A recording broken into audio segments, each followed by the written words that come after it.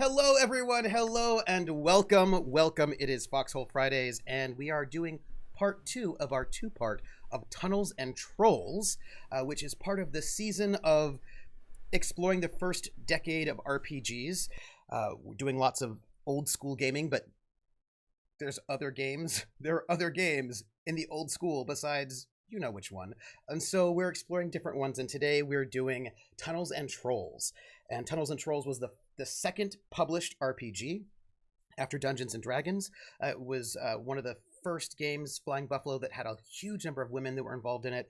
And the 5th edition of Tunnels and Trolls, which came out quite a long time ago, was one of the first ones that had a woman as the co-writer, Liz Danforth, who was also their artist and their editor of their main magazine from the very beginning. So part of the early history of women in RPGs, without whom we probably would not have the RPGs as we know them.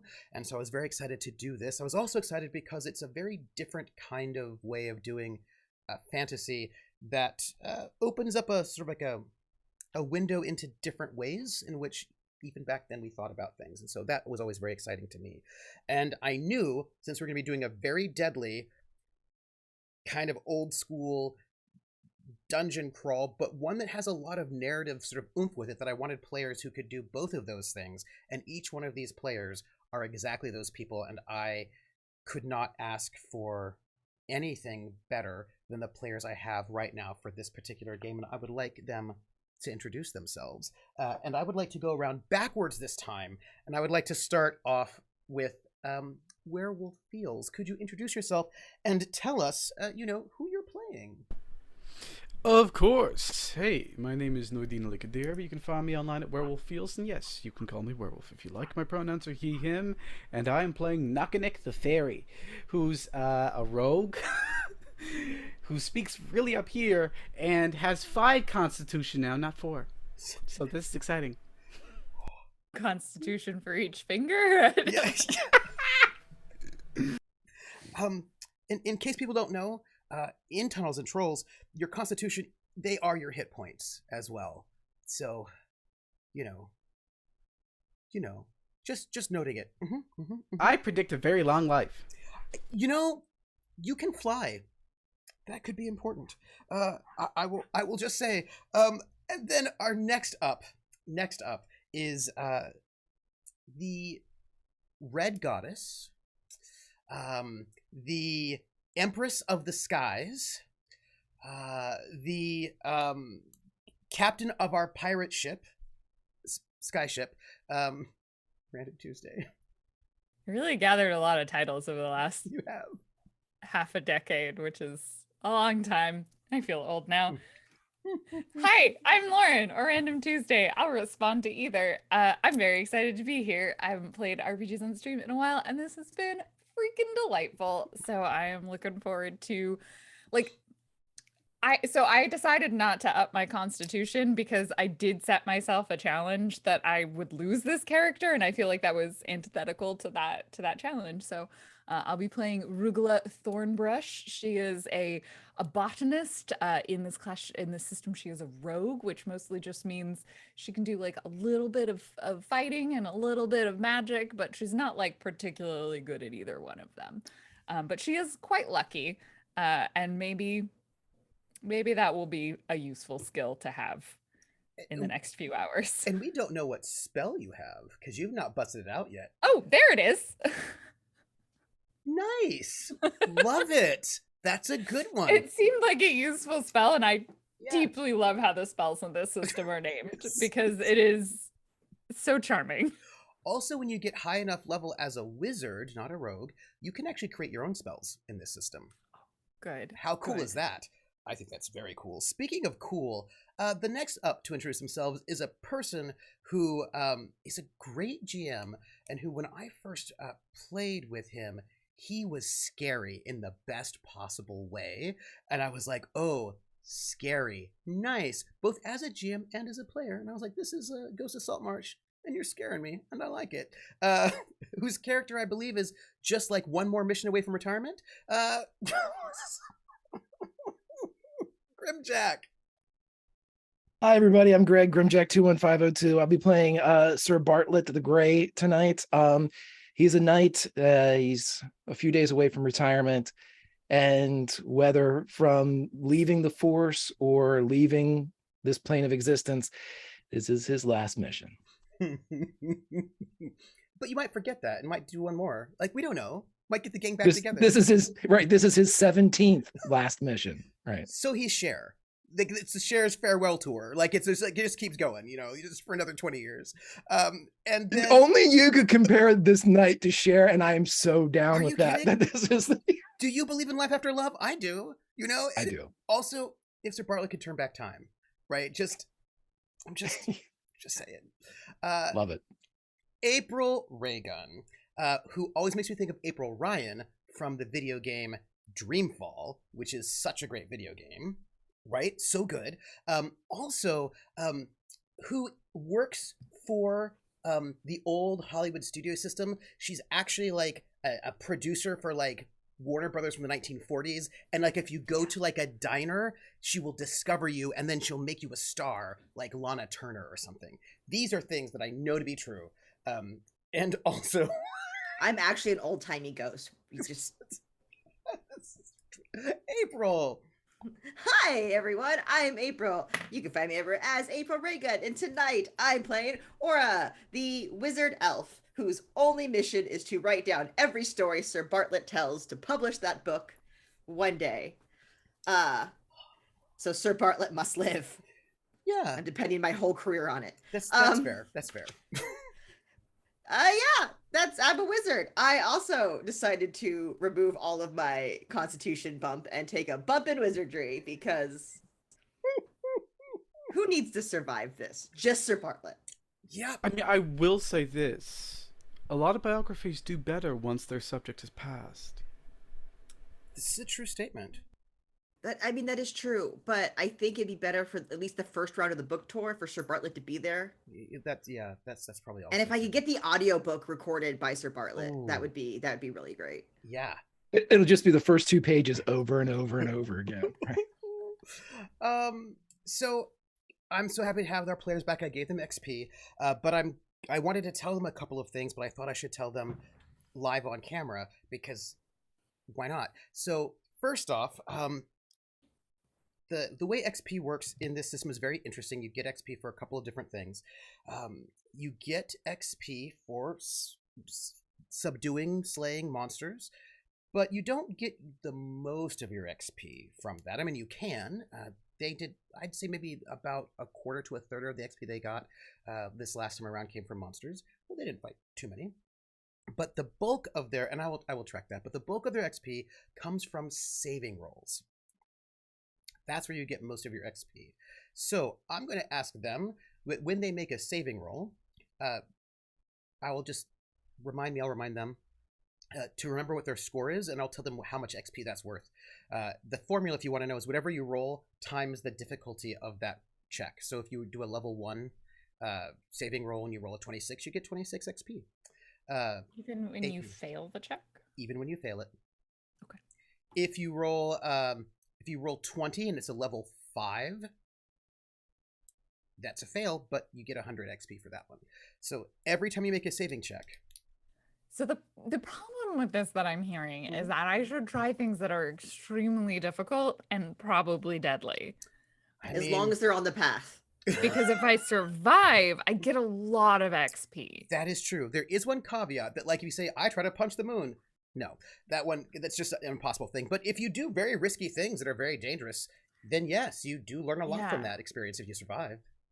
Yeah, so it's what I roll times the difficulty of the check. I'm not subtracting anything from my roll or anything right now. Nope. So you can get a lot of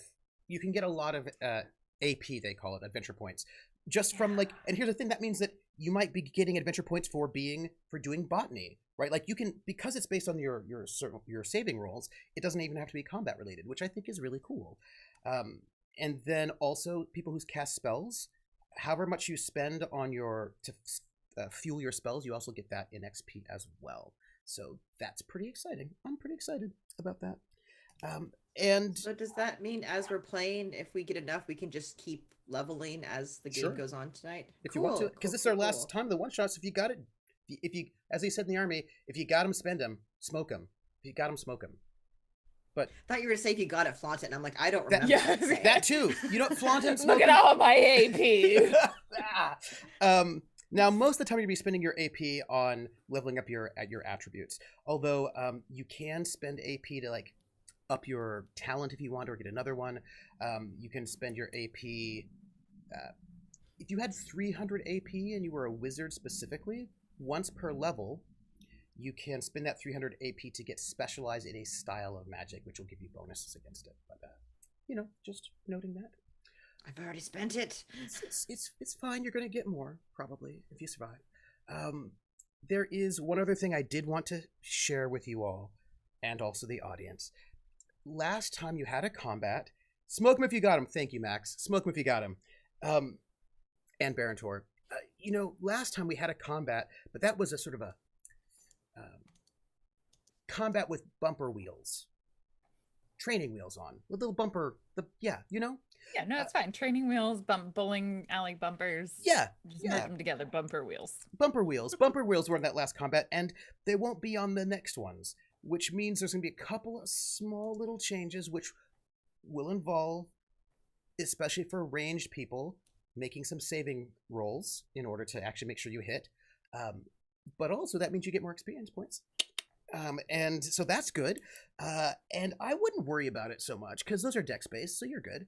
And we'll be sort of like just doing a little couple things. But that said, why don't we talk about just diving right in to part 2? Oh, I should say it, by the way, I'm Trooper SJP. I'm the GM for today, and I'm just very excited about this game and seeing what everybody does with it and where it all goes. So last week on Tunnels and Trolls into Zorr, our Circus group, as one of our chatters, we had a comment on YouTube. Hey, YouTubers. Oh, gosh, I totally forgot. Hey, everybody. You can support us all the way you want. Let people know we're live. Come and watch us. Everyone who's watching us on the VOD or YouTube, thank you. Everybody who's commenting, thank you. Everybody's here live. Thank you very much. I appreciate it. And somebody in the comments on YouTube noted that we have a wire worker, a juggler. Just know that we're an entire circus group. That this entire group could just form a circus, and that maybe you should. I don't know. That was a comment in chat. Just note it. So last week, you all arrived at the continent of Zorr to find your fortunes, to either end something, begin something, find something. You all had your own goals, and you were given. There were a number of missions you could have taken: cat and bird watcher, miner, personal assistant to a very sort of diva-tastic dwarf, and you decided not to take any of those. I don't know why. Instead, you decided to go and do a mission for the sort of grand metallurgist here, a fire dwarf, to investigate the dungeon of the Fire Mage. It's a bit of an espionage, reconnaissance, and looting mission where you were asked to go off down and find this dungeon by a fire mage who's from a rival guild and find out what their defenses are, what is going on in there, any kind of paperwork, plans, anything sort of interesting in that way your mission giver would like, and anything else you loot you can have on your own, although I'm sure that she would also buy things from you if you so wanted. She gave you a lot of information. He told you to not leave the path. Just don't do it. But I don't know why you would listen to them, because maybe they don't know what they're talking about.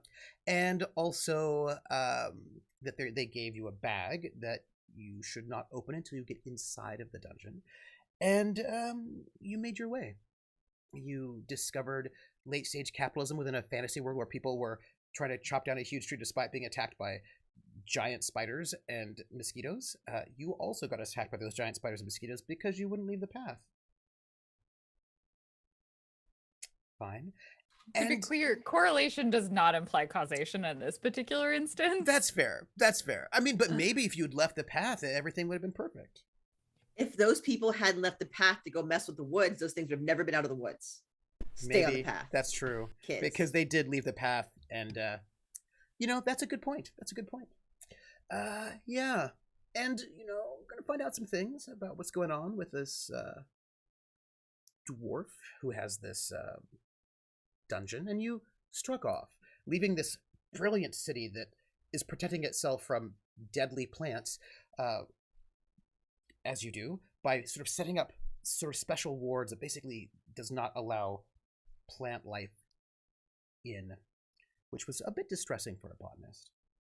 And as you traveled through this sort of this countryside, and you've made it to the Woodman's Forest. The path that you've come across makes its way through this deep forest, and we left off with you all having a nice night and relaxing and healing, but also noticing a dead body on the path. Well, not exactly on the path. Dead body of a dwarven figure that sort of stepped off the path and then got skewered by like a root that just impaled said dwarf, and that dwarf's body is still sort of like up like a scarecrow, just to remind people getting off the path is cool.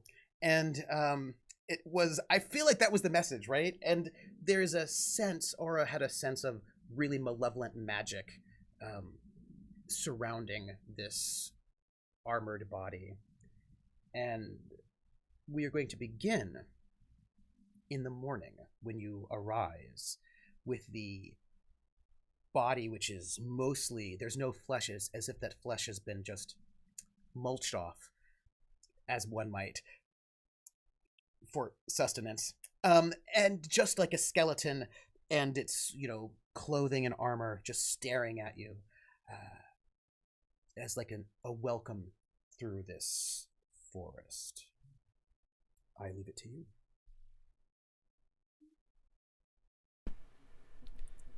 I think Rugla looks between everybody and is like, we're staying on the path. Always on the path. Always. Great. Just glad we're all on the same page. And picking up caltrops, putting it back in the bag so no one steps on them. There's something so foreboding about this thing. I'm just I'm a foot away from it. Basically my entire body's as big as its head. Yeah. So I'm just hovering in front of its head, looking at it. Do you touch it? No, trip right. Are you sure? Because you could totally touch it if you wanted to. I would not even be mad if you just touched it. I think insert the that's bait meme from Fury Road. It's bait. I'm just asking. As a GM, I just have to ask, do you want to touch the scarecrow with the malevolent magical vibe? No. Don't say scarecrow like it's a little straw-filled man with a hat. It's a skeleton on a stick. It is. It's a skeleton on a stick that meant as a warning. But, I don't look, here's the thing about players. Players do all sorts of weird things. and sometimes they're like, I'm gonna lick it, and you're like, okay. I'm so Do glad you want this. me to lick it? No, do not lick it. I've never wanted to lick anything more in game. Now that you said I shouldn't.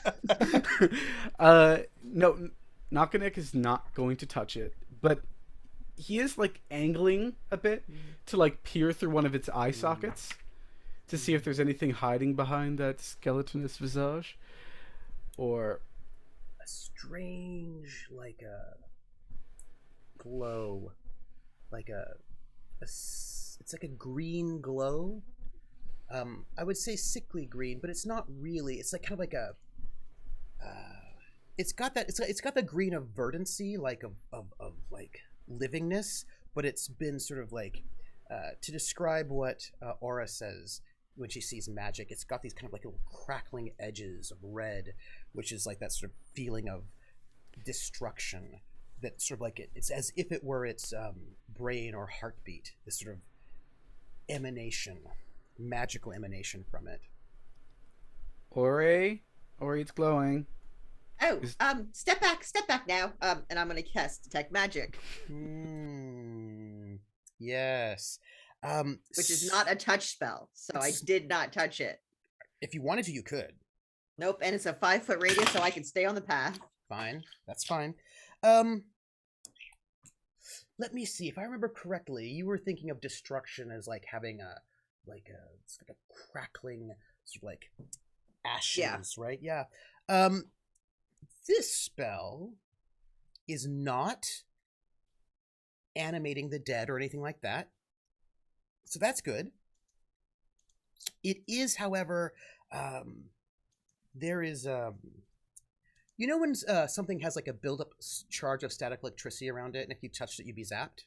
Mm-hmm. There is this massive buildup of malevolent, harmful magic, like a shell just over it, just waiting to be touched, to diffuse that energy into whomever or whatever touches it in a very violent, explosive way.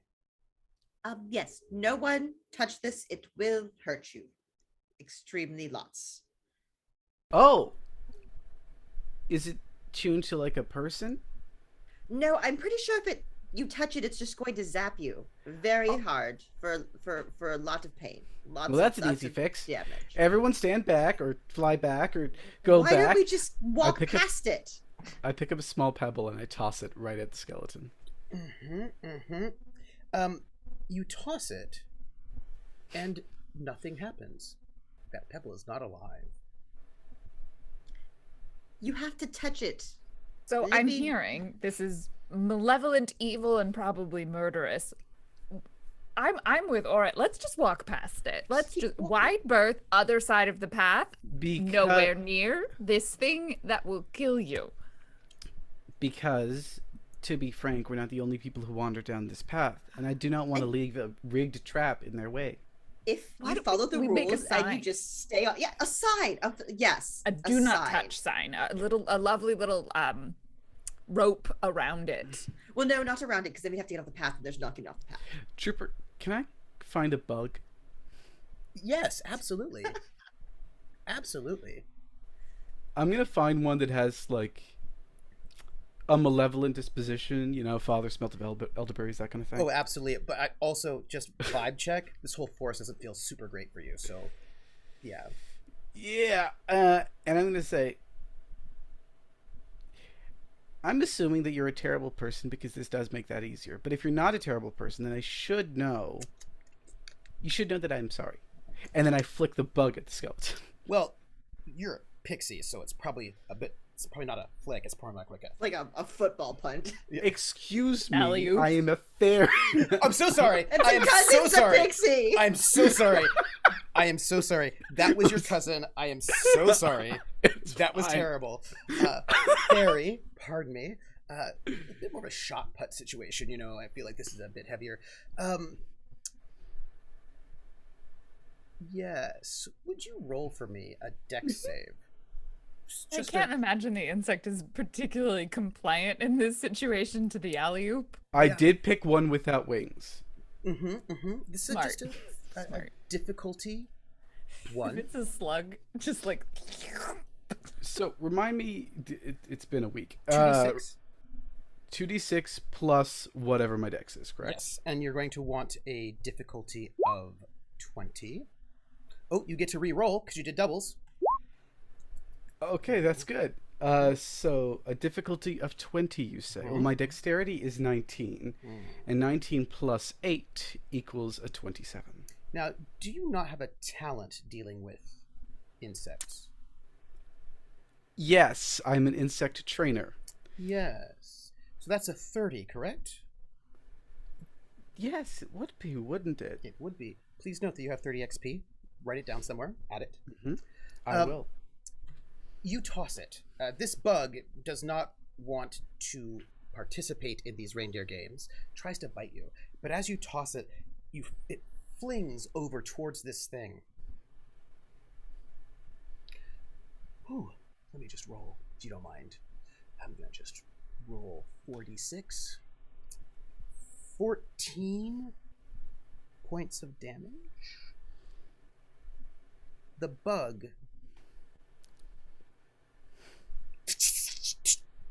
just like a bug zapper, but Aura, it is dead. Absolutely, it's dead. But you can see that little, you can tell that there's a magic lingering on it now, eating it. If you had touched this, you would probably continue to take damage for some time. Quite some time. Does it look like the magic is now dispelled, or is it still an evil bug zapper? It's dissipated, but you think it will probably rebuild itself slowly. Especially if any one of you died. It would just like suck all that energy from you. Be awesome for that. Not for you all. That'd be bad. So you killed it. That's coming back though. Oh, it's on a timer. That's Slow. unfortunate. Slow. I mean, it's going to take a while. I feel like while you're doing this, I've like found a dry stick on the side of the road and like I'm like hammering, like I've got some like twine from my bag and I'm just like making a little like just like a the rope sort of barriers that you get in front of things you're not supposed to cross. Wide berth, not going anywhere near it, not paint, just like and then like pull out supplies to paint a sign that just says "Do not touch." Nice. And I'm like, at this point, if they don't listen, it's their own fault. It's fair. Will be an important lesson. Do you then Could continue? follow that option. Yes. If you continue into the forest, please note that this is my job. As you We move continue on the path. on the path. Yes, I see. Making sure. Okay, sure. Sir Bartlett would trail and stop by the figure Yeah. after everyone has passed by, and he would, not knowing the origins of this person, or former. Is that true? Because I feel like there's a symbol etched in the armor that you recognize. I feel like it's the Order of the Lily. That's what I feel like. Well, then, if that is the case, Mm-hmm. He wouldn't touch, because his friends and companions have gone through such pains to reinforce that fact, at least for the moment. Now, if he'd wander There back this is a way, rope barrier. right. I don't think he helped with that too. You when he had a can't rep cross on- the rope. He won't. He's not going to. But upon seeing the Order of the Last Lily, upon stamped into the armor, he would offer him an honorific of the order, the clutched hand over the heart, and simply say, "I'm sorry this happened to you. I hope you are elsewhere." And then he would just bow and follow his friends. And you know how when you're walking through a forest, it's pleasant, calm, and comforting. It doesn't feel that way necessarily. I mean, I would tell you that it feels great, but that would not be true.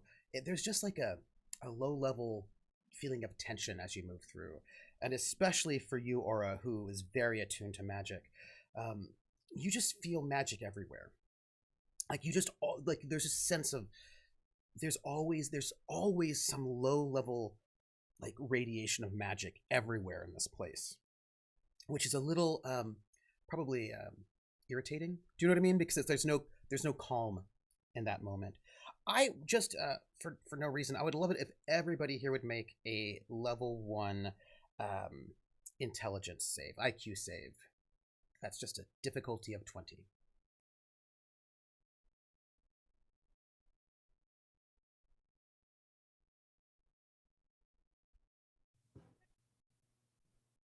Can I Level apply? 1. Not that it matters, but can I apply botany to this? Yes, you can. Okay. Absolutely, Still you only can. a 19, but That's 19 AP. yeah, Okay. exactly. I'll take the extra 3. I rolled a 6, but as a human, I can reroll saves. Yes, you so can. Yes, you I'm can. going to do that again. There we go. What is your final? My final is 20. Perfect. That's 20 AP. Werewolf. I rolled a 22. Thank you. That's 22 AP. Aura. 30.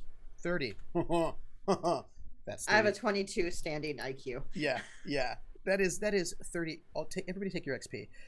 Everybody but Rugula. No. Rugula, this is not for you. Sad. Everyone else, as you're moving through, it's been an hour or so moving through this deep forest, all of you but Rugula notice it. Off to the side, not that far off the path. It's probably just like a hop, skip, and a jump off the path. You could probably get there and back in just like really quickly. You see a chest. And on this chest, it's a wooden chest, it looks like. It's just a little bit inside. It's not far off the path. And in this chest, there are all of these like gold coins. It's like an open treasure chest full of gold coins. But also, not only gold coins. Aura, you notice that there are some very rare maps also on this treasure chest. Absolutely. There are also some very rare flowers, not even from this continent, that are also in this treasure chest. Also in this treasure chest there are these bags of fairy dust. I mean, I'm going to just note, Werewolf, you can tell these are bags of fairy dust. Pretty big ones, too. They're just like sitting there, right there. And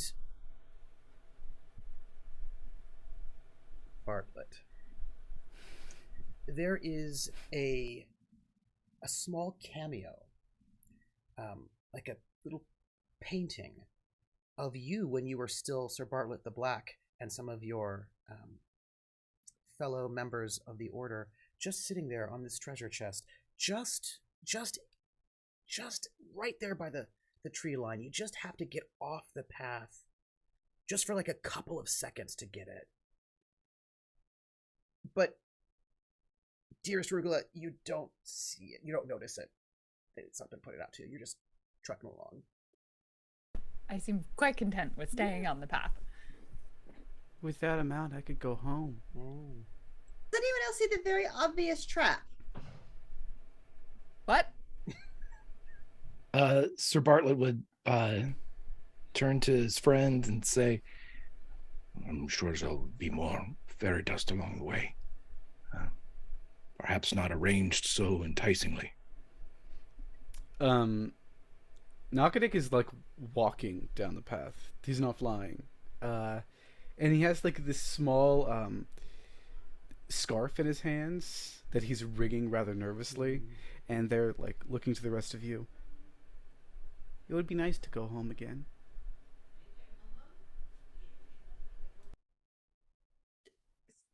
Was that not the plan after this? Was to go home? Well, it depends. My family needs this to survive. That's why we send out people. You know, we're not a very. I mean, how many fairies have you seen recently? In my life, 27. I can't remember. Honestly, I'm disappointed that I haven't kept track now, I suppose. Seems rather foolish of me. Well, when you come of second age, not a first age, that's a whole different thing. When you come of second age, you go on a journey.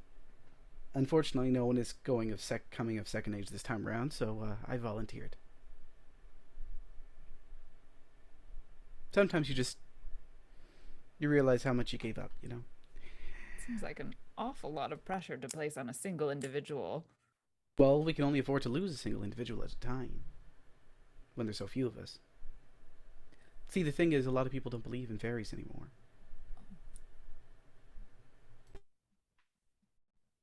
If we don't find any, I will accompany you back here. We can. What are you all talking Yes, about? I'm I also- don't see anything around here. I if see it- murderous woods and jungle and a path that was supposed to. I'm gonna point towards it. Oh, what do I see when I have Oh. it pointed out? Oh, do you know that one flower that you've read about that only exists in really particular sort of wet climates? You know, you really need. It's like if you had a hot house, you could sort of grow them. There are these sort of ice orchids, and there is this. I wouldn't call it a bouquet because you can see the little planters with the roots and everything. You could go over there. It's just off the path. For like a second, you'd have to just leave the path for a second, and you could get these ice orchids. They're right there. They're very Stands rare. there and looks at this. That seems highly implausible that a random chest in the middle of the forest would have these orchids that have only been grown by the finest of botany experts and horticulturalists in one specific reason. It's just I very. think that's going to kill us. It's very unlikely that a single chest has 4 items that are the exact 4 items that we've. How about this? We stay on the path. We go do what we need to do, and if we do not find any of the things that we need, we will be passing this on the way back. Knocknick, I'm fairly certain we would die if we touched that. But I commit to you that if we make it back alive, I will accompany you on your journey to acquire your acquired fairy dust. I don't want you to shoulder this burden alone. And not weird forest fairy dust. We'll get you good fairy dust that isn't Not the kind an that's obvious a trap. Yes. I mean, I know it's a trap. But I'm glad you told us. Yeah. You know, this is my 3rd time. So far, I've been pretty successful. I'm sure I'll be successful again. You're clearly an expert at this. Not without cost, I say, and I kind of like stretch out my right shoulder a little bit, and the prosthetic wing kind of clicks awkwardly. Onward. Where are we going again? To The What only are we- direction on this path that isn't the one we've already been. that way, following the path to the end of the road. Very convenient path that But I leads to do- this dwarf's ex-partner. I do pull out my notebook, and as we've been traveling, I've been drawing our path because I do my cartography skills, Yes. and I make a little note on my map that I've been making where Yes. this is. Just keep I've been noting. keep a note of interesting that things. that Yeah. talent of yours. Just keep a note of it. You know, I gotta say, whoever was smart enough to place that chest or whatever that illusion is on that side of the path is well, I mean, I imagine some people would absolutely fall for it. Completely. That's why they do it. Begs the question, why It's like- exactly? Well, Probably to it's like eat when their you get flesh. those. Oh, Oh no, go ahead. Sorry. Oh, I was just saying, it's like when you get those letters that are asking you for various monies or inviting you to come to play. You know, those sorts of like they call them Proposals? fishing. People mean are with- fishing for something, when Oh. they want something from you. My best friend Matilda, she fell for one of those, and then next thing I know, she got turned into a fish. Help! Help! Help! I need help! In the tree line, you can't see who's calling you, but someone desperately needs help. Just inside the forest. You just have to go in the forest to save. The person needs help, clearly. La la la. We're walking on the path. Gotta keep walking on this path. Somebody's calling for help. Are you just going to leave the obvious person clearly in danger? Trooper, I adore you. Yes, we are. Okay, I just wanted to know. No, I'm just worried about. I'm keeping an eye on Sir Bartlett the second we hear the screaming. Okay, how about Yeah, this? his hand would go to his sword. Yeah. But you would notice too that while Sir Bartlett remains quiet a lot, he is looking now more often to all of you for answers to the current situation. However you all are reacting seems to be how he is too. So if you don't seem necessarily agitated, he'd take his hand off his sword. If you do, he would leave it on. But he would turn to Arugula and say, I saw a very pretty flower one time that as soon as a bug would land on it, it would close. Yes, I've heard of those. That's the snapping Crocus? Western calliope. Ooh. It's very pretty. And he just points at the chest. Oh no, that's an ice orchid. And then just starts explaining the deep horticultural differences Yeah, between them. Yeah, right. Yeah. And he would just say, I think we're the bugs that would land on it and get snapped. I think you're right, Sir Bartlett. Oh, it's a metaphor. Very good I point. think Yes. a poor one. No, it was a good metaphor. I think we should Beautiful. I just continue. I get very focused on plants. Like you As- said, the order of the lily. What lily specifically?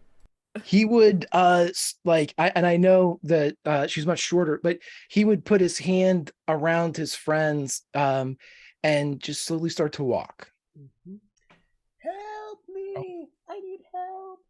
I'm trapped here. I'm going to fly directly upward, Mm-hmm. try to angle my head towards the direction in which the screaming is coming from. Can I do an intelligence save to see if this is... Yes, this is a 3, so you're going to need a 30. Can I help? How would you help? It's that way. Some sort of I triangle. know might have a cartography. spell for this, actually. Oh, there it is. Is there a spell? Oh, there it is. Causes all invisible items, doors, or beings within range. Mm, Oh, Good yeah, I luck, could do that one. mm, But that's a range of 50 feet. mhm. It's not that far. It's the tree line. I mean, if we went just off the path a little... No, okay. Not done. No, we just keep walking. Keep walking. And we're walking. I go up and And do a we're- triangulation. But Roll it. I'm hovering above the path. I want to make that clear. Yes, I will note that. Please roll it for me. Okay. I just realized it is impossible for me to succeed at this. But let's Can do I it. help by you pointing can. that direction? Yes, So you what can. do? I roll. This would be intel. Okay. You get a 25 for that one. I got more than that. 28 total. You get a +3 to your roll, and you said 28? Yeah. So that's 56 AP you get. 6 plus 13, which is 19, plus 3, which is 22. You cannot see underneath the canopy of this forest, but please take 66 AP. And you walk, and you travel through this forest. It's hours, and every once in a while you'll hear a cry for help off to your left, or maybe to your right. You'll hear perhaps strains of music on one hand. You might see a fresh fruit just sitting just off the path. Little things all the way through, just there. And as you're moving, You are coming to the end of the forest. You are almost out of the forest. And as you're moving, you hear something. You hear the rush of water. And the path, I want you to imagine there's a stream that would cross the path. Right? It's not particularly deep or wide, but there's this stream. The stream itself is about 15 to 20 feet below where the path is. So you come, there's a dip down, and then there's this stream, and then you'd have to climb if you were going to do that. But there is a bridge that crosses this sort of cut, right, or gully. And this bridge that goes over, right, over this, where the stream is, it is beautiful. Oh, it's actually probably 30 feet. You'd have to be like 30 feet down, across and up. But there's this bridge that crosses this spot. And this bridge is made entirely out of vines and roughly carved tree branches. And it's anchored at both ends by vines that reach into the forest and tie to sturdy trees. So there are these vines that are tied to trees on either end that lead to this bridge that's all made of vines and branches. And below is this sort of rock-littered stream. And that is and on the other end of this place is the end of this forest. I look at the big crocodile things, the Zorrogs, right? Mm-hmm. Mm-hmm. Do you think that thing is strong enough to take those things? I don't know if I necessarily want to step on the vines. There's no way. As the path or the forest? How exactly does the path?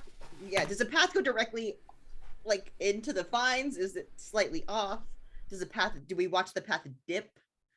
Yeah, can we investigate to see if there's a continuation of the path that might not necessarily be the bridge? That would be a thing to investigate, indeed, if you wanted to. But I mean, there is a bridge right there. I would like to investigate. You've mentioned. Is the bridge part of the path, or is the bridge Not part of the path? That's a very good question. I would like to find the answer. Here's a question. Is there a path continuing on the other side of this bridge? Yes. Yeah. But is it directly connected to the bridge? And is the path look the same as this path, or is it just a path? No. There, like on this side of this gully, there is a path. On the other side of the gully, there's a path, and there is also a bridge. Directly connecting both sides of the path. Mm-hmm. Is the I love these riddles. Is there an I the feel like entrance? I should be able to roll by now. Yeah, Right. You were asking me questions. You can roll whenever you want, but you're asking me questions, and so I'm I just feel like, answering them for you. To be frank, I feel like we're definitely overthinking this. Would you? Oh, this forest is trying really hard to murder us. Would that be? Would you like to make an int check? Was my Yes. question. I would like to, and I'm going to use cartography so that gets an Yes. extra d6. Yes. Nice. Plus 3. Plus 3? Okay. Plus 3. Yes, and cartography is indeed relevant to this That- question. Brings me to an even 30. Okay. This was a level 3 challenge, so that's 90 AP for you. And that is what you needed. Tell me how you investigate this. I have been making notes this Mhm. whole journey. I've been Mhm. jotting our course on a notepad, Mhm. making little sketches. So I have become very intimate what this path looks like. Yeah. I can tell that it's not necessarily connected or is connected just from just staring at the dirt. Yeah. There's that moment, right? There's the path. And then there's this bridge made of plants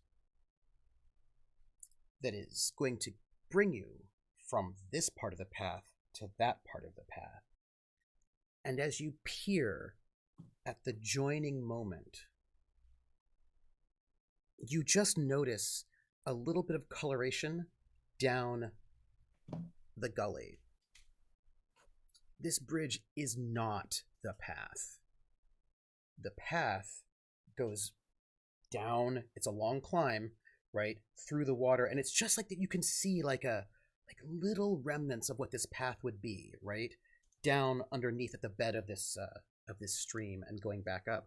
You might not notice it, and also it'd be so much easier just to climb across this 30-foot chasm on this bridge made of plants, which, you know, could totally be the path, except that you're like, this is not the path. You can just, you can, it's like, you can just tell, right? You're like, you're looking at the ways in which, and I think for you, it's probably also about the way that land moves, right? You can sort of think about how land moves when you're thinking about cartography, right? That this is a gully, but there clearly had been at some point in time, right, an attempt to sort of like, a path was there. The path is still there. It exists. It just, this bridge was made later. This bridge is a lie. Well, this bridge is a lie. This is not part of the path. I do not trust this bridge. The path goes, and that's when I point down to like where you could all see. Is there a way for us to get to the path without touching the bridge? I yes. mean, You have to climb down and then cross through the water and then climb up the other side. just out of sheer interest, what exactly determines if a bridge is a lie or not? Because, you know, Well, the bridge I've is, never I guess, used a bridge in my life. I guess the bridge is not a lie. The bridge is a bridge. It is a thing. It exists. We can see it. But the bridge is not the path, and it is trying to make you believe it's a path. So maybe the bridge is just a deceiver. Oh, I see. So The bridge is not the path. it's like if someone says, "Hey, take this easier alternate road, but it has a Yes. great cost," and they don't tell you about the toll until afterward. Yes, this definitely would cost us something. Bridge is a toll bridge, and I suspect the toll is our life. I usually just fly around that kind of thing, but sure. I mean, you could just fly across this. I mean, you technically would Does have that to. still count as staying on the path? That's That a is good question. true. You haven't. I guess as long as you stay above the path, you're good. I mean, this depends upon, is this, you know, am I abiding by the spirit or am I abiding by the actual, right? Because Does the actual bridge's is, presence prevent whatever protection the path is affording you? that's a good point. You don't really want to gamble with your life on this. Also, I would not leave all of you alone. would you like to make an IQ roll, Rugula, with your botany bonus if you want to check Sure. out this bridge? Yeah, I think the main thing should be like, is it something that we can get rid of? Like, can we destroy this in a way that's not going to necessarily endanger us? Remembering back when we were concerned about people touching the dead body skeleton. When did we become heroes? I thought we were just on a job. Why do we have to save any idiot who walks off the path? It's saving. I mean, it's just, ultimately we don't need the bridge anyway. That's only a 19. A 19. You need a 20. Did you get your +3 for botany? I did. Otherwise, it was just a 16. I'm not very smart. Here's the thing. You're looking at this bridge. This has very strong construction. It is distressingly sturdy, though. Distressingly sturdy is that is a phrase. Also, it twitches. A bridge is alive. It is alive. It is alive. Very alive. Plants don't normally move a lot. This is concerning.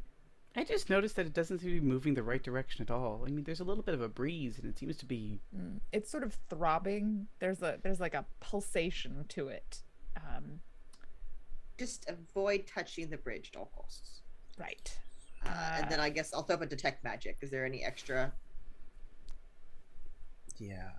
The bridge is very magical and very not okay. It seems This a little alive, but it also seems like it's perhaps controlled. I bet about halfway across this bridge would not be a great time. Would not be a It's great like a time. 30-foot drop as well. Yes, it is. Yeah. Yeah, it So is. even if the bridge doesn't eat us, if it decides to stop being a bridge. Yeah. Which Yeah. it probably could. Yeah. This forest is far too well planned to be just by chance. I mean, think about it. In the wild, at least there's predictability. This is not predictable at all. Someone crafty built this. Or at least started the whole thing that started this whole There's a certain intentional malevolence to this place. The Yeah. trees here are just evil. They're just bastards, and they're trying to kill us. Is it the trees though, or is it something behind the trees? Cultivated the trees. Well, we must be doing something right then. And Sir Bartlett is going to try to get down into the riverbed, staying on the path. I will need everyone to make 3 level 1 dex saves. So This that's seems 20. all right. I cannot possibly fail this. I know. I was like, wait, actually, I can't. Can I do strength if I'm trying to like act as an anchor trooper? If I'm going So wait, level 1 means I need to 20. roll 20. Mhm. Okay. like as maybe a help action too, if I use strength to like maybe use the rope that we Yep. have and tether the people that can't fly. Yes. But Okay. that will be level 2. So you need 25. Level 2. Level so 3 is 30. It goes Mhm. up in 5s, not in 10s. That's right. It goes up by 5s. Ooh, 27. doubles. Ooh. Oh, yeah, that's right. I get to reroll. Yes, you Okay, do. Okay. And remember, Again. you get these as XP, right? Yeah. Okay, so that's. And you wanted us to do 3 of them, right? 3, please. Oh, And God. if you get Okay. into trouble, Sir Bartlett is here holding on for you. We just had to Do you- make a 20, right? Yes, just a 20. Okay. My lowest was 22. Do you need 3 from me as well, trooper? Yes, please. Okay, and there's strength for me though, right? Yeah. Because you're working on like trying to sort of, you've got rope, and also because you are a rope walker, right? That you have got ways, right, to sort of like anchor. You understand. Oh, can I use my everyone. +3 to that then? Yes, you can. Oh wow. Okay. Because this is what you do, right? This is something that you have specialized in. When it's doubles, you roll again and add them together, Yes, right? you do. Okay. Cool. Because you get to explode. I'm over 25 on all of them, and I re-rolled the last one because of the stage Oh. thing I have. Yes. Oh, more Oh, do it doubles. again! Doubles. Okay, that's 16. And because you're rolling at level 2s, everything you get is double for your adventure points, your XP. Ooh. Just noting it. So wait, we need to beat 25. You all need to beat 20 because it's not that hard to clamber down and come back up. But he's actually using strength rather than dex to try to Okay. be there to catch you in case you fall. I'm so confused about the levels. 20 is So your level basic 2 level 1. means we need to beat 20. 25. 25. Yeah. We're doing level We're ones. just 20. So, Yeah. Greg so is I doing only a multiply this by 1. Yeah, that's Yeah, correct. we only get Okay, what we okay, roll. sorry. You're just level 1s. That's where I was getting. I was like, what's happening? Yeah, he's doing We it just slightly get what harder we roll. because he's wanting to Okay. go and like catch you Thank just in you. case you fall. For walking me through that. I've already gotten enough AP to up my strength by 2. Ooh. What is your strength? All right. Well, I now it's a got 10. Ooh, nice. above And look, y'all can level 20 up. on all of them. Y'all can level up I if got- you want to. I'm trying to hit that 300 for wizards. Mm-hmm. So Yeah. you clamber down, and nobody falls and breaks their limbs, which is a possibility. And Oh, that's good to know. yeah. Hey, Sir Bartlett, Yes, you know wires, yeah? Suspension. I used to. That bridge is rigged to drop whenever it feels like it. Like there's just a couple points that could just let go. It's like holding on, and it could just let go and drop you all Yes. down. As soon as everybody's up the other side, then are we? Yeah, we went down and back up, Mhm. right? As he's climbing up, he would look at the bridge, kind of underneath it, and just say, "You have no honor, sir."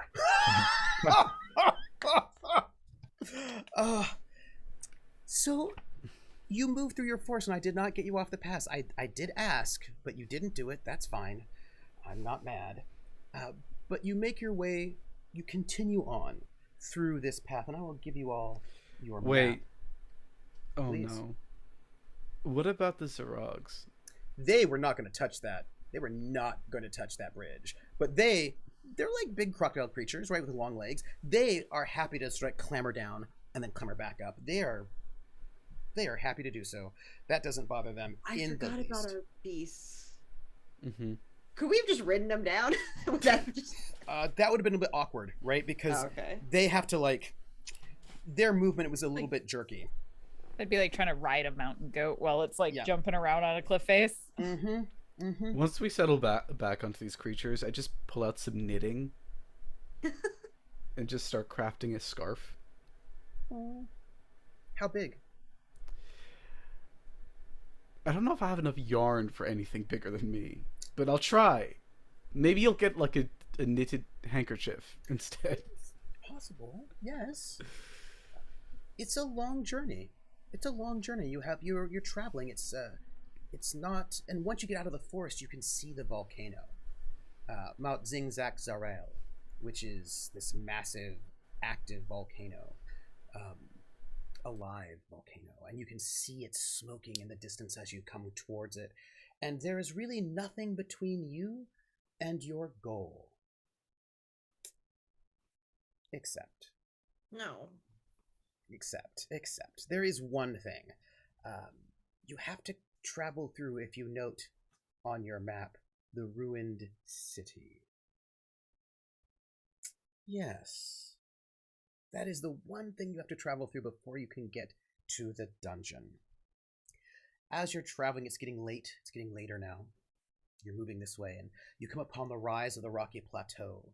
And as you're coming upon the rise of the rocky plateau, you're following, you cross another stream, and there you see it. The ruined city, and the path goes directly through the ruined city. You could avoid the ruined city if you liked, by leaving the path.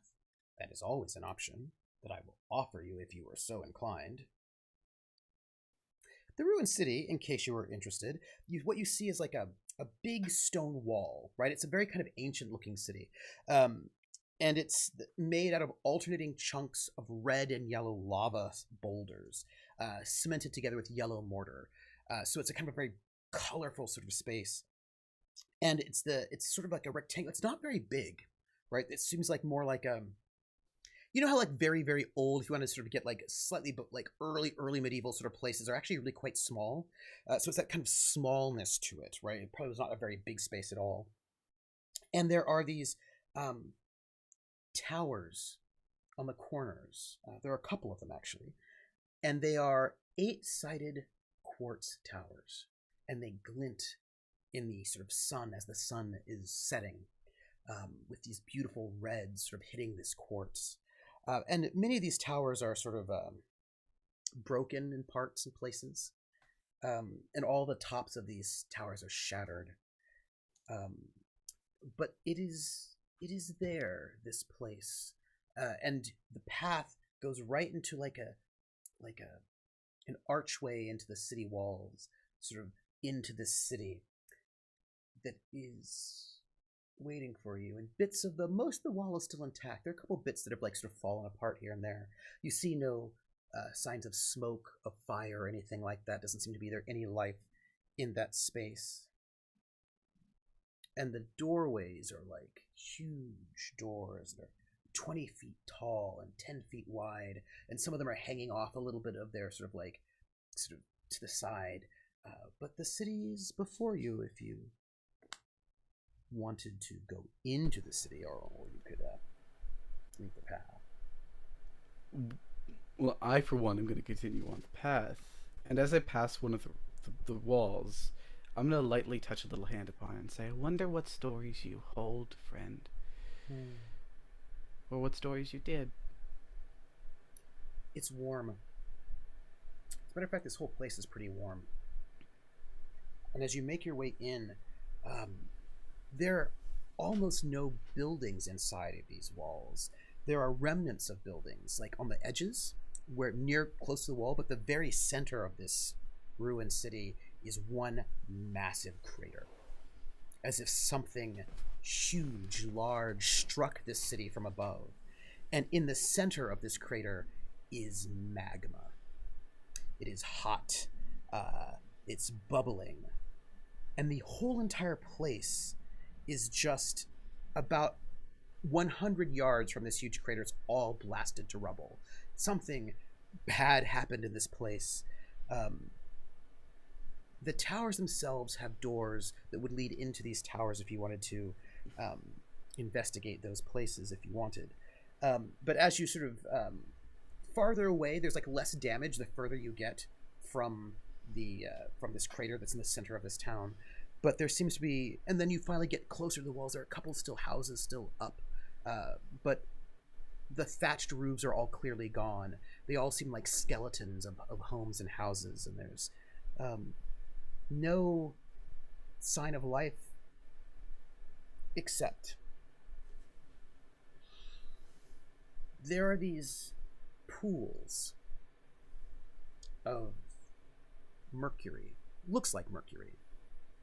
Different sizes. Some are very, very small. Some are quite large. And they are these like little pools of liquid that look like mercury that are just sort of about in this ruined city. And they sometimes then move just like, you know, like animals might do. Creatures, beings. And they have a smell. Knocknick, you're from a very, very hot place. You've told me this before. Mm-hmm. They have that smell of sulfur that you get in like sulfuric springs or places with lots of fire. These things just maneuver about in this way, and they sort of ooze through the rubble and up and down the walls of the tower. Just. And then as our final day came upon us, we knew that the gods had cursed us one last time. Rocks fell from the heavens, and we were buried under rain of stone.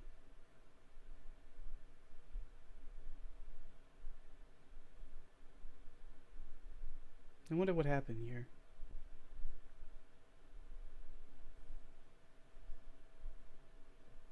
Probably something very bad. This is normally not a good thing. Do the creatures cross the path at all? Every once in a while, they're not avoiding it, but they don't seem particularly interested in you all. Now, if you left the path, you could investigate the towers.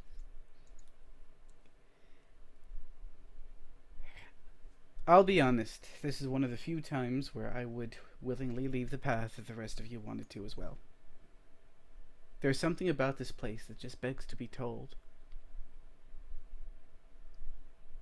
I'm sure there are many stories here, but we could probably learn at least a few of them back in town first to find out what exactly happened, so we would have some idea what we'd be going into.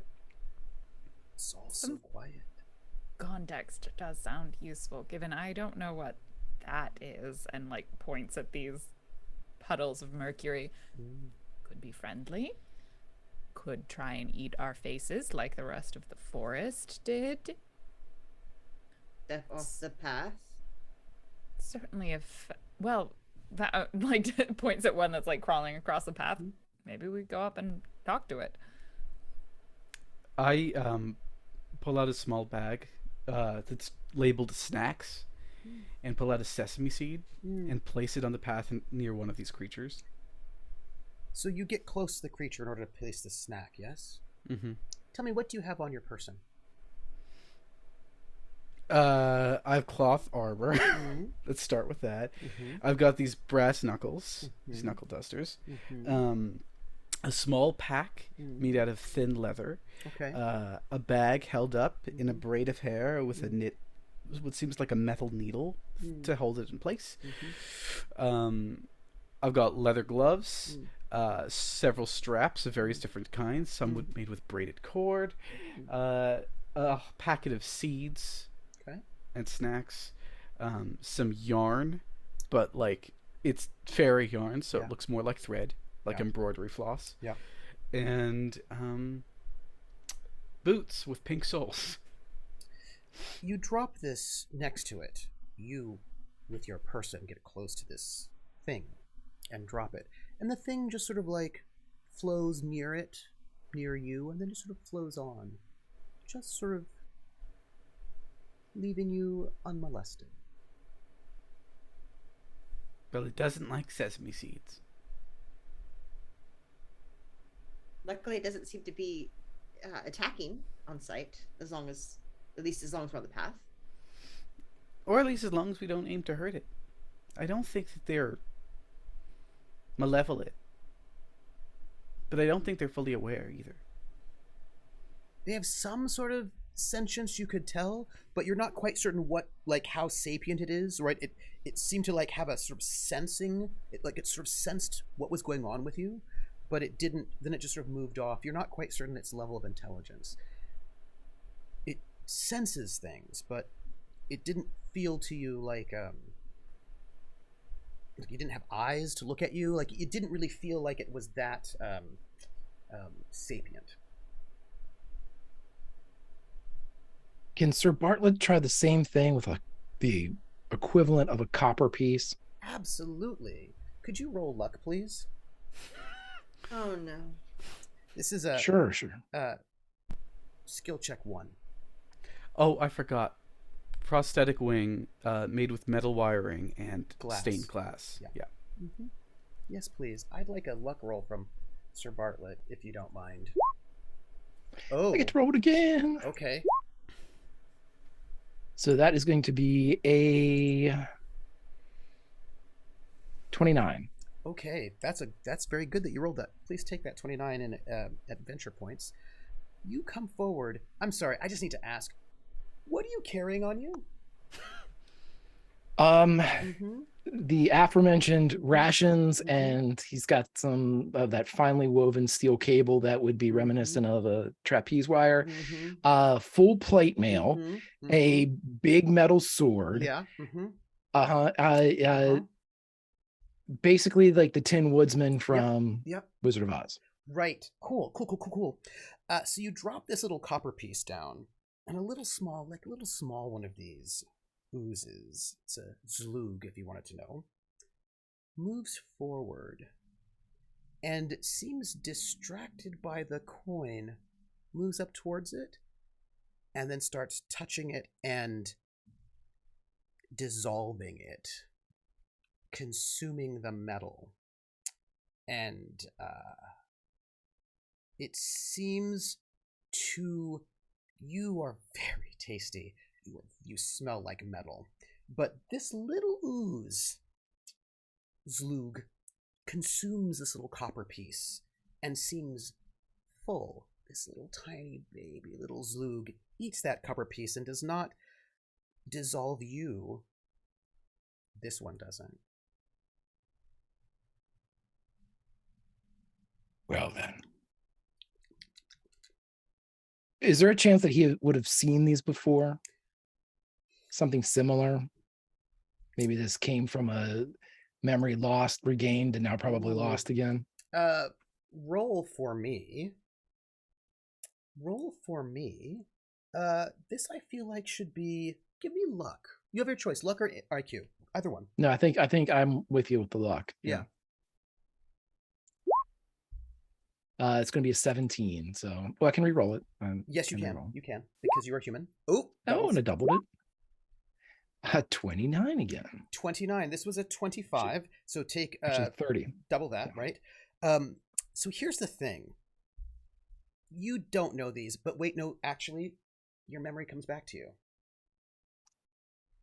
These are sort of like a cross between acid and quicksilver.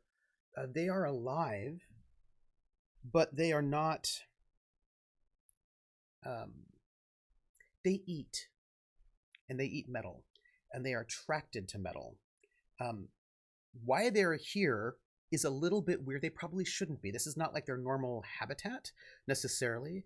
Perhaps whatever it was that landed in this place, whatever it was, sort of, this is perhaps the, what's the word? After effect, right? The echo of whatever happened here. Something happened here that destroyed this place, and it seems like this is like the residue of whatever that was. But these things are alive, and they, the more metal you have, the more they're going to smell you and want to eat what you have, and probably also you, but not on purpose. It's just that they're very, very acidic, and they are very corrosive. And if you have a lot of metal on you, which it turns out only one of you does, that's you. They might notice and might be attracted to you in that way. They also like to fall on tasty things from above, and then you notice, right, there they are on the walls and the towers and the overhanging rocks. When they smell you, they just drop. You do not Lovely. think any of your friends are going to be in trouble because A, some of them are quite short, and none of them have a lot of metal on them. Not enough to really be to smell, you know? You, on the other hand. Oh, I should point this out. You do know this because you did roll quite well. You know what's not good against these things? Metal. Yeah, including your weapons. Right. Most weapons are going to do nothing against them. Magic will hurt them. Magical weapons will hurt them. But these are not things you want to hit with any kind of weapon or have them hit your armor at all. Actually, you just really don't want to touch them. So from his position where he knelt down to feed Yeah. this thing the copper piece, his knees kind of popping inside of his armor, Mhm. he would look back over at his friends. They enjoy metal. They will eat it if they can smell it. And then he would look at Rugula and look at Aura. Actually, everybody. Do you have anything that would make me smell less metally? Oh, I'd like open up my pack and start like yeah, starts going through the sifting bags. out various herb-related containers. Do you have something that would make him smell less metally? I don't think I have anything that would take smell away, but I'm sure I have like smelling salt sort of equivalents, like things that are quite fragrant, intentional or otherwise, that might mask a metallic, a metallicness. What Okay, is there's- this? Sorry. Yeah. Oh, go ahead. No, finish. I was just thinking of in the way that like, you know, like you can use like sugar to counteract spice. Yes. And, you know, there might be like an alchemical sort of whatever is the opposite of metal. What is the path made of? The path itself? Yes. The path is made of sand. There are a couple of you've got some like stones, cobblestones here and there. Clearly that like when we get into the city, the path has more cobblestones out out back there. It's a cross between sometimes sand or packed dirt, cleared away and made hardened. It's sort of slightly different materials depending on where you're at. A lot of times it's where, yeah. We could just make a mud mixture and just cover you in mud. So you have a layer of earth between you and what they can smell. Mixed with Oh the, yes, the and then plants. infuse it, and then like Yes. holds up like lavender and like Lavender and lemongrass, eucalyptus. like and like a chunk of garlic, being like, normally this would just make you smell delicious, but I feel like to these you will instead be not a tasty treat. It's a little spicy, so, you know. A very, very good smelling mud bath for you. Did you say they were acidic? We could coat you in limestone. Everyone, I'm going to break the role play for just a second. And just so you know, we are now exactly in the script for the original Predator. We are following a team into that has been destroyed. We are supposed to go in and get intel, and now I'm getting covered in mud. Yep. No, the bad guys can't see you with this special radar. Right. With this special senses. Welcome to Predator. You can do yes. it. It's going to be a level 6 check. Level 6. Level Yes, it 6? will There's be. no level 6. Can It's we a level group 6. together to Make a do mud that? pie? To make a mud pie that will get past. Actually works. No. I mean, you don't have to get a level 6 for the small ones. Can this be a group effort, though? You've got 2 of you together, right? So 2 of you Okay. together. If you do it together,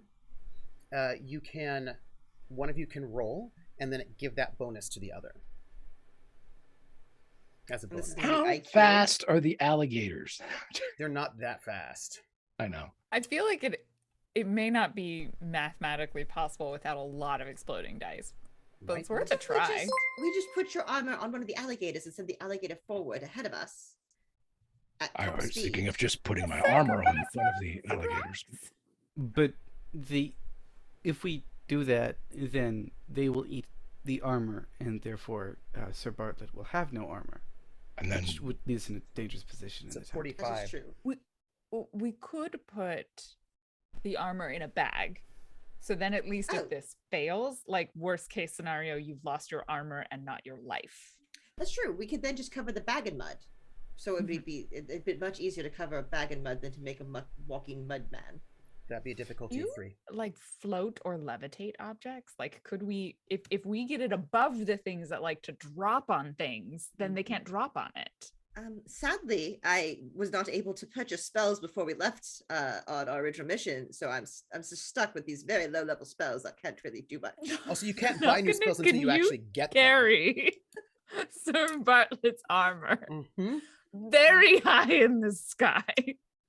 How much can you carry? Your carrying capacity. Don't think his comparing pass will get that armor, because that armor's pretty heavy. What about It's if it's nearly one piece at a 300 pounds. time? Yeah. You want me to ferry each piece one by one from one side of the city to the other? Yes. I'm not saying this is a good idea, Sir but it Bartlett, is an roll idea. up. Level 1. I think maybe the bag idea is the best idea. We just put it in a bag and cover the bag with mud and Could you reduce the weight of such an object? I mean, it doesn't need to levitate. I as long- don't have No. that ability either. Hmm. I could make it What is Sir 19 Bartlett both doing? times. 19. Oh, that's not a level 1 at all. Okay, thank you. Take 19 Okay. Are adventure you points. though. rolling? well, I'm going to do this at least, and I'm going to enchant your sword. Oh, So it does at least 1 point of spite damage while the spell lasts. it is So it's enchanted. yeah. All right. I'm gonna spend 1 wizardry on that one. Okay. Okay. I have apparently gone in for this carry the armor one by one. So I'm already like behind Bartlett saying I'm so sorry and slowly like undoing one of his greaves Okay. so I can fly off with it.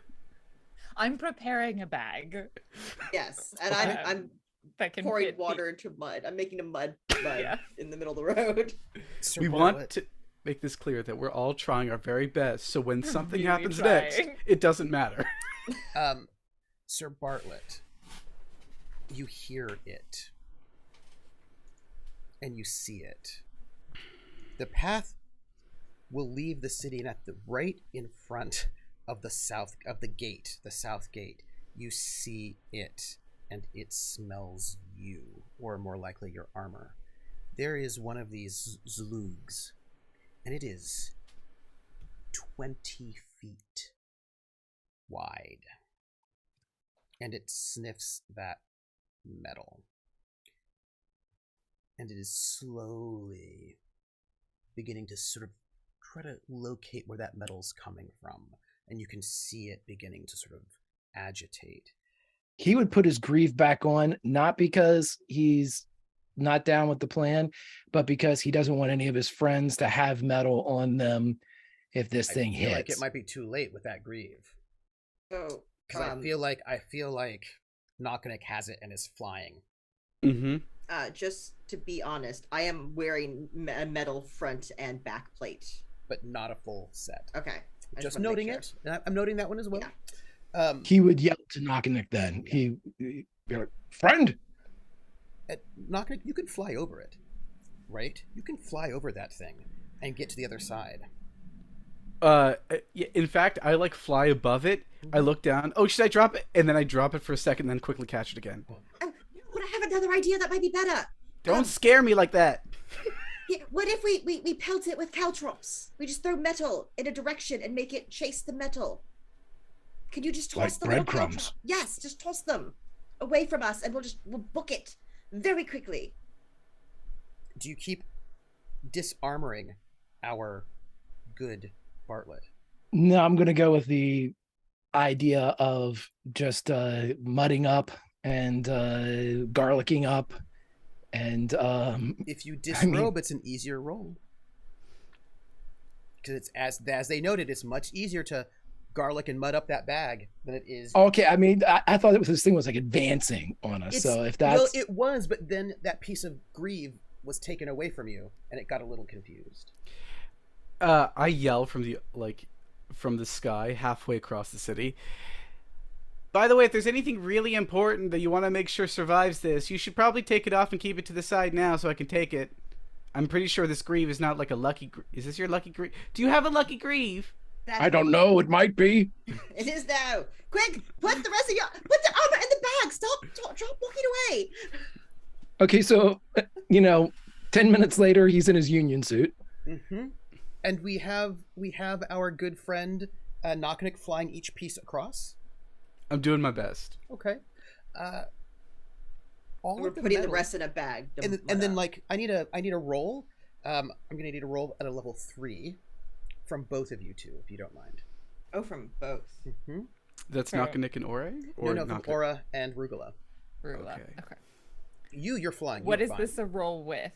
This should be IQ, but you get your botany, and as a Oh, Okay. I guess cryptography for knowing what the ground is made of. Yellow! And watching it. yeah, I'll take it. Okay. 18! Doubles. Oh no, plus botany. Yes. 21! Okay. Mhm. Blackjack. Yep.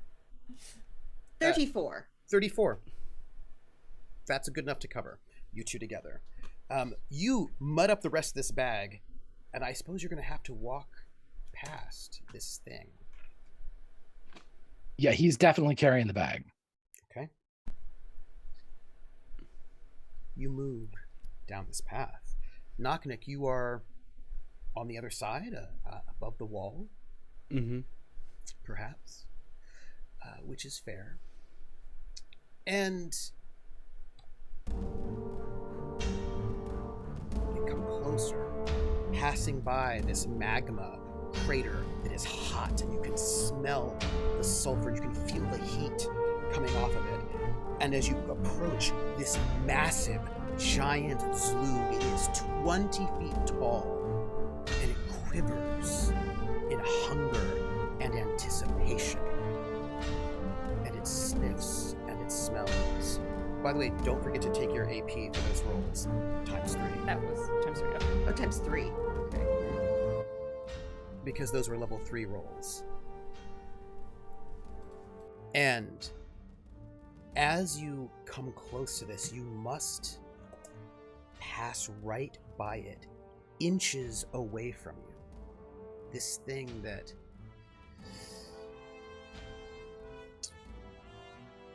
seems very, very dangerous. Very, very dangerous. Like, if I were to guess, it would be rolling 51 d6 against you if you were to attack it, for example, plus 250. That's how dangerous this thing is. And it sniffs for metal. You can feel it sniffing. And you just inch by it. All of that armor carried over by Knocknick, flown across it piece by piece. The rest of it in this bag, well camouflaged with mud and lavender, so it doesn't give off that smell. And you pass right by this creature through the final gateway. And on each side of this archway, you can see 2 statues of beings waiting and raising like a welcome to this city. Only people who know their history very well can roll about these creatures, these statues, as you make your way out. Can I roll luck again? Yeah? I roll intelligence on them? Yes, you can. I'm not very smart. Can I use my talent? Yes. I'm a yarn spinner. Yes, you can. Absolutely. Absolutely. If you're a yard spinner, that'll be a 2 for you.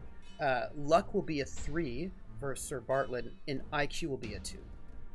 I got a 30. Yes. I shall do an IQ test. Mm-hmm. 20 is the highest.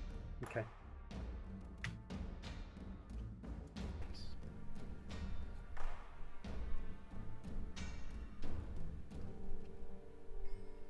Twelve plus 13. I got just 25. That's what you needed. Please, for who, Sir Bartlett, triple it. You don't succeed, but you get triple that roll. You all get double. These are an almost mythical species, almost mythical kindred. They are called. People think they may not exist anymore. Perhaps. This was a kindred of people called the Hrogar. And the Hrogar were a sort of a kindred of people well known, sort of slightly green skinned, tusked. They were experts in weaving and artisanship. They were especially good at jewel crafting. One thing you know about them is that they were sort of like master jewel crafters, and whenever you'd have a Hrogar civilization, you normally had massive amounts of really interesting jewels, which means there are probably some jewels somewhere in this place, perhaps. And now it makes sense why there are these quartz towers. They're the kind of people who could have crafted this kindred. But the thing is, something happened. Perhaps they were cursed by some sort of evil wizard. Something happened, and there are very few Hrogar left. What you do have are ogres. And ogres were once Hrogar. But they are what has happened after some sort of evil human wizard who sort of cursed them. And the Hrogar, who were these sort of artisans, were sort of basically enslaved and warped by this human wizard kingdom. And there are very few original Hrogar left. The ogres that exist, most of them have, if they're lucky, they've been able to escape this sort of bondage they have. But the sort of place that they once had no longer, the sort of civilizations they had have mostly been destroyed, and their lands sort of taken, because people wanted their jewels. And this was, it turns out, you can tell, a Hrogar city once, a long time ago.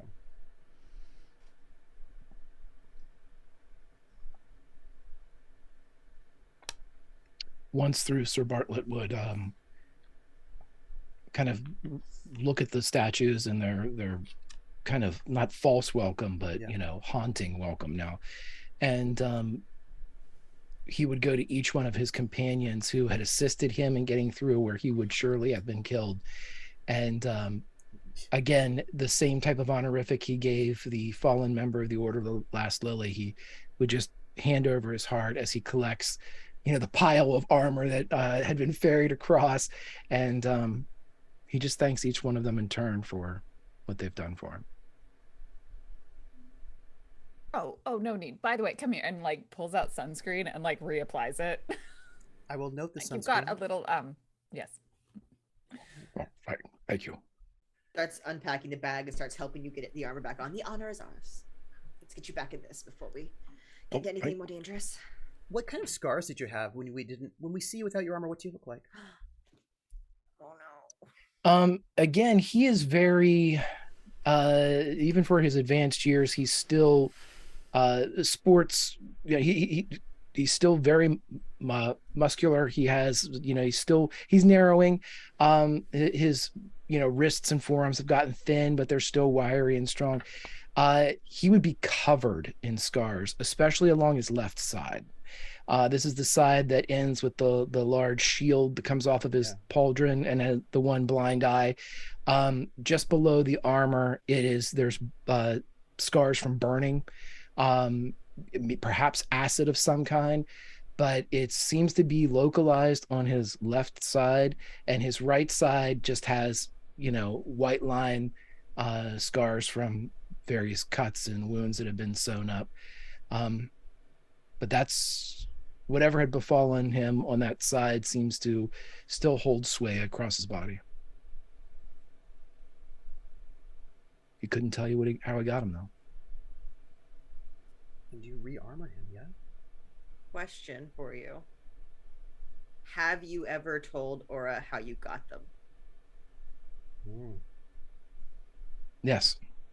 Okay. He told you once that he was wounded terribly in a siege, and that somebody he held very dear saved him, but he never mentioned that person, just as a kind of a nebulous thing. Once we're on the other side of the city, Nakanik's been very silent. That's unusual for him. Nakanik, I imagine that there were old Hroger cities, probably where you came from. I would imagine. Yeah. I think it's time we settle down for the night. I'm thinking some tea might be a good idea. Right? Tea? Sounds lovely. Love I it. Yes. reach into my vest and pull out a paper, basically a piece of folded paper, really tough paper, and pull out a small, like, red braided bundle of thread. Little threads that look like they're made out of plant matter. And I set them to the side. You know, I have this very old story. It's not mine, or one of mine. But a friend told it to me because he didn't want it to be lost. He said there was this once there was this golden lady. She was special amongst all of them, because she was gold, and they were green. They didn't recognize her as one of their own for a time. They pushed her out and farther away. But in the night, she could hear them sing. Songs of celebration, songs of battle, songs of crafting. So in the night, she would sneak up upon the village and sing with them, night after night. One day, the man from the forest came. He did not like their songs. He did not like their manner. He threatened them to quit their happiness and quit their joy, or he would make them pay. The green people had no gods. They had no one to pray to when the dark moment came. And so the golden lady walked in the middle of the village, the golden lady that none of them seemed to acknowledge, and said, "Light a fire. Light a fire so whatever is up there can see you." For night after night, 7 nights in total, they lit fires around the village. Bright ones, big bonfires. They tossed anything they could find. Scraps of paper, things that they wouldn't miss. Some things that they would. And each night, the golden lady came and said, "More, more, louder, louder." She began to teach them a new song. And every night she grew, until she was too grown for this earth. Now, my friend told me, that on certain nights, they take this gold stone from the rocks, and they scrub it into their skin, so that she can still know where they are. Because she saved them, you see. When she was big enough to become a god herself, she said, "I want for nothing, I need for nothing. Just remind me where my family is." She struck down the man in the forest. And every night the songs came back. And as I put little threads of saffron into the hot water, I settle out some cups, which are heavy for me to carry in front of my friends. I met one once, you know. He was old. Very old. He was afraid all of it would be forgotten.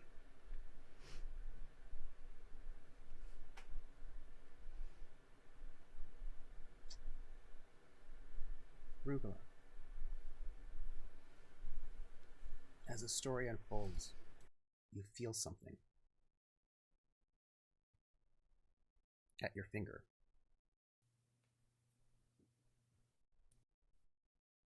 Wrapping around your finger.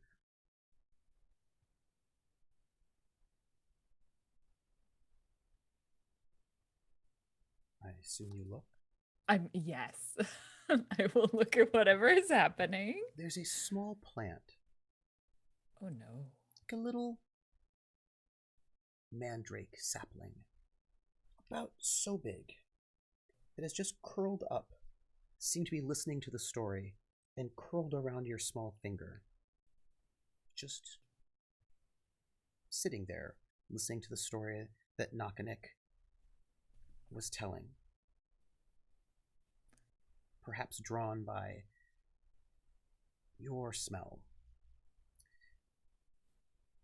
I sort of with a well-trained calm, like rather than being like, oh, throw it off, like lifts up her hand with this thing wrapped around it and sort of like It's sort eyes of like the a lucky Mandrake group. clover, perhaps? But like if a lucky clover could move. Yeah, atypical behavior of plants that don't typically move on their own. She's a little annoyed because she was really enjoying this story, but now she has to figure out what's going on. And definitely does not want to interrupt, so just kind of like waits there until it's done. And then when there's like a sort of a long pause, she's like, that was a beautiful story. Thank you so much. I'm very sorry to interrupt this moment, but I have made a new friend, unintentionally. And Ore, is this a malevolent plant? What the hell did that come from? And I'm I going to cast don't- detect I- magic. I It has a very, very low level of magic, but not much. The kind of magic that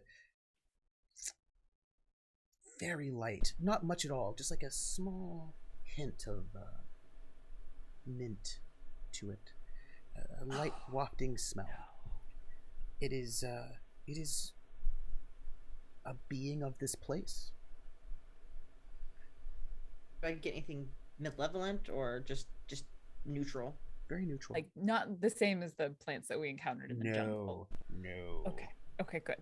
No. That's a good feeling. Seems to. It doesn't have any malevolent feeling. It just feels like a creature of this place. Very small amount of magic comes from it. Well, that means it's probably a friend. And I place out a small saucer and pour some hot water into it in one thread of very, very precious saffron. Just real quick before we go to bed, I'm gonna cast. Oh, there it is, and I'm just gonna make sure there's nothing invisible, no more weird little plant creatures just gonna sneak up on us. I just want to Oh, no. light everything up around us just in case, Mm-hmm.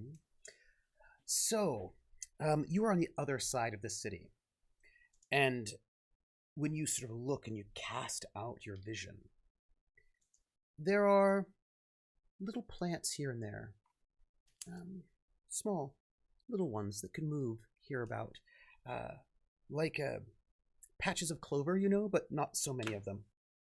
We're gonna look. I'll point them out. And one of them clearly has decided that Rugula is interesting and has sort of come over here to sort of hang out. The city itself, when you look at it, seems distressingly empty. Just these amoeba-like creatures left over from some sort of awful thing. There are glittering... It's a funny thing to see when you look at it. I don't know how you feel about it. You should tell me. When you look back at the city, you can kind of see what it looked like before it was destroyed. Like there's like a kind of like a hazy memory over it. And you see these people almost like ghosts or perhaps echoes, green-skinned and proud, all sorts of different, sort of very wide, different sorts of heights, sort of just moving about their day. And you sense with your detect magic that there are some enchanted, probably gems in these towers. As she is looking, she like just pulls out her book where she's been taking all the notes and just starts sketching what this place looks like, just the ghostly image. And she's not sad or anything. I think she's more fascinated. It was absolutely beautiful. Societies rise and fall, and it's very sad this one fell, but it is quite beautiful what they did and what still remains. Maybe one day when the path is less well, outside the path is less disturbing, we could come back. And it doesn't feel to you like in that forest it was quite malevolent. There was a lot of things that would be drawn to you, but in this space there's sort of like the magic you sense is a magical residue of something that happened a long time ago. You don't feel danger or traps or lingering auras of some kind of active spell. It's just there once was a people who did things magically, and they clearly must have been assaulted with some sort of powerful magic, and that sort of the echoes of that explosion sort of still linger. Forgotten and unseen unless you can see into magic. And as she's finishing up the sketch, she's going to kind of hold it down so Knocknick and Sir Bartlett and everybody and Rugula can see it and kind of point out what she sees compared to the picture. It was a lot of magic and something very sad happened here, but looking at Knocknick and Sir Bartlett, we won't let this story be forgotten either. We'll make sure this story gets passed on. Someone will remember them. Bartlett would nod. I gently offer the saucer of saffron tea to the plant on Rugula's finger. And I kind of mutter to myself, looking kind of away from the drawing. You know, I never liked that phrase. Societies grow and they fall. Seems like too many of them are stolen to count as fallen. The little plant reaches out, keeping one sort of branch still sort of wrapped around Rugula's little finger, and then stretches out its other little rooted limbs and sort of just sort of sits in the water so that it can soak up. Sir Bartlett would be staring into his cup, having taken sips of the offered tea, and still maintaining his gaze into the liquid. He would say to Knocknick, "Did they teach you any of the songs in the story?" No, he didn't have time. That was the only time I got to see him. Maybe someone else has the songs. We should find those. There's one thing I've learned. Very few things are gone forever. They find their ways into other things. Old songs become new songs.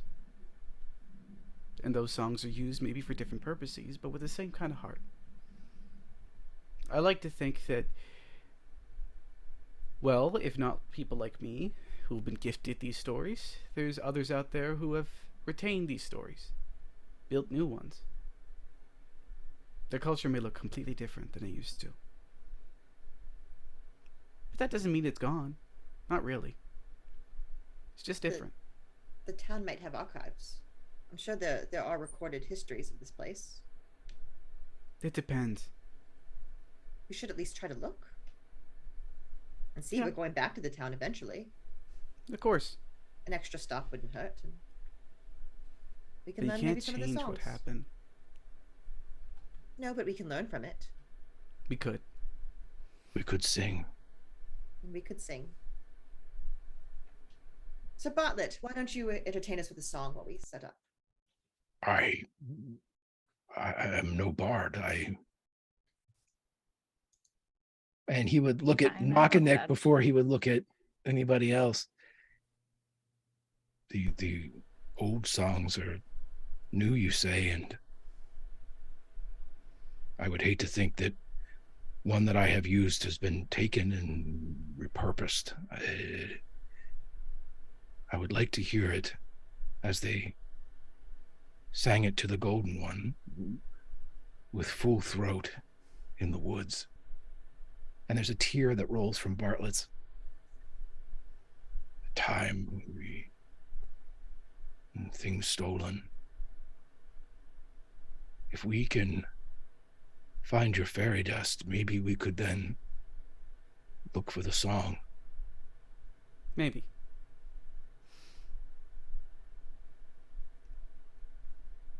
In any case, tomorrow we continue walking, and not in the direction of the city. And I kind of like dust off my trousers with finality and head into it.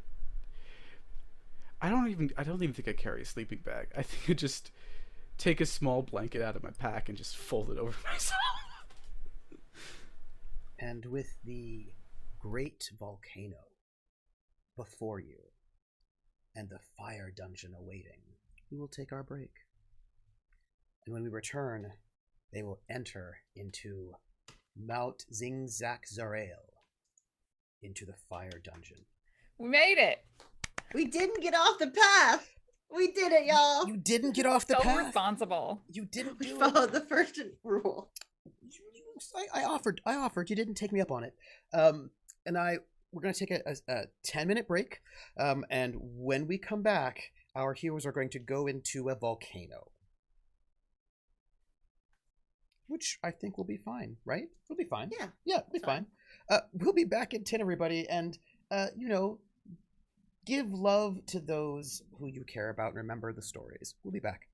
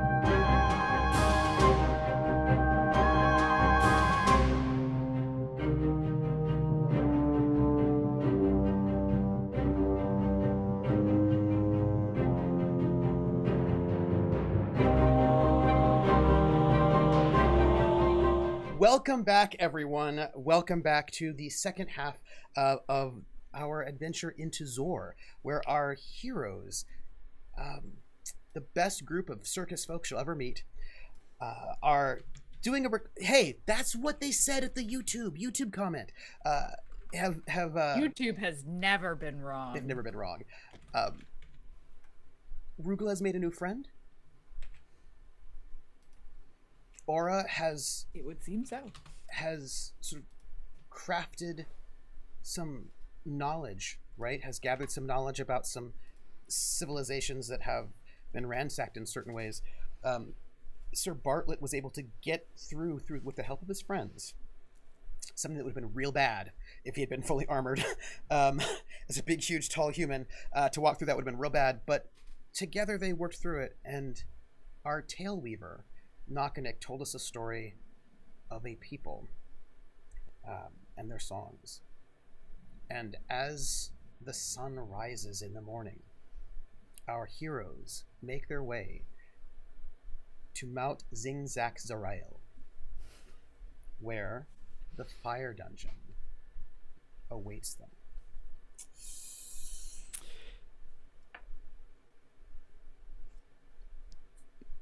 In the morning, Nakanick's kind of somber attitude has vanished. He's back to his usual, chipper self. So, bag open before the dungeon, inside the dungeon. Are we clear? Was it on the threshold of the dungeon? The bag opens in the dungeon. Inside so open the bag now, or open the bag not now? Are we in a dungeon currently?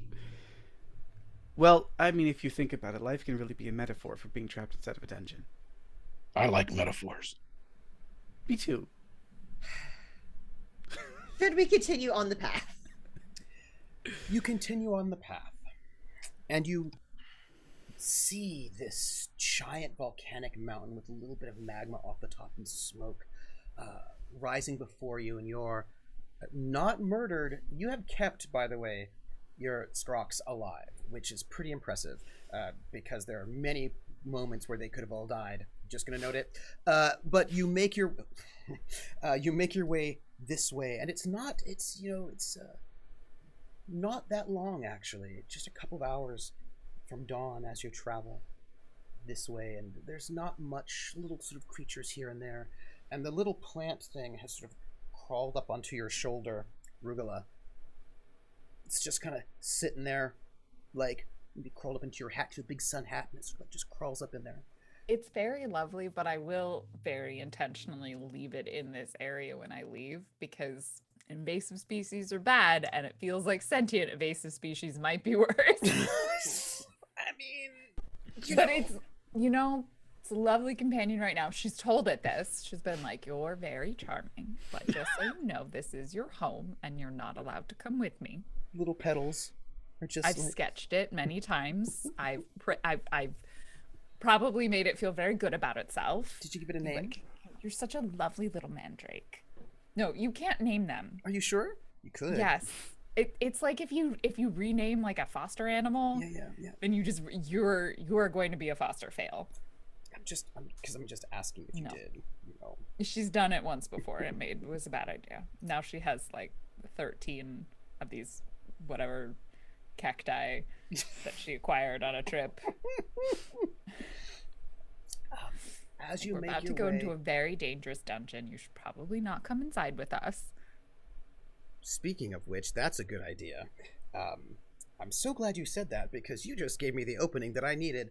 To talk about the opening, you sort of come to this volcano, and you don't get very close before you feel the heat.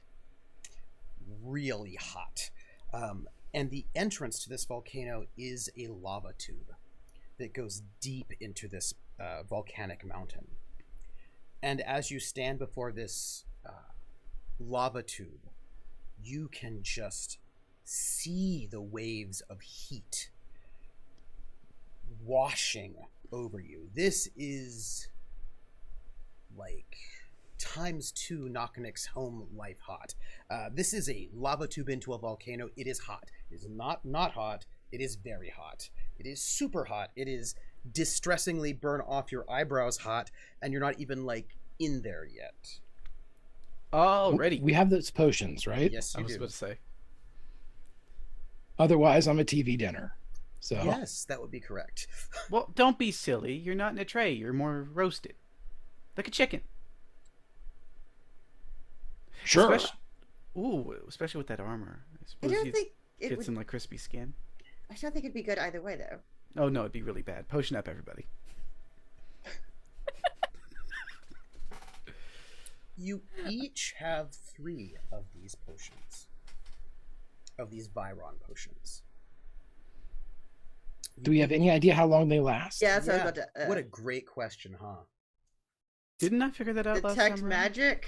I would actually need a saving roll from you. Intelligence. Who? Correct me if I'm wrong. I feel like we should have asked.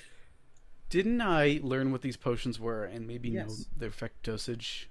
The problem with knowing the effect dosage is it kind of depends on your constitution and your size and Oh, how great. vigorous you are. Like if you're walking and you're chill, it will last longer than if you're doing a lot of vigorous stuff. Then it courses through your system faster. You mean like You gave us fighting? a potion where combat? we can't run. Like everyone stay chill. No one. Everyone stay if you chill. stay chill, it Stay lasts chill. longer than if you don't stay chill. Like, for example, I mean, I didn't say it.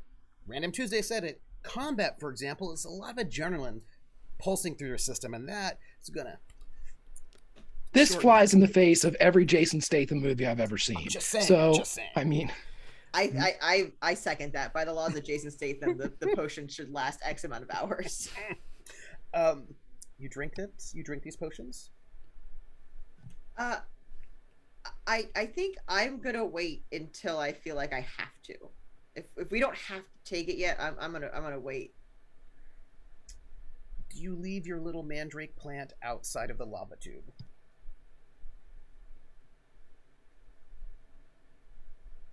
Wait, leave it or lead it? Leave it. Oh, yes. Yes. I strongly encourage, like, I'm Arugula is a big believer of like, if you've been warned and you still choose to do it, like suffer your own consequences. Yeah. So strongly encourages, says, don't follow after me. I understand. You're very lovely. You're wonderful. How much Most potion would it animated take? mandrake plant I have ever seen. But you are also highly roastable. And we're about to go into a lava tube, and I don't want to be responsible for what might happen to you.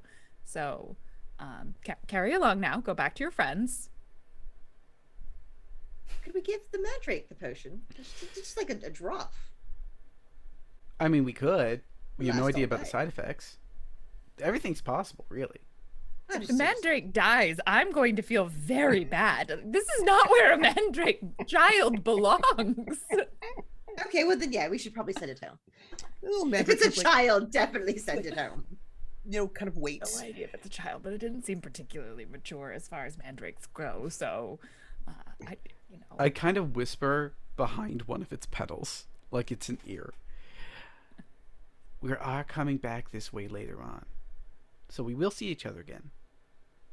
And it sort of like little bounces a little bit and kind of like crawls off of Rugula and kind of just like sits on one of these like volcanic rocks, just kind of waiting there. One of the only bits of green in this space that is smoldering. And if you step into this lava tube, it's like approaching a lit forge. And as you're sort of stepping in and beginning to walk down this lava tube, you can see the walls are cracked, and you can see magma in these cracks. And the magma, however, is not flowing out of the cracks as if something is holding it into place. As if there were like an invisible barrier, perhaps, keeping the magma from flowing into this tube and burning everyone alive. You don't really need torchlight because the walls themselves are aglow with all of this magma. And deep ahead of you through this tunnel, you can see like a dull red glow, and everything's got this sort of red glow to it.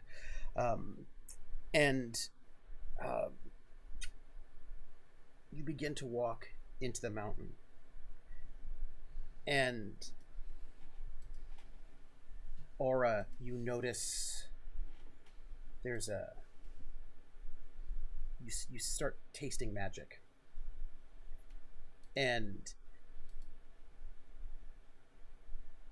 there's clearly magic here in this space, and it is getting really, really, really hot. I think now's a great time for me to dip into my potion. Absolutely. Bartlett has to. Detect magic. Mm-hmm. I'm now curious if this is normal heat or magic heat. Does everyone take their potion? I mean, if everyone else is doing it, I feel like it'd be uncool Very- not to. I'm Like, we gotta all knock one back together. You all have We have each 3, correct? 3. Now you have Each. 2 left apiece. Okay. When you drink it, it's like you are drinking a cool drink of water. It's like a slushy. And the air that is coming out of these tubes now feels like a cool breeze. And the magic you see, dear Aura, does 2 things. One thing is that it is keeping all of this lava from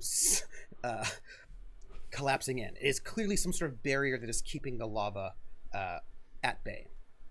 But that is not the only thing that it's doing. There is something harmful here. There's an enchantment here that is malevolent. And as you peer at its touches, I need to ask, I do not think this is the case, but what is the highest level spell that each person here who can cast spells knows? Level 1. I One? think poor baby's a 1. Yeah, One. one. Well, You were- I guess level we can cast or level that we have. Level that you have, Okay, 1. then you are fine. But what you can tell is that somebody wove into this protective enchantment some sort of magical barrier that would stop anyone from casting spells of about level 5 or higher. If you knew the way around this, you could still cast spells. Whoever put this enchantment here probably can still cast spells at that level. That very, very powerful, dangerous level that nobody else who comes to visit this person would be able to cast anything that would rival their power. Something very powerful did this. Very, very powerful. More powerful than I am. And most people I've ever met. Do you suppose it was the our patron's former friend? From what I know about magic, is this even higher than the magic that would have needed to create the city? You would think that probably about this, like, it could have been that person. Yeah, could have been them. If they're like at that level, could have done it, absolutely. There's a possibility. They're both very high level magics that take a lot of effort and energy. But this feels far more malevolent. So let's just not get caught. Yes, and probably Well try not to done, right? dispel any of this Yeah, magic. I mean, even though it does feel malevolent, it's also keeping the lava back. So it's kind of a double-edged thing. If we dispel the evil magic, we get covered in lava. So that, just remember that. Oh, I have no way to dispel magic, but it does make me think there's probably a way around it, right? Yes, if you're high enough, or potentially destroy what made it, or potentially find an item, or find the reversal. There are ways. I take out a small notebook and I write down, magic wall, no big spells, maybe way around? Question mark. Mm-hmm. The prison person did say take notes. Mm-hmm. Very true. Very true. Good thing to let them know. Oh, we can open the bag now. We're inside. Oh. Are we inside? Oh wait, are we inside? You are in a lava tube that is leading deep into the mountain. Are we in the cave? I don't like how you said that. Cartography. Are we in a cave? No. I think, No. if I remember correctly, way back when, the person did say, we'll know when we need it. So, I don't think we need it. You're very right. I'm glad we did not just open the bag immediately when I said to do it. It was a test. You all passed. I am Excellent. so curious. So, shall we have your first encounter before No, you even we- get into the dungeon? I mean, if we have a choice, I'm also No? going with no. Too late. We're on the path still. You see it ahead of you. 1, 2, 3, 4, 5 of them. 6, 10. A lot of them. 2 foot tall. Feathered. Their feathers are yellow, red, orange, brilliant plumed feathers. And their beaks, they look like giant 2 foot tall chickens. And they seem to be what, Had to summon chickens, didn't you? right, silicon based life forms is what I would say. But uniquely adapted to this environment. And this flock of these giant creatures, they're like pecking at the little like lava seams, eating something, sort of wandering about. Question. Mm-hmm. Do we still have our beasts with us? Is it They're still not big coming. enough? They're not coming to this building, Damn it. and they would just like burn up. They would They're love waiting chicken. outside. Ooh, chickens. Should we try to fight these or they're kind of in the way now? Have to. Why would we fight chickens? Chickens are not okay. I don't like chickens.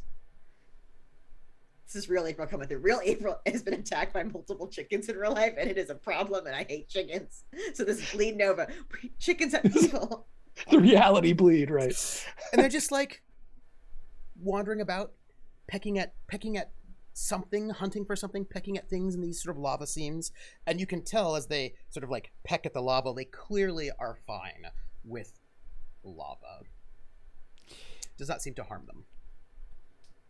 Maybe we just distract them. Reach They'll to my attack us. I just reach to my snack bag and pull out a bag of sesame seeds. Ooh. Do you think they like sesame seeds? I mean, they would immediately become roasted, so I think that would be more delicious. Can we see what they're pecking at in the ground? Because now I'm more curious. That would be an IQ check of 3, and you can all make it. I would Okay. love to. And if you have a talent that is about insects, you can add a +3.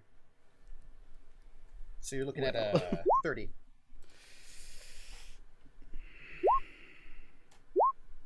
A 17's not going to do it. add But I it- get XP. Yes, you and do. That's what matters. Yes, you do. Yep. 23. 23. What about our good Sir Bartlett? No. All right. I At got the a 29. 29. Ah, okay. 29 is very close, so I'll give you this. You see that there's something alive inside the lava. You don't know what it is.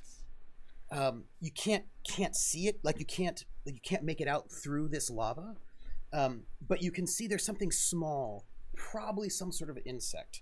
But you cannot tell what it is. You have no idea what it is. That they are sort of like searching for these things and like trying to peck at them. Knock Nick, what do you know about bugs in lava? Do you know anything? Like, there's something under there that is potentially alive? Bugs in lava. You may roll again, and that will only be a 2. Because right now it's been pointed out to you. 16 plus whatever this is. Oh, doubles. 16 plus 7, which takes me 60 plus 7, which takes me to 23. Still not enough. Did you get your +3 for your? Yep. Nope. You have never heard of them. Whatever they are, you have not heard of them before. But whatever they are, to be able to live in lava means they're probably going to be pretty intense. So maybe we just skip by. They'll be too distracted by the lava bugs. There's nothing bad that could happen with this. I know Make about lava ourselves lizards. Unassuming. Just walk past. Yes. Ooh, lava crabs. I've met a lava crab. You walk past these chicken creatures. Carefully walk past. The chicken creatures look at you, cock their head. One of them walks up to you, Sir Bartlett, Hello. looks at you, pecks at your armor, peck, peck, looks at you.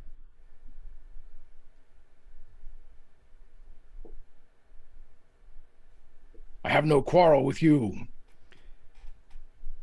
Wanders off. It worked. Good job, Sir Bartlett and everyone. So you just walk past the chickens, which they're Gazena hens, if you want to know. They're not hostile unless you attack them, but they just sort of like wandering about. There are a lot of them here. Quite a few of them. But as you make your way through this place, we will take you to the dungeon.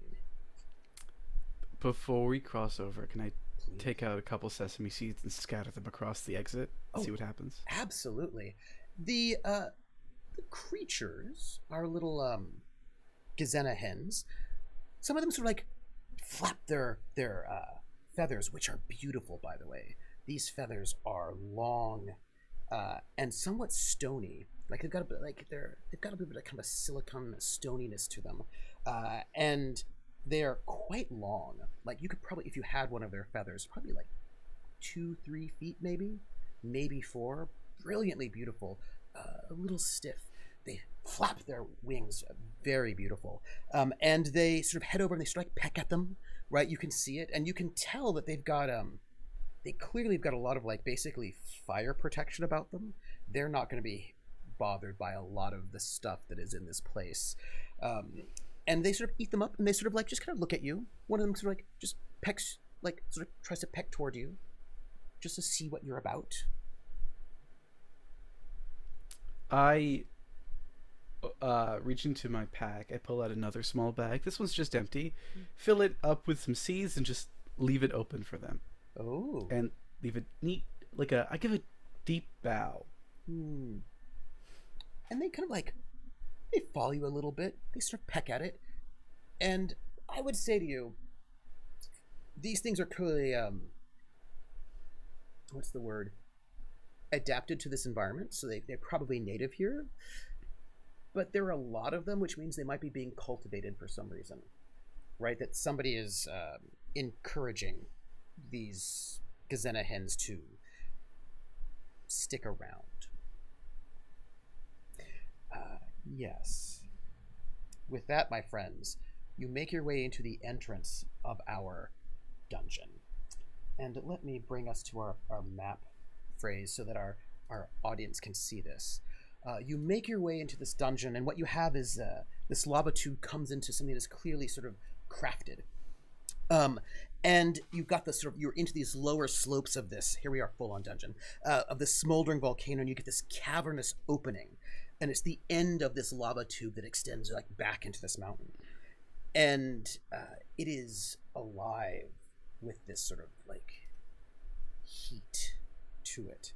And when you sort of enter into this place, on your right-hand side, so the west, never eat shredded wheat, the west side, you see and if the audience, you want to see what it would look like for them, what they are seeing is something that looks like, I believe it is this. Oh, maybe it's not that. I think it's, hold on. That is what they're seeing right there. I could do that so you can see it, because they've got it all sort of cut off. What you're seeing is a large metal door that's set into this wall of magma, lined with sort of rock lined with magma, and the door itself is 11 feet wide, and it's 17 feet tall, and above it, in glittering crystal, are Dwarven runes. How many of you read Dwarven? You can just tell me if you do. I do. That makes sense. Knocking does. I think it. Yeah. Tailweaver, mage, absolutely makes sense. Sir Bartlett, Rugolo, do you read Dwarven? I wouldn't Dwarves aren't think known so. for lots of documentation on like. Plants. I mean, they have some, but it's not as like. It's not their specialty. It's fair. Perhaps. Or at least certainly not fire dwarves. Yeah, that's fair. Or what's the stone dwarves? Yes. What do stone dwarves eat? Oh, well, they're sort of constructs in interesting ways. They're like living constructs. So they're kind of exciting. It says above this door in Dwarven, as our wizard and our tailweaver knows, it says, "The Chambers of Zetapaz." Just right there above it. And Read it out loud for all of you. yep. And right in the center of the door, about 3 feet off the floor, there's a small hole, like roughly 1 inch in diameter, with like little sub holes around it, and this sort of the place you're going sort of flows down further. So that door on your right, and the tunnel itself continues on a little bit forward towards the left. I think we need the bag, and I take out a hairpin, let my braid fall down to my waist, grab the bag from behind my back, hold it out in front of me, and open it.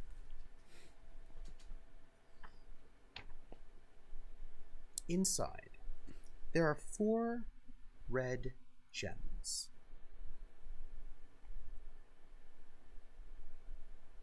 That glow from the inside, and that are warm to the touch, and pulse a little bit.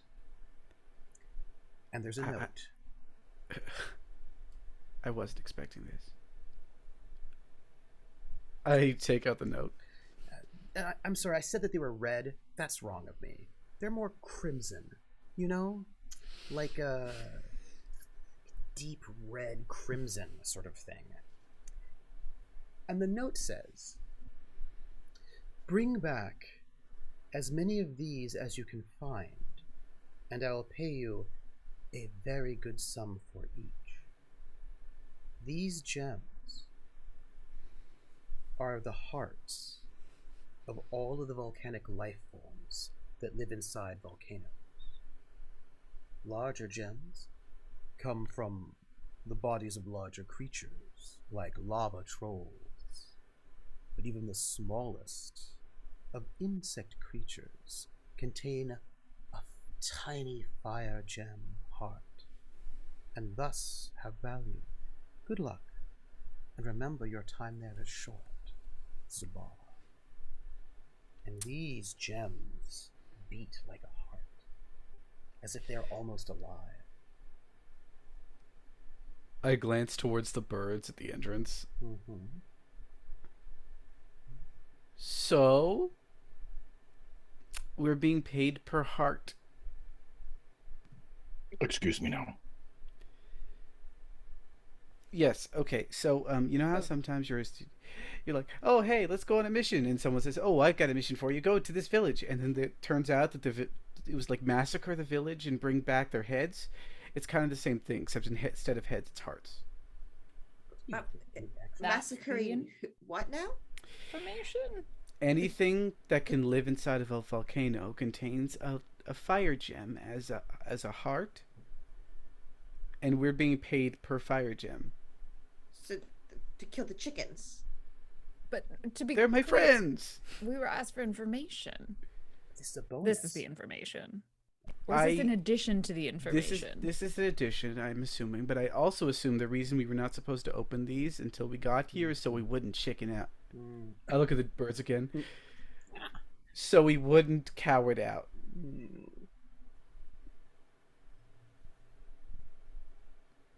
Perhaps if we fight something and dispatch it, those are the hearts that we harvest. It says from the biggest lava troll to the smallest insect, and I need to know, and I think we need to agree, if we're going to be killing little bugs or birds haphazardly. I mean, I don't think we. No, I don't really want to start fighting the chickens or bugs or just randomly killing things. It just feels weird. There is no honor in it. No, there definitely that's a isn't, good but word it for it. does make me wonder. You know, there's a line, and I don't know what my line is. I'm not a vegetarian. I do eat meat, and that meat has been raised by someone specifically for the purpose of being slaughtered to be eaten. Well, I think if we just start indiscriminately killing the chickens without the purpose of also eating them, well, but then I guess. No, I see where you're coming from. This is a moral quandary I did not Yes. expect to be confronting at the entrance to this dungeon. Well, chicken. there's And a obviously, phrase. Yep. There's a difference between, I suppose some people would disagree that there's a difference between a chicken that I might also looks over at the chicken. There's a difference between a cow that I might understand consume. our words. I don't know why you all stop trying to say the word chicken. But maybe they know. Chicken. Here they come! No, I said the activation word. Well, Something moral that's going to problem fight solved. back in defense of its own. This is. Oh no! Do I need to become a vegetarian? I think if it attacks us, we have free range to attack it. But if it doesn't attack us, I don't Do you think we they're should. free range? I was going to say the free range comment was interesting. Okay, Also, I to mean, be yes, clear, they they're all don't free live in the lava, so do they count? yes, Do we need to? yes, Well, they they're eat things adapted. of the lava. I think even the insects they're eating could count. Here's my point. My people only take what we need. No more, no less. And not enough to ever destroy a population size. So if you all said, hey, let's kill a chicken to eat. If you all wanted a snack and decided to kill something for that snack, I wouldn't be against it. But if you decided, let's murder the entire population, I would have quandaries. I It would also understand be that. highly unsustainable. Exactly. I do like chicken. I think So- the point is we're supposed to destabilize, because fire gems are probably very. I mean, look at them; they're shiny. Shiny things tend to be expensive. I had a magpie friend who taught me that, but ultimately, I think it's more about the more we destroy here, the more we destabilize the area. And remember, our patron does not like the patron of this place. That is true. But also, if you could get it out of a chicken, and there's like 50 chickens in that room, I don't think that's special. I just I don't know. It just seems like they're making more To than be they clear, need. we are assuming they behave like chickens. But they also can tolerate living here without potions, so they may have a more rugged nature than we're anticipating. Their feathers are like stones. Have you ever... Oh. I was going to say, have you ever met a goose? They're one of the most evil creatures on the planet. Yes. And now imagine fighting them. I wouldn't. And their I would feathers just are made of leave. stone. As I Sir only have- Bartlett feels the potion coursing through his veins, he says to everyone, it's very possible that our patrons sent us in here, not knowing the true nature of our dispositions. If destabilization was what they sought, then coming in here and destroying these chickens that seem to be cultivated or allowed to prosper could only be harmful to the adversary in which they seem to have such a grudge. It seems to me that, as mentioned before, this is almost a moral quandary. Our patron didn't know who we had. She did say she wanted details about their defenses, any plans and schematics, and now she says, I will also pay you for these Heart gems. But they also said Mhm. that we were the second group, at Yes. least, to go in Yes. here. That is correct. And so it sounds That like, is you also know, correct. there's a lot of get in there and mess things up kind of. I don't care if you come back or not, as long as you throw a grenade into the place. Oh, grenades are not bad. And Sorry, we now know that that I've been Grenades sorry. don't make it though, Trooper. No, they don't. They don't walk Uh, back out. Now And- that that's been reminded to me, have we seen any signs of any other people, any footsteps, any Not yet. thing? Just chickens. if Aura was to bring that up, I do think they've been cultivated. They kind of the remind people? me of the seagulls back home. Oh, the chickens. Yes. They're too friendly. That is That true, sounds which weird. means that they would also be used to people, but we have not seen any yet. And if another team has already been through here, and this is apparently their chicken ranch, you would think there'd be someone paid attention or herding the chickens. So we would eventually have run up to somebody. Or there are apparently defenses that are in question, and that just seems like a free range chickens are not a good defense. I mean, That free range laugh, chickens you can just Trooper. walk past. Okay, I think basically we've at least decided that we're not going to be indiscriminately killing things, nor are we here to destabilize no matter what our patron wants. We're here to collect information and then leave.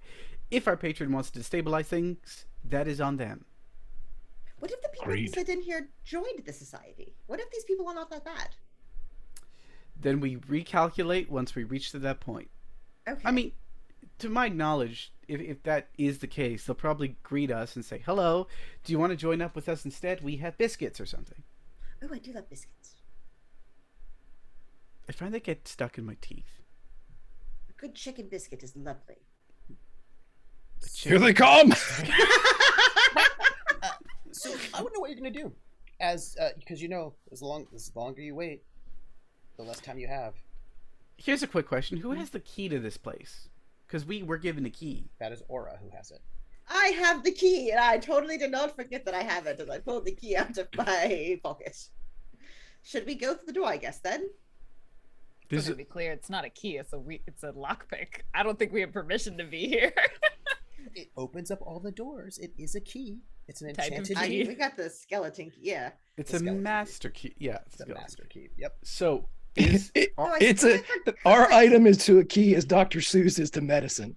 So it's I still think this might have been a scorn lover thing, because they had the key to the house, and it just sounds... yeah, I really feel like this is personal. Anyway, so are there Oh, two very doors in here, personal. or is there one? You'd have to One that continue we down see, the right? one that you see from where you're at the very entrance to the space. I'm just gonna. Why don't we just peek into that door first? You know, one thing at a time. Okay. I will I definitely mean, move the door that you forward and see has big signs saying these are the chambers of Zetapaz. Do you, I, Alternatively, why don't we just go down the hallway a little bit more, so we're not coming face to face with the scorn lover, jilted. maybe. Rugula, what were you saying? oh, I was just making conjecture that maybe there's a difference in why the falling out. I just want the gossip. That's all. When you get to my age in life, it really just becomes about gossip. So we should look for a diary of some sort. Oh, To the that would be list. amazing. If we're gonna find a diary, there's only one place we can find it, and I point again to the door that says "This is the chambers of spots." Why don't we see what's down the other hallway, just so we know what might come from that direction? We could also do the smart thing and split up.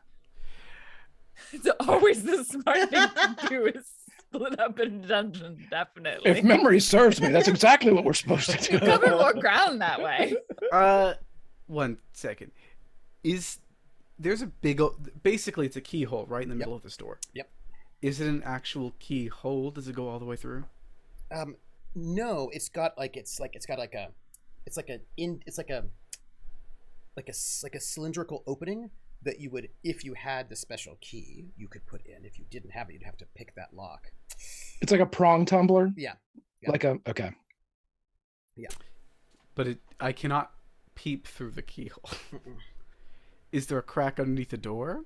There is. Don't tell my mom I did this. One moment. And I get really low to the ground. I spread my wings out so that they're flat, and I stare right underneath. Give me a IQ. Okay. It's a 2, so you need a 25.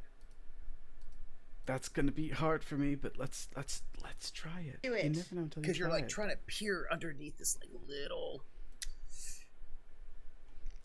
Hold. So I'm a lock breaker, and even though this isn't breaking a Ooh. lock, I feel like that's fair. Get your take it. You're spiritually breaking the law. Yeah. I think that's fair. You can get a +3 for that. Absolutely. Being a lock breaker, okay. absolutely. Yes. it is not going to be enough though, because that is a 16 plus a 6, which is a 22. Close but no cigar. As you try to peer, the problem is the this is very good work. Well, +3 for lock. That's including the lock breaking. Oh, is it? Oh. Yeah.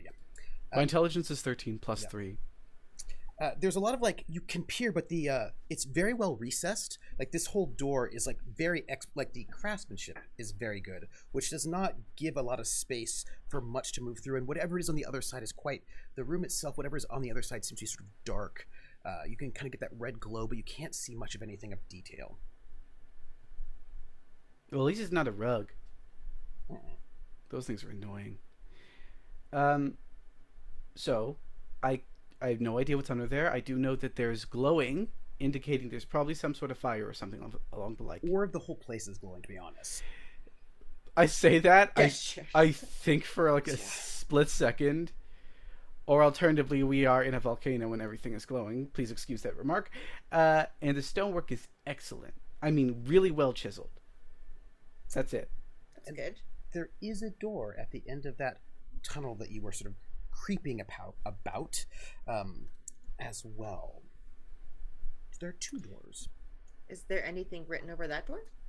That door is also quite large, right? It's like a sort of huge, massive door that will, again, it is something that seems like good quality, also clearly not natural, right? Somebody has built these things here in this place. And that door has got, like, it just says private above it in dwarven runes. So, private chambers or just the private door? Well, it just says chambers. It doesn't necessarily say private chambers. It could be. I'm assuming that when someone says it's their chambers, they do mean their private chambers. Very few people have public chambers, you know? An office. Unless you have like a town, a communal bath. I've heard of one of those. So which one do you all think? I'm down for, honestly, if we're gonna bite the bullet, might as well Let's bite the bullet. Let's just do this. Yeah, The chambers then. Chambers? I want that diary. Do you The chambers. use the key? I was gonna until he said it that way. Yes. I could try and break it, but I'd rather not because Well, I that mean, would indicate also people have- broke it. I have a spell that just unlocks doors that I could have tried. But I also have the key. Or I do want to point this out. Whoever set this up is probably Zapat. The person who set up the magic that stops the lava from falling in us and stops any high-level spells. So I'm thinking he probably was... I didn't think we'd get pronouns. I'm thinking that the person probably is aware of that spell and set something up to They stop it. might also know how to stop lockpicks. We don't know until we try, but we also have a key, so I don't think it's really that big of a problem. Yeah. And you don't necessarily, just because you're big and all powerful, install your own doors. Maybe they had carpenters, low-level mages who came in and did work. You know how many people do not change their locks the first time they enter into their new house? It's ridiculous. You turn the tumblers, and this door sort of lifts up over the lip and sort of opens in, and you can hear it sort of creaking as it opens slowly. This door, massive door, and you are confronted with what clearly is a massive room. It is, if you step inside to sort of see it all out, it's this it's clearly some very, very large, massive sort of irregular room.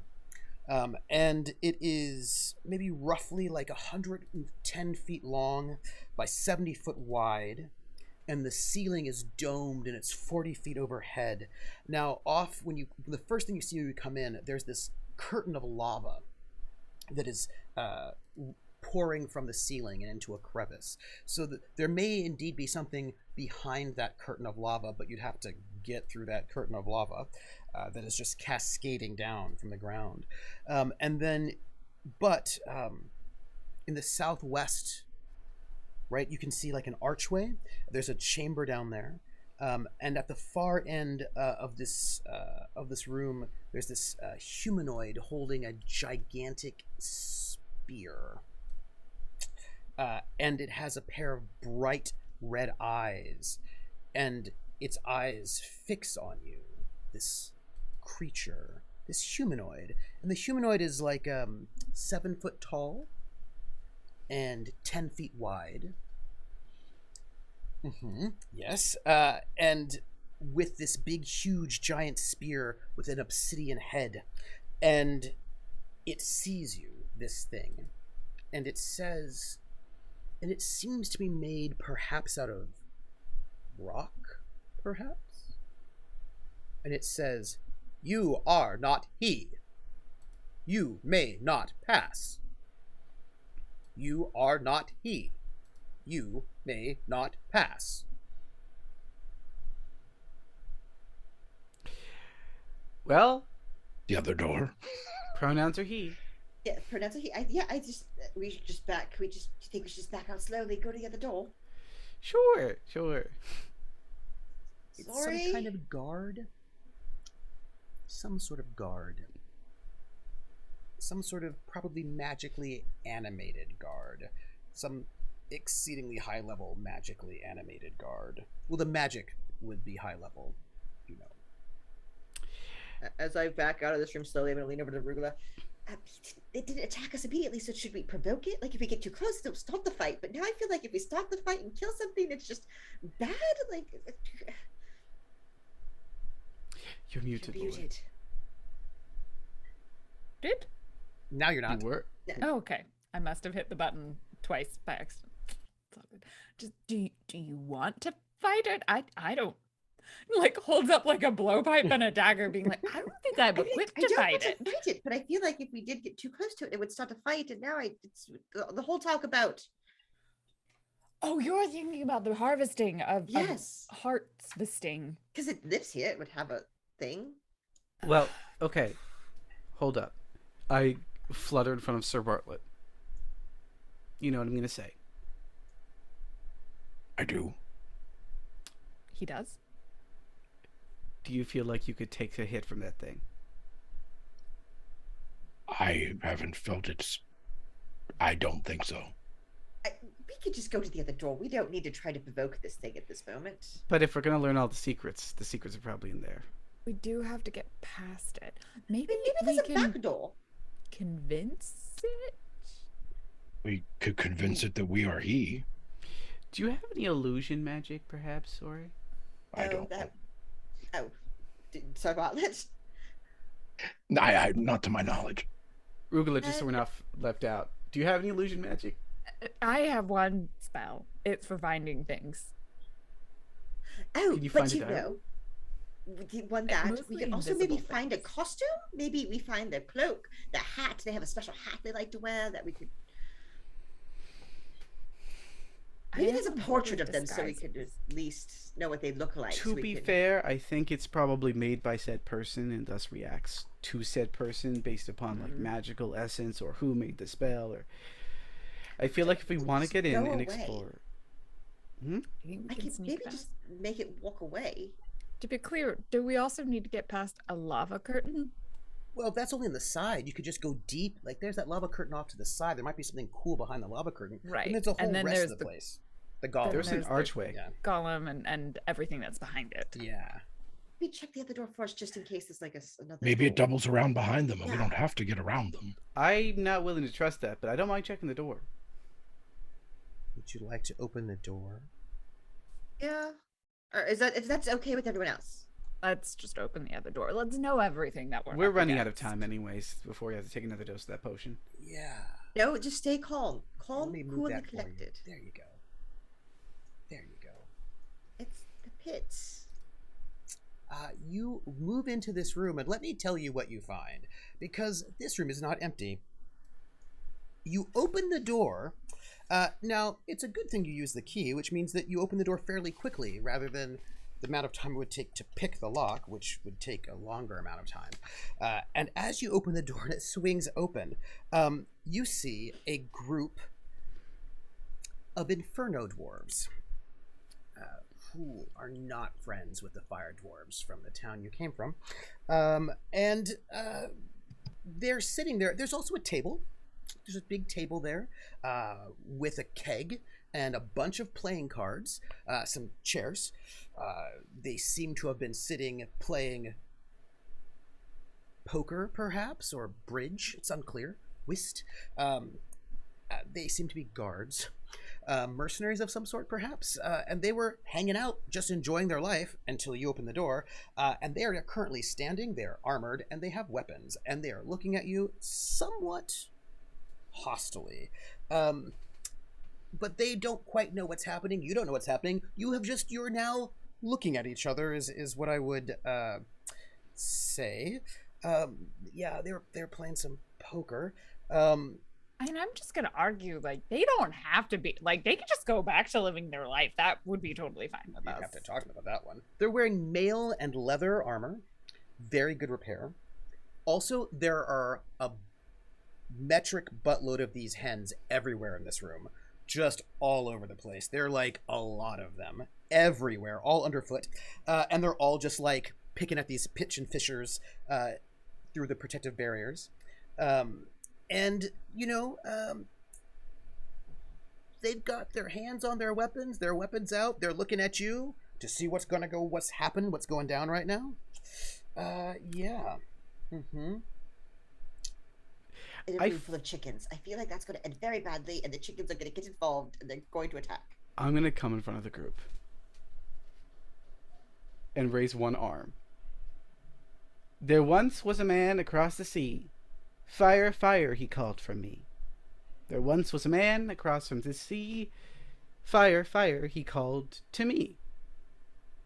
When we met, which was twain, the night was dark, but it was soon to wane. The moon, shining high in the sky, bid fire, fire to fly. That was the day that the fire elves came, spreading joy where she reigned. Once would said that reaching out and bringing fire, good things come about. And then I, hesitate for a second, put one arm across my chest, and do a deep, flourishing bow. And I'm trying to convince them that I'm the entertainment. Give me a charisma check. The circus is in town. Level 2. Understood. Does yarn spinner work for this? Yes, it does. Yes, it does. Absolutely. Absolutely. All right. So a 16 plus, I need a 9. I need a 9. Okay. Let's make it happen. Okay. I'm ready. That doubles. Doubles. Doubles. Doubles again. So let's add that up. Mm-hmm. Mm-hmm. Mm-hmm. 8 plus 4 is 12, plus 7 is 19, plus 13, which is 32, plus 3, which is 35. I do not know how much. 70? That's 70 AP that you get to bank. And they watch you, and they're not quite certain what's happening. And they're like, they're about, interesting. There are about 4 of them, because they were playing poker. And there's a bunch of these hens, and a number of the hens seem to be, gravitating around them as if they were their pets, perhaps. And they're like, what is this? Says this one dwarven woman in sort of full armor with a brilliant orange beard. She's like, what is this? He's very good, by the way. I was sent to bring a message to the great Zapats, which was that story. Is any one of you one of the? No one actually shows me who I'm supposed to be speaking to. They just. We're not to pause. Oh, this is awkward. Uh, No one ordered a ferry telegram. I don't know. We're just guarding the place. We didn't order it. We didn't. Oh, I am so sorry for all the confusion. No, we're not. We're not to pause. That's not us. We're just guarding the place so no one gets in or out. What is this place? And there's a sort of slightly taller dwarven, sort of like a youth sort of looking guy, like probably like 18 or 19, and he's like, this is you're the entertainment. Who are you? So he looks at the rest of the three of you. Oh, we're accompanying. Yes, depending on the level of telegram, you get extra entertainment. I'm the guard. Oh. Some people like to throw stones. Oh. As you can see, this would not end well for me. He's also the rope act. It's Yes. quite impressive. You could do wire work. Oh. We come from the great Mandrake Circus. Oh. Yes. Oh. And man, then it's like circus. pulls out an orb. And, like, Oh. That's just a preview. Forgot I had that David Bowie I did not forget. ability. And they're like, oh, and like you can see they're a bit uncertain what to do because the story checks out, but they've not heard about it, right? They've not been told about this coming. But then again, somebody's like, the woman, she says, well, I don't know if they'd even tell us about it. So you're supposed to deliver this message to pause. Who's it from? I look towards my group. Oh, Are we supposed to tell someone who's it from, or is we supposed to keep that confidential? I What's think the case the contract? we already kind of gave away the message. We shouldn't give away the sender as well. That's kind of a private thing between sender and sendee. There was a contract signed. Oh, Needless to yes. say, that was a really romantic poem. So, okay. So this is awkward, she says. There's a whole performance, an interpretive performance that goes with it afterwards. Right. Okay. It's very private. Yeah. So, and like clearly all four of these guards are feeling somewhat awkward, like because you're right, you're all here and like they're like so look, here's the thing, the great Zitapaz is not currently home. He is away. He's left us to keep everything inside. But You're doing a great Yeah, job. so when would you expect them to be back? Him to be back? Like today, or was it like? Well, I don't next know, in a week? couple of days maybe. I don't know. We don't get paid that much, you know. So sorry. But I mean, you're doing a very important job to get paid very little. Have you considered unionizing? It's this new idea where you get together and start working for your own rights. Do you? So is there like a? Do you want to deliver something, or is, Well, we're part of a performers guild. We can tell you all about what it's like to have really? higher benefits as provided by unionization? like I might have a pamphlet in here somewhere. Sure. I would love that. That would be wonderful. Yes.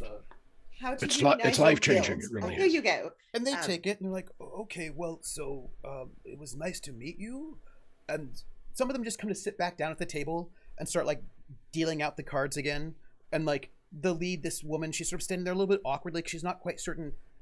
But is it just the four of you here? Oh, no. I mean, there's all sorts of magical defenses and whatnot because, he's got all sorts of strange things in there, you know? No, we don't. We're just performers. Oh, yeah, just delivering a message. So. He's got a lot of weird things.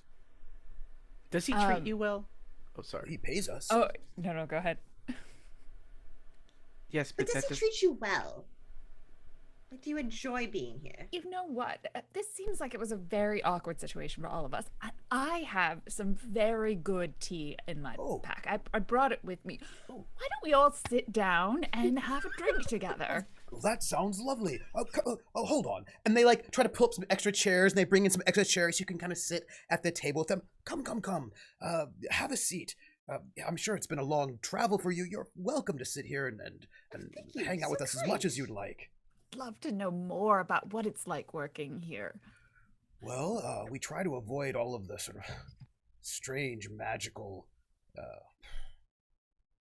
constructs, creatures. He's trained a lot of things, to just sort of attack on sight. So we try to stay on this side of the complex because, sort of brought in some strange sarcophagi. That was a little bit weird. We try not to ask too many questions. He's been very weirdly obsessed about things. Secrets, we try not to get involved. We're getting paid pretty well. We're getting paid about 150 gems, gold pieces a piece, which is enough for us, really. But he's... You get any other benefits besides monetary ones? Vacation, sick leave? No. Oh, no. Do you? Yes. We get... The Don't guild, yes. mean to No, brag, yes. We have insurance. Should one of us get injured on the job? Really? Dental is this amazing new thing. It's very good. And I'm not. And I'm only supposed to work a couple days a week, so I don't blow up my voice. Oh. Yes, also protecting performance rights. Oh, wow. Yeah, we don't get any of that at all. But most of the time, we've only had a couple of fights, and most of the time, the folks go the other direction and they get eaten by all those things, and we don't have to worry about it so much. So we're usually fine. We have to keep the hens here to keep us safe, Whew. So wait, the hens keep you safe? Oh, absolutely. Because of their nature, they keep you all from being warm, right? No. We shouldn't say, but I'm very curious about these hens now. There's so many of them. Well, yeah, you need a lot of them because those things swarm, Oh, yes. Not the hens. The beetles. I was gonna say the hen swarm. Oh, the lava beetles. Yes, the lava beetles. Absolutely. So the hens protect you from the lava beetles. Absolutely. They eat the lava beetles, which is great because those lava beetles, they just swarm. You sort of show up, they swarm, they'll come out and they'll just it's terrible. Really. That's the one negative thing about working here is that you never know when a swarm of lava beetles is going to show up and just Well, see, the only you're working negative thing about working here. Dangerous conditions. You should be getting a bonus for that. I didn't see any handrails on my way in here either. So. Also, they should be giving you some sort of beetle repellent. The hens? Other than, personal repellent. I mean, this place... Here's the thing, you can't control lava hens. They just... Lava beetles, Ooh, yeah. Anyway, yeah, it's other than that, it's pretty decent. We had, one or two incursions. They were taken care of by, over there. But usually we just kind of sit here, hang out, watch him bring strange things in and take strange things out. He's researching a lot of things, I think sometimes also, Chimera, he brings in experiments, actually. Sometimes. People... So you think experimenting with dangerous things? For what? Why? I mean... I get it to a point, right? You want to be a scientist, but beyond that, and I'm slowly cutting a hunk of cheese. Yeah. Oh, thank you. And I'm feeding them their own food. Oh, that's so nice. And they're having it, and I have started actually making tea. Mm-hmm. And somebody opens up a little keg, and they're they find you all very charming. You've all rolled very well. You've all done, and they're just having a lovely time, and this is very nice. I have two thoughts that I will ask of the group. Absolutely. One thought is that I have a lot of things that might induce bodily states in people, such as sleep or loose tonguedness. So we could persuade them in some capacity that way, or alternatively, we just convince them to defect from their boss and come back with us and be like, "We brought you 4 people who have a lot of information." they have quasi information. They don't be like super looped in, which Yeah, is probably why they're not the reason super I'm loyal. like, it's slightly less effective that way. And But I kind Maybe- of like the idea that we come back with a bunch more people. Yeah, why don't we put them to sleep and then wake them up later and be like, hey, let's take you to the Union Guild, and then they're, oh, wait, we could take you to we get could your sort of union simulate that cards. they all got really drunk and then they pass out outside with us, and Mhm. and then suddenly they wake up and they're on their way back. There is an important question I really want to ask of them first. Mm-hmm. They seem So- very comfortable, by the way. So I heard some rumors, weird Yeah. rumors, about this thing between fire dwarves and inferno dwarves. Is that a Oh, thing? Yeah, that's definitely a thing. Yeah. So you'd never work with a fire dwarf. There's a lot of animosity, Is it recent animosity or is it like Oh, it's, generations old? oh, it's tricky, right? Because we Inferno Dwarves have figured out the secrets of being able to enchant so we can survive in environments like this, which has caused some tension with the Fire Dwarves who do not know the secrets of enchanting. And she just sort of like gestures to her armor to sort of make it through situations like this, and that has been sometimes they're like ambushes, and then sometimes people feel upset and they feel threatened, and it's kind of an issue. And then there was a whole situation where there was this whole attempt to sort of come together, but then there were rumors spread. Oh, was this a romantic involvement? Look, Zitapaz might have started kidnapping people and experimenting on them, and maybe this sort of like great metallurgist from the Fire Dwarves did not take kindly to kidnapping and experimenting and making chimeras out of people, and they had a bit of a falling out, and so like that sort of like whole hope of working together sort of fell apart. It's a very complex relationship, I can tell. I know. I don't think that's quite. I mean, It's much worse than a date. Then I thought. I was just hoping it was. Some people are very controlling. They don't like it when you like take villagers and experiment upon them. You know what I mean? Are you pro villager experimentation? Just I'm making pro sure we're all getting on the same. paid mostly. Okay, just making sure we're all on the same page. Right. We're also pro getting paid. Absolutely. Yes. Oh, I will have. Do you have any honey? For the tea. Yes, probably. Thank you. Honey is very medicinal, so definitely. She'll take this sort of cup of tea, and they will all drink this tea, and they're like, oh, so tell us about like where have you been? And they would love to just chat with you about your journeys, and they're very happy to talk to somebody. So, to the group. Am I drugging them? Yeah, I feel like we're probably going to have to drug them. Yeah, I'm pro. I think I'm pro they- sleepy. I'm pro Yeah. sleepy drugs. Yeah, just to be clear, I'm not trying to like poison them. I'm just trying to knock them out for a few hours, make them think that they all just sort of took a nap, and that like they'll wake up and maybe just sort of be a little hazy on the details between when our conversation ended and when they wake up. I think we even had it like in that moment where they were pro kidnapping people. We all had that eye lock moment, like, oh no. Yeah, and she's like, okay, less interested in taking them back. Like slips out instead of the honey, it's like sleepy time stuff. But it's sweet, it's a it's basically Benadryl. Yeah. It's just like really heavy duty cough syrup. Once the cough syrup begins to be passed out, Knocknick's going to step forward and say, I bet you I can do an amazing keg stand. What?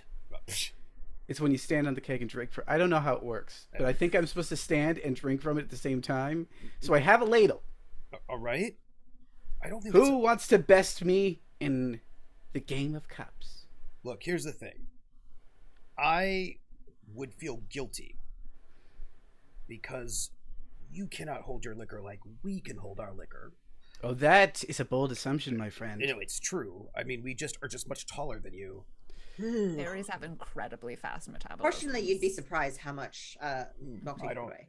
Well, at least let's have a round. Come on. Do I need a roll to drug them? Yes, please. Okay, what Yes, am I please. rolling? This is it's going to depend. You have a couple of different approaches that you can take. Yeah. Right. I don't think you need IQ because you have it already. Right. I think what you're probably going to need, I would say, and tell me if you would disagree, because we can discuss it. I imagine you're probably trying to be sort of like sneaky about this, right? I think so. I think this is a sort of a sleight of hand thing Yeah. to make it not clear what thing I'm putting in there, because it's probably Yes. like a slightly brighter color Yes. than honey would be. Like Yes. she could try and pass it off, be like, "Oh, Yeah. it's just a special clover or Yeah. whatever." But Yeah, I think this would be dex based then in that case, because you're Okay. trying to like sleight of hand it, and and I feel like this is going to be a 3 for you, Okay. because you're all in this like they're very like positively inclined, but I feel like this is a 3 and it'll be dex based, and As a group, we get to help because we've been talking and distracting and Right, got that's some what I was going to sweat. say. it's a lower difficulty because of all of this, but you do get your Okay. your talent bonus as well. Absolutely. yeah, Like, is there's there a there's a little restroom? bit of a performative element to her serving of the beverages, where she's sort of like, passing them around, making a show out of it. All right, let's roll it big. It would have been a higher difficulty, but you've already sort of like Okay. That is a 32, 3, 4, 5, 35. yep, which is what This is not the first time I've had to knock someone out. take that 105 AP, and You will. You will. And as you sort of like, you're drugging him, and now she comes forward, and she's like, huh. She just takes this huge keg, lifts it, and like starts chugging. Ha! And she's like, all right, you, go ahead, let's see. And people are like, ooh. Knockinick now has a strength score of 11. I think it's 12 actually. Hold on. It's up there now. Yeah, it's 12. So I do lift up the keg. Oh! And now I'm looking desperately at Rugula because I do know that this is not going to end well for me. I shall show think you I gave him the quick acting stuff. how much fast a fairy can drink. And I put I lift it up above my head. I put my mouth over the nozzle. Oh, just hit the nozzle. Just hit the and if someone offers, I start drinking Yep. as slow as I can. I'm going to need some rolls from you. Can I get a constitution roll? Just level 1. Of course you can. Just a level 1. That's a 20. Yeah, my constitution's 5, remember? Yeah, I do remember. I do remember. That's a 10? Yep. You're going to get a little drunk. Just going to note that one right now. And they will all drink. And it's not going to take too long now with them being drunk and being drugged that they all start nodding off to sleep. Yeah, my hope is that they'll just blame it on the alcohol. Oh, they'll blame it on the rain. I'm going to actually also need, because it's been a bit of time, you were chatting with them, I need you all to make for me a roll. I'm going to need from you, each one of you, I believe you have a choice between luck or constitution, level 1. I'm gonna take luck. We'll also roll luck. Constitution. also be Level taking 1. luck.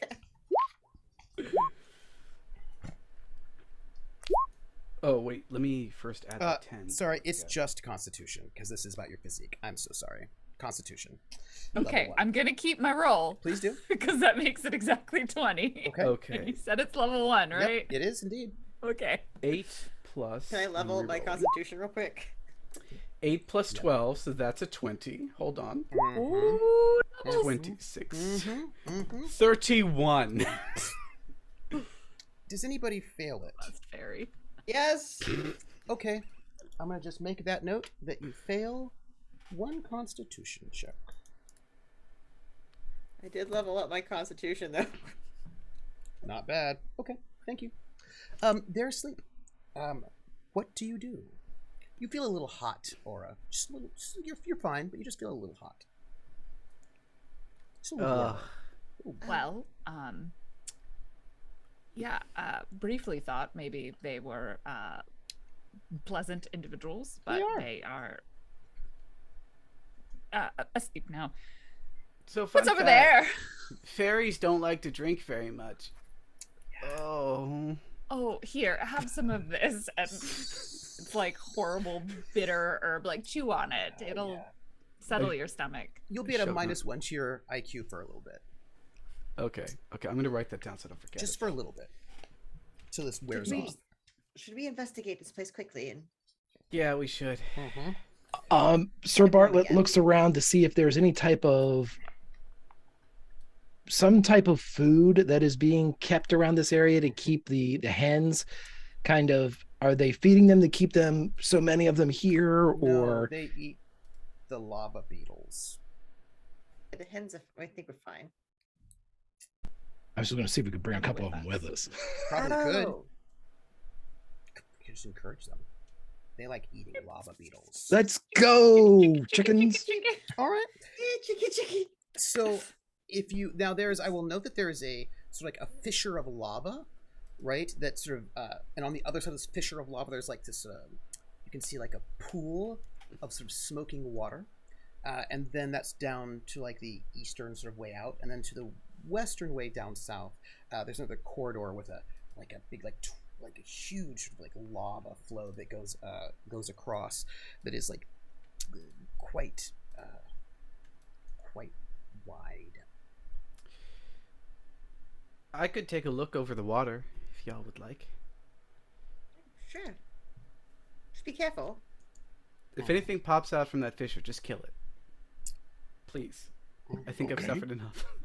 I like just take a running leap over the fissure and start flying above the water. It's a little 5 foot wide fissure, and you fly above this little lake. It's a crystal clear pool of water, and it fills the first like 50 feet of this room, and it's so beautiful. This pool of water, and inside this pool of water are these 2 fish. They're as large as Sir Bartlett, actually, and they're just floating around as if they're just in the water floating. But they are brilliant red. But their fins are like bright red, and their fringe, they kind of look like beta fish, right? But they're as big as a person, and their fins just like float like clouds around them. Very beautiful, and they are the color of fire, and they are clearly a pair, and the water bubbles a little bit. It does bubbles just a teeny tiny little bit. Little pockets of gas coming up, just in case. It seems like it may not be water at all. Now, at the bottom of the pool, this beautiful pool of, let's say, maybe not water, there is a dagger in the bottom of this pool, made of one single flawless topaz. And it's just sitting at the bottom of this pool. Is there anything on the opposite side of the pool? Nope. Just one big pool. And this dagger in this pool where these huge giant beta fish are. Okay, so 1, probably not water. 2, gigantic fishies. Red, I convey the description as best I can. And at the bottom of the pool is a dagger made out of some sort of like stone, topaz, I think. Interesting.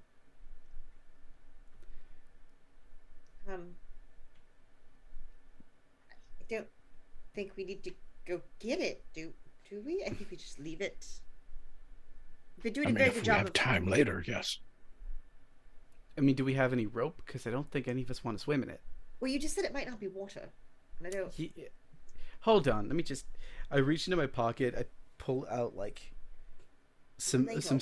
There's like a scattering of seeds, and then I pull out a napkin, like a cloth napkin, and just drop it over the water. Yeah, that's acid.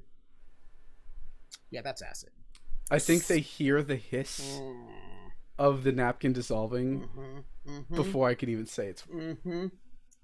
And the fish go like they just seem very aggressive now, and they go back to being calm. I don't think we should go in that. I don't know if any of us are acid proof. No. I don't know if Acid. anyone's acid proof. and murderfish. Okay, I think What's this Maybe- way? maybe fly higher. Fly higher. I don't want them to get higher. Come back to the opposite side of the fissure. Rugula starts looking down the other direction. And down this other direction, you sort of go down this hallway, right? That's become widened, and there's this like a 20 by 20 foot lava pool that's blocking your path. And beyond that, the tunnel sort of kinks slightly and leads to some other chamber. Now, Sir Bartlett, you said you wanted the chickens to come with you, and so they're just following along with you behind you. You're looking at this pool. You've got to figure out a way to get across it, and all the chickens are just kind of following about. Is this water or? It's lava. Oh, okay. Oh yeah, it is lava. And the surface begins to bubble. And then begins to boil. And churn. Let's go back. Let's go We should back. back up. We should back up Back very up, quickly. back up. Back away from the lava. As you're backing up, it happens. Chickens. Here, chickens. A swarm of golden lava beetles emerge from the lava and just start swarming forward. There are probably hundreds of them, actually. Small little beetles, and they're metallic armored carapaces, and they sort of just like start swarming forward. But Sir Bartlett brought those chickens, and you see the chickens just swarm back, and like these chickens just swarm forward. If you had not brought the chickens, it would be very sad for you. But they move forward. They start like, it is true, and they start pecking at these beetles, and they sort of eat quite a few of them before the beetles decide that maybe it's a bad idea because you have friends, and you see them recede back into this pool of lava. I fly over the pool of lava. What about the rest of your friends? I'm going to scout ahead. That's the goal. I'm gonna wait.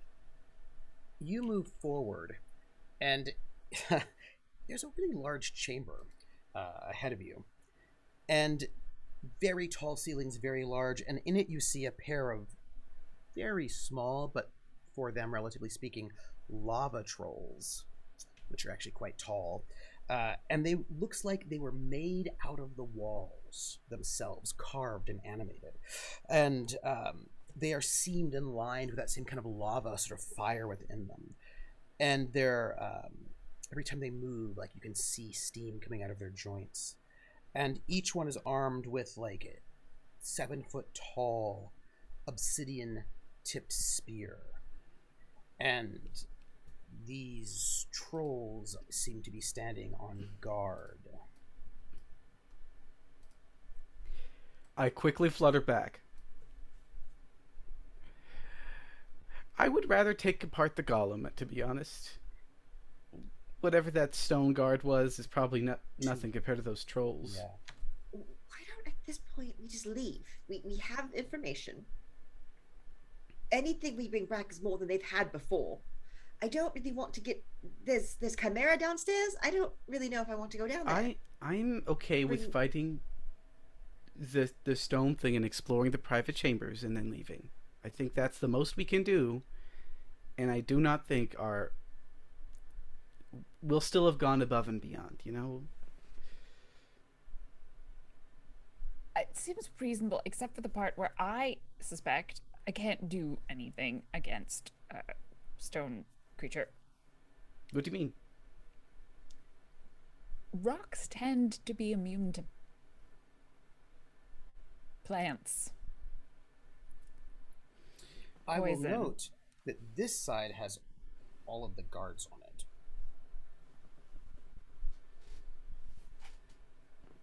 And they are all asleep. Well, 4 of them are asleep. Is there another door we're missing in this room? No, you've got the fissure that will take you into that where that pool was. Yeah. And then So you how did have The guards get there. Who are they protecting? Shadows moved, Trooper. Oh, did I move it? Yeah. Why did I move it? There you go. Guessing you grabbed your lighting layer. I did, because I'm the worst. There you go. Thank you. This is what I want. I want this layer. Well, presumably the guards came in from that door that we came in. Mm-hmm. Now, presumably those lava trolls could just walk through that lava, so that's not going to be a problem for them. Okay, Yeah, the lava is definitely a problem. the big stone guardian. Have any of us, I'm asking the group, have any of us, do we think, have faced or experienced or know of big stone guardians and what they're weak to before? May I roll luck? Yes, please. And roll intelligence. Absolutely. Absolutely. Yes. Can I roll luck as well? Absolutely. That's a 20 for Sir 28. Bartlett. I had luck. Give me luck. I was going to do intelligence. Oh! I Have a I spell. heard That's stories 30. of them before? Mm-hmm. Give me your rolls, everybody. 30. 28. 20. And what were they on? 20 Mine luck. was luck for probably just experience Just with run into it. And I want to know Stone if you were focusing on the Stone Guardian or the Lava Trolls. Stone Guardian. I'm going to do Stone an Guardian. IQ. So that's 12 because I've got a -1 plus 8, which is... I did 28 intelligence, but I have a question. Yes. I have a spell called know your foe. Yes. I can determine MR or an attribute total of one target. Yes. Yes, you can. Yes, you can. If I do that plus my roll, what can I do that and get? You can get all bunch sorts of of stuff? things. All sorts Do we of want to things. do that? What would you like? I can tell you stories, but you can give a lot more detailed information just by magically seeking them out. I have a 23 for stories and IQ. Mm-hmm. And I want to know, because we've got two things here. We've got golems and lava trolls. Which ones are which? Which ones would you like? The big stone guardian that goes. Yeah, I think we're doing the Stone Guardian, the bedroom. I feel like the lava trolls first involve us crossing the lava for beetles, and I don't know how we're gonna And do also, that. like, it feels like there's more there rather than someone's personal chambers. Right? So, Yeah. let's start. There is probably more in this direction, but Yeah. Heavier defenses. So stone golems are usually crafted and created, unlike trolls or dwarves, right, who are just beings that you can talk to and have a discussion with. Golems and constructs are sort of built and enchanted. Now, this one here, this particular golem, and you cast your spell, yes? Yes. Mm-hmm. They are made of obsidian. That particular one over there, which is going to, well, thing about that is that hitting it is going to be a problem. That's very, very tough. And it's going to try to stop you from getting into it. It's going to be very, it's monster rating's 113, which means it's me rolling 12 dice against y'all, against your collected, plus 56. So beefy, but could be worse. Could be a lot worse. You also know that when defeated, these things shatter and give you obsidian shards that are worth a lot of money, or a decent amount of money. They're doable. It's like mid-range sort of stone golem. For the purpose of AP, what was the level of this? 113. Oh no, like for the adventure points that we got from rolling. Sorry. You have to give me what your rolls were because it depends on what your rolls were. 23 IQ. IQ, because you're a tail weaver, that's a 1. I did 28 IQ, but plus my spell. Plus your spell. Those are two separate things, so you're going to get, right, those are two separate ones. You get, that's a level 2 for you. Sir Bartlett's going for luck, which was a 2. We're getting luck from our traveling botanist, which is also a 2. Mm-hmm. Go ahead. I was just going to say, I think we could take one down if we really wanted to. We just have to rely more upon tricks than upon head-to-head combat. Except for Sir Bartlett, who could probably just stand there. No offense. None taken. That was my plan. The rest of you are determined to do this, then I think we should do it. Trolls or stone golem? Stone golem. Again, We're only the doing trolls, stone we still have to golems. get Yeah. over the lava. Right. We're just Outside gonna of all be this, How would Let's you the just do move trolls us. are probably guarding something better. I'm gonna be. That's my Yeah, but knee how do jerk. we get past the we can't get past the lava. I mean, honestly, what we could do is we could try and lure the trolls over the lava, attack the trolls in this area, and then Knockina could fly over and find a way to save y'all and pass the lava or whatever. I'll leave it up to you all. It's up It's to like a you. lot. I don't think these potions are going to last much longer than 10 minutes. Okay, I'm gonna make an executive decision. Let's just go for the Stone Guardian, and if it turns out that was easy, maybe we come back for the trolls. If not, it's probably a good sign that we need to retire from this life and go start a farm somewhere All right. or a Chicken circus. farm, maybe. Everybody, please make a Constitution check. Level 1. As you move in towards this golem. Can I? That's bad. You can all have a +1 to that roll because of your sunscreen. 25. 25? Wait, those explode. They Yeah, do. They that's do. very good for you. I only got 17. 11. 23. Okay. Haha. I'm just going to note that. Everybody but Sir Bartlett's just a little warm. So, not too hot, but a little warm. Just a little warm. And I This believe place is great. it's great. You all move towards that way. You can head over there. And when you walk back in, that golem is like, "You are not he. You may not pass. You are not he. You may not pass."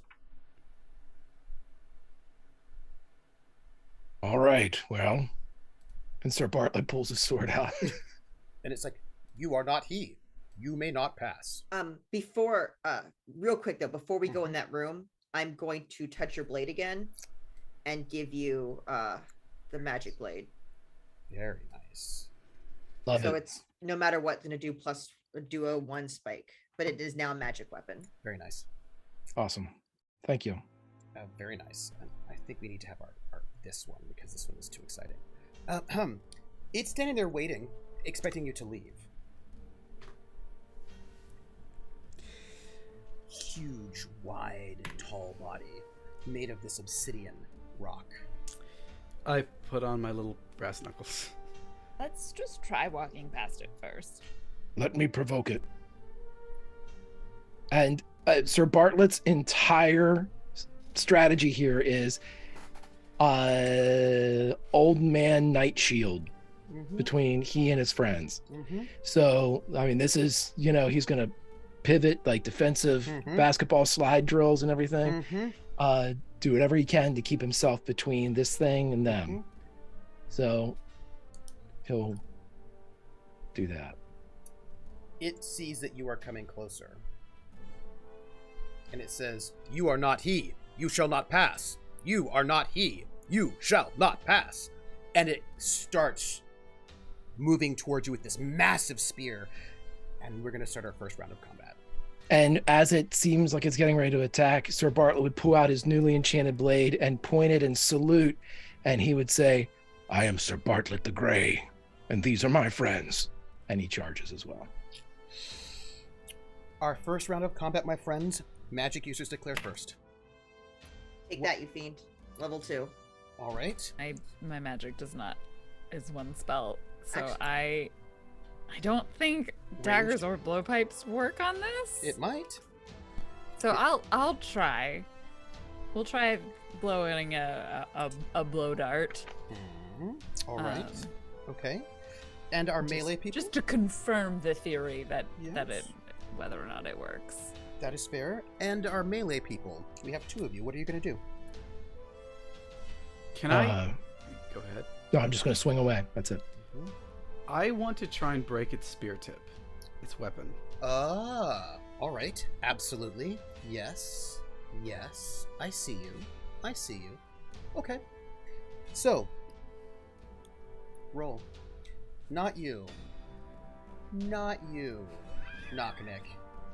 You will not be rolling. So 2 of you need to roll your, make a saving throw first. Rugula. Yeah. So I have a thought, Yes. which is as opposed to a ranged attack. So I have perfect pitch, and there's like this thing called Yes. structural resonance. Yes, that there I'm is. making shit up, but I'm gonna No, say no, this is a thing no. called- This is true. Go on. that if I could figure out the exact frequency Mhm. that's like holding Mhm. this thing together and Mhm. make a noise that Mhm. counteracts that frequency, I Mhm. just don't know how I would produce that noise. You would sing it. Okay. Yes, that is what I would actually like to do. You would sing it, is what you Is would just do. start belting arpeggios, Mhm. attempting to hit the Mhm. perfect frequency. Yes. The Catalina fucking wine mixer. I see you. Yeah, I'm trying to And- shatter a and- wine glass.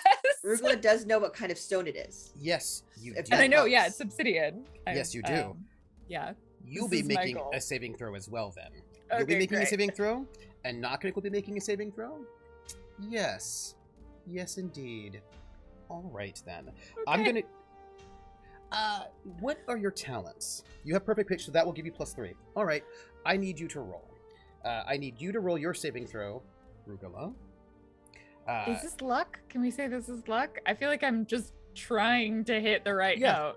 Yeah, absolutely. It's like, Absolutely. "Ah!" Yes, absolutely. This is gonna be a hard roll though. Well, would it be easier if I did like IQ? Cause No, I feel like this is a good luck. This is luck. okay, This cool, is a cool, good cool. luck. This is gonna be Yeah, a hard no. roll. Yeah, no, it's the yep. I'm that's- going to need you to roll it for me if you do not mind. Of course, of Mhm. course. You get your okay. you get your talent bonus. Absolutely. Big money, no whammies.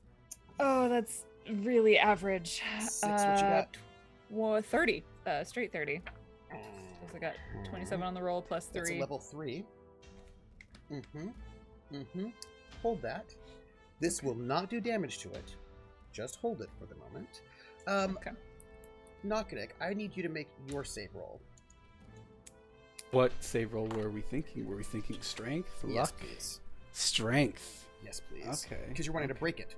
Unless you want to Yes. disarm it, in which case that could be Dex. It's up to you. Okay, from a min-max point, I should do Dex, but I'm gonna go with strength. Yeah, I was gonna say from the character. What Nice. would Nakanick Nice. do? Nice. Yeah. This will also be a 3. I'm not gonna succeed, but let's Alright, do it you don't know. anyway. You don't know?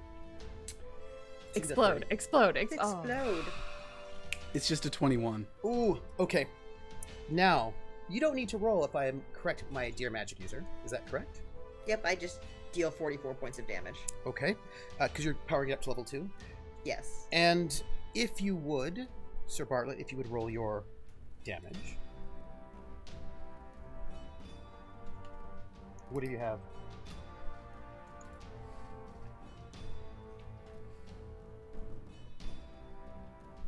What you got? Oh, I'm sorry, I was muted. 28. 28, I'm sorry. 28. I'm going to note we've got 28 and 44. So your side does a total of 72 points of damage against this creature.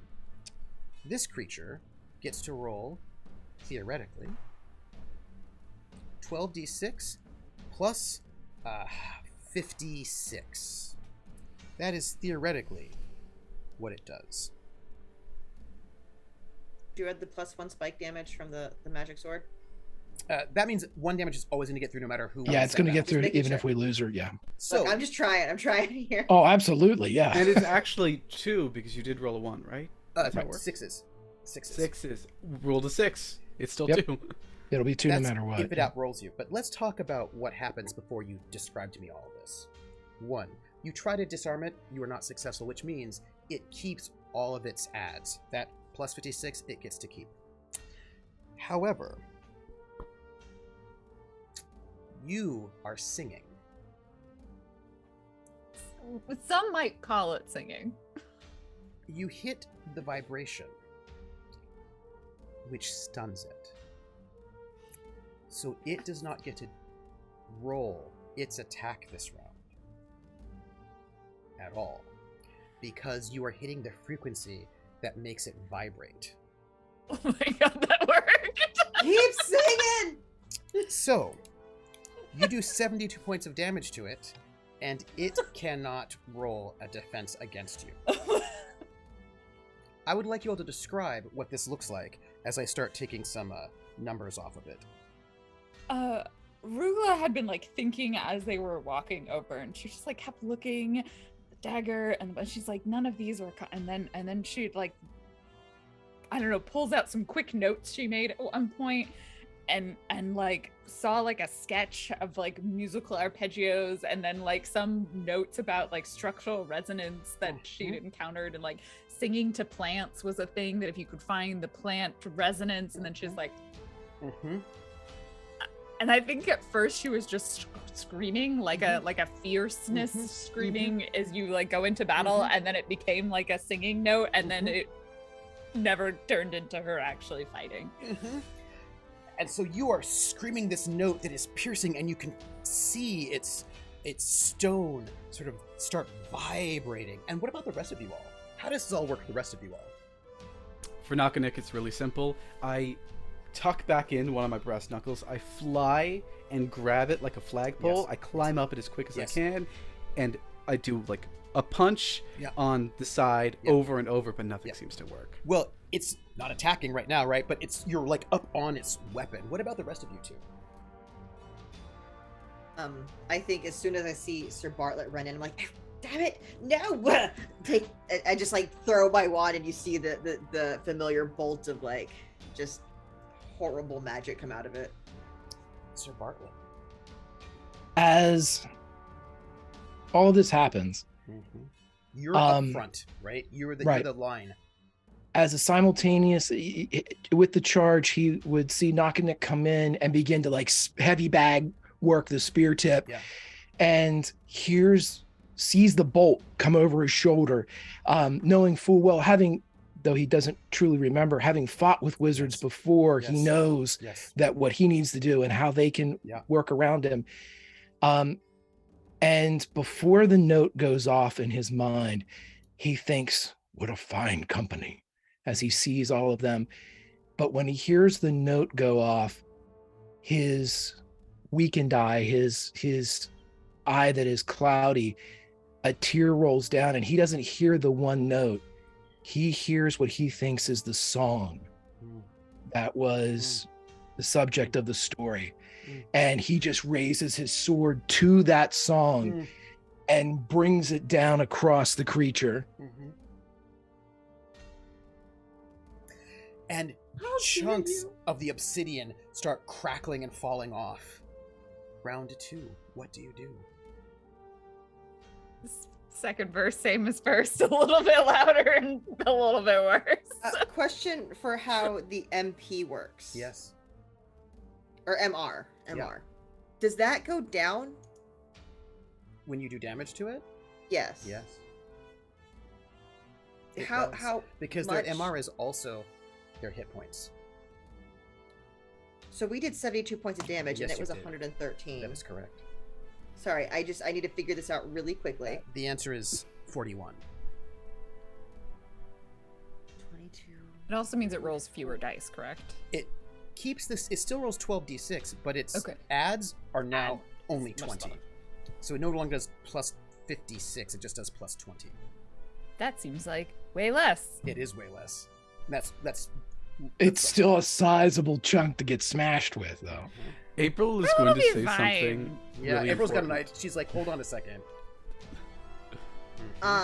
Yes. Glasses are off. It's business time. No, what I can do now that now that we did that much damage to it is I can make it run away. I could just make it leave. I mean, I feel like we could try one more round of smashing. Yeah, me too. Yeah. Wait, It's you a said construct. It's got 41 hit points. Take that, you fiend. Second round, 44 hit points. There you go. Automatic damage. I mean, yeah, I we wanna just know have to what each hope one that of it you is doesn't doing. hit us. That's what I do. Uh-huh. I climb up realized that. a little bit more. I was attacking the haft before, and I'm going to attack the tip itself. Oh yeah, that's good. Yeah. Just yeah. What? Punch the tip. Yeah. Keep working absolutely. that tip. I've heard they like that a lot. Yeah. Good. It's good. Post. I'm gonna need a saving roll from you. Again, you're looking at. Now I want to know: are you trying to? Are you using strength or dex now at this moment? Like, what is your? Because you can either sort of try to break it, brute force it, or you could try to like slip in there. Do you know what I mean? Like, I just want to know, like, what exactly? What? I mean, you okay? You said you What? started it, Trooper. So I'm just gonna add this, Please. which is like you just wrestle that shaft. Just Yeah. wrestle it. Yeah. Real good. Yeah, you know what I mean? Like, there are different ways to go Into about this. submission. It's like, Happy Bisexual Awareness Day. yay! Yay! You can see me. No stealth. Woo! Oh God, do I want to go harder? Do I want to go soft? I still kind of want to. I want to play rough. Nice. Mm-hmm. All right, I'm gonna need strength save from you, level 3. You've got your magic happening. I'm gonna need that luck for you to keep that note. And Sir Bartlett, what are you doing? He is, as the note is being struck, magic is being cast, and the shaft is being worked, he takes another swing. Thank you. Roll your weapon damage. What did you get, Werewolf Feels? Did you get a 30? No, I only got a 23. Okay. He takes a little bit longer to finish. Do you know what I mean? Like, you have to work the whole thing just a little bit longer. He's not a wham bam thank you man situation.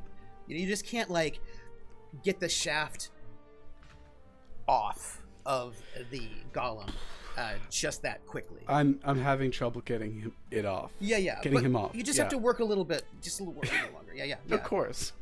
Hey, what did you do on Friday night, Grimjack? Well, Lauren, what is your luck save? Okay, so two questions. One, was this still a level 3 Yes. challenge? Okay. Two, the last one was a level 3, correct? So Yes. I got 90 points off Yes. of that one. That's good. Excellent. I just really quickly suddenly feel a lot more lucky, and you? that bumps me up to exactly 30 again because I rolled 5 and I needed a 6. Okay. 30. Just a bout of inspiration, Yep. a bolt from the heavens, and my luck goes up by 1 point. Which is what you needed.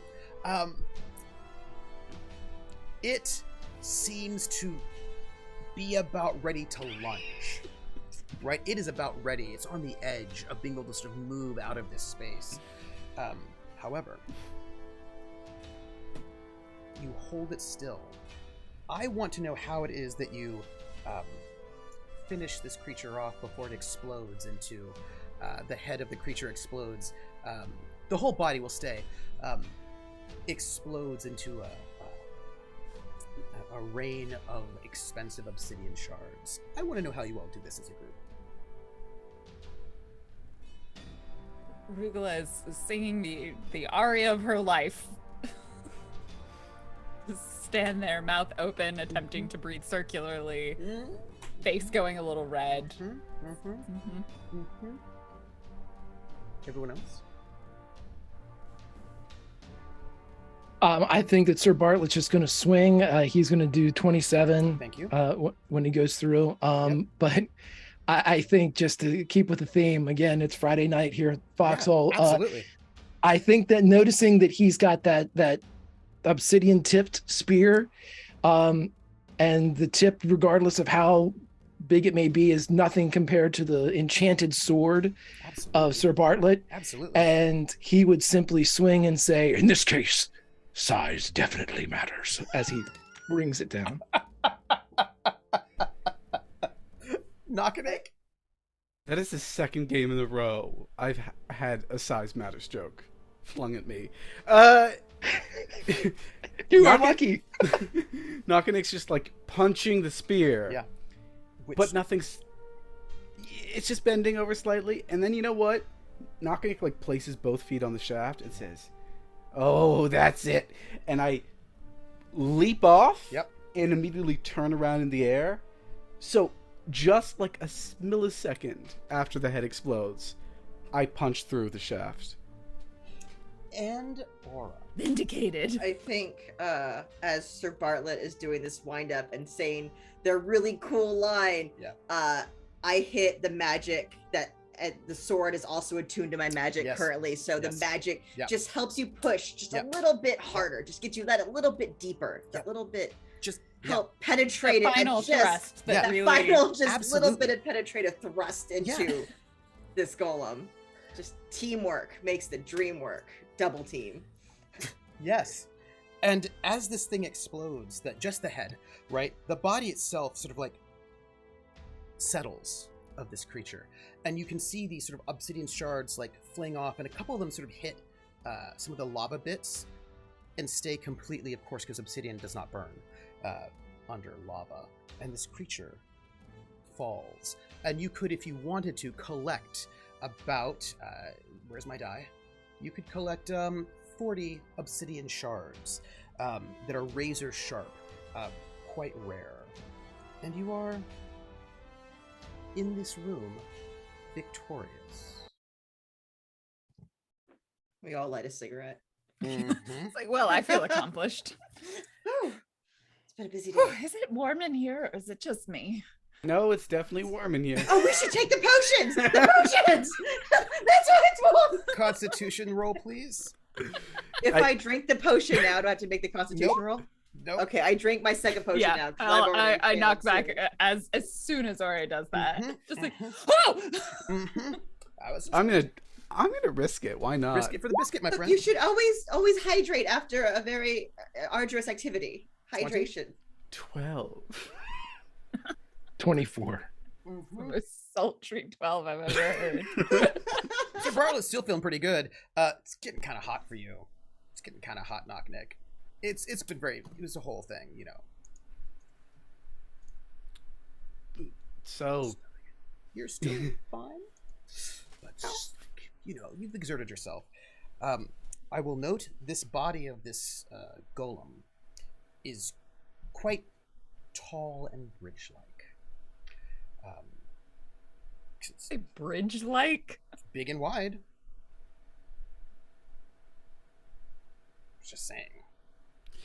The thickness of this golem lends itself to get us over that lava. If my Why don't we see what else is in this room? Reach Or senses we are could tingling. boat, you know, Let's leave Pirates of the the room. Caribbean style under that lava Yes, curtain. yes, you could. All of that is all true. You could definitely Caribbean style under that lava curtain. You can move this heavy golem around quite a bit. You could do a lot with it in terms of getting you where you need to go. Absolutely. And if you're heading down this way, there is you sort of head to this big chamber, right? That has, it's an echoing cavern, and your voice is still echoing, Rugula. Sort of triangular shape, like 160 feet wide. It's very deep, huge, tall ceilings. And I hope those beetles don't respond to loud noises. No, they just like non-carbon. They like carbon-based life forms. Tasty. And there's like this glowing lava curtain that's in the corner down here. You can see like the little lava curtain. There's a lava curtain down there. And there's a door. There are a couple of doors in here, sort of leading down. There's one off to the east and one south. And there's a glinting statue. Also, these hens are everywhere, by the way. The chickens, they're everywhere. Lots and lots of these chickens. And this glittering statue that stands in the heart of the room. And bats all up on the ceiling that are all just like waiting about. Yeah. And it's a very sort of like a empty space except for this huge statue. And these bats. quick check. Do we all think that's maybe another stone guardian golem thing, or is it just a statue? Yeah, I'd probably not get super close. I would definitely wait for the wizard. Judging by this one's stance, too, it seems very sure of itself. I was muted. I was yelling, I cast detect magic. It is a statue. It's a statue. It Good. is. It's a statue of a dwarf It's a dwarven statue. holding a bowl. Holding a bowl. It's also on this pillar. It's like 13 feet tall. Clearly, perhaps this dwarf has some kind of height issues. And it is this sort of statue of a... It's made of quartz. In robes, it looks like a sort of a wizard dwarf. It's probably... You know who it is. And in this bowl that is outstretched up to the sky, there's a big 2-foot chicken sitting there. Just sitting there in the bowl, hanging out. Probably should not be... Probably that's not who's supposed to be there, but yes. Yeah. Other than that, there's this statue on the pedestal holding the bowl of... Clearly this guy's got an ego problem. That's what I'll say. And you've got this lava curtain, and you've got all these bats, these inferno bats, and all these chickens everywhere. You know what I've never understood? People who compensate for things. I mean, you think we'd compensate for things? I mean, look at me. Look at me. I'm short. Picked up a keg. Hey, I don't you're think 7 anyone's going inches. to. Honestly, I'm Quite not. average I'm like in I'm most 6. places. I'm 6.9 inches. But In anyway, my mind, you're 7. thank you. But my point is, I would not build a 13-foot statue to myself. I feel like that's compensating for something. I feel like you don't get into the kidnapping people, making chimeras business without needing a lot of therapy and refusing to acknowledge that. You wonder what he's making these chimeras for, though. Like, what's the point of this? I'll note there's a door there, and there's a door here, and there's a lava curtain down here. Did the golem have a heart? Oh, It did. Well, this is a golem, so it actually does not have a heart, because it's a construct. one thing That's- we agreed to kill, and it doesn't have a heart. Mm-hmm. That's why it failed with its shaft work. His heart wasn't in it. It's true. Sorry. It's true. You do realize that was a spear. Okay. What? What do we want to do next? Because so far we haven't found any evidence of a diary. We found like a great need to prove oneself, probably because they didn't get enough love as a child. Like, I'm assuming they don't talk. This guy doesn't talk to his dad much, or his mom, or any parent really. We could try to see what's behind the lava curtain. It seems to be a protective thing, and we can just kind of Another pop the body underneath. couple of doors we could try first before we start lugging around a large golem. Does If anyone he's know how not to here, we could find his quarters, perhaps. Does anyone talk to bats? They're a little No. agitated up there. Are they like fruit bats or vampire bats? They're inferno bats. Oh. Yeah. Probably don't That wanna- sounds fine. I don't know. Really answer what their diet is? Might be you. Fire beetles? Might Hopefully be you if fire you're too beetles. Did just scream really loudly in the other room. I think if we're going to explore lava curtains, we should explore the lava curtain we just passed. Oh, that's what I meant. The big one in the other room, the private chambers. lava Let's curtain. do it. I mean, we're here. That person's not coming back for days. Might as well. Go through all the trouble of getting that golem body. That So was that's- surprisingly easy, though. Like, I barely Shocked. did anything. Shocked it. Shocked it. When you were working that shaft of the spear just so hard, and I really, really think that you contributed a lot to this. Yes, he works that pole like a master. Honestly, I just stood there and screamed. That scream was very effective, though. You seem to hit the right frequency. The right spot. I'm very glad it worked. And Brave Sir Bartlett was there up front and doing so much damage. Mm-hmm. I'll be honest, I sort of saw my life. If I could flash. name this episode, I think it would be I just stood there and screamed. Just writing it down. I'll be honest, I kind of blacked out a little bit. Saw my life flash before my eyes when we walked in there, and the golem started charging. Just sort of came out, you know? So, I think you have a beautiful voice. I don't think you just... Thank I don't think you necessarily explored that voice. No, no. No. but it is beautiful. Thank you. So where would you like to go? I think we have a lava curtain to explore. Which one? Yeah, we have a consensus. There Lava are curtain 2 lava plus curtains. golem. Let's go. Northern Northern. would Yeah. be one. Excellent. Let's not start with the bats. It's fine. You travel up there. That's not a difficult thing for you to do. You sort of walk back through, past a bunch of bat guano, and let me, if you don't mind, open that up for you. Oh, you can go right on through. I don't even have a thing there. You can just head on in. That's awesome. Do we need to make any rolls for lifting and the golem? Oh, you've got some very strong people here. You don't have to make rolls for that. You are fine. Great. And as you carry this body, right, canoe style, underneath this curtain of lava, you find yourself climbing upwards a little bit, at a sharp angle up this tube, and it opens up into a large chamber. And on the right, there's a little alcove cut off from the rest of the chamber by a little fiery moat of flowing lava. And there's a raised dais on the back of that alcove.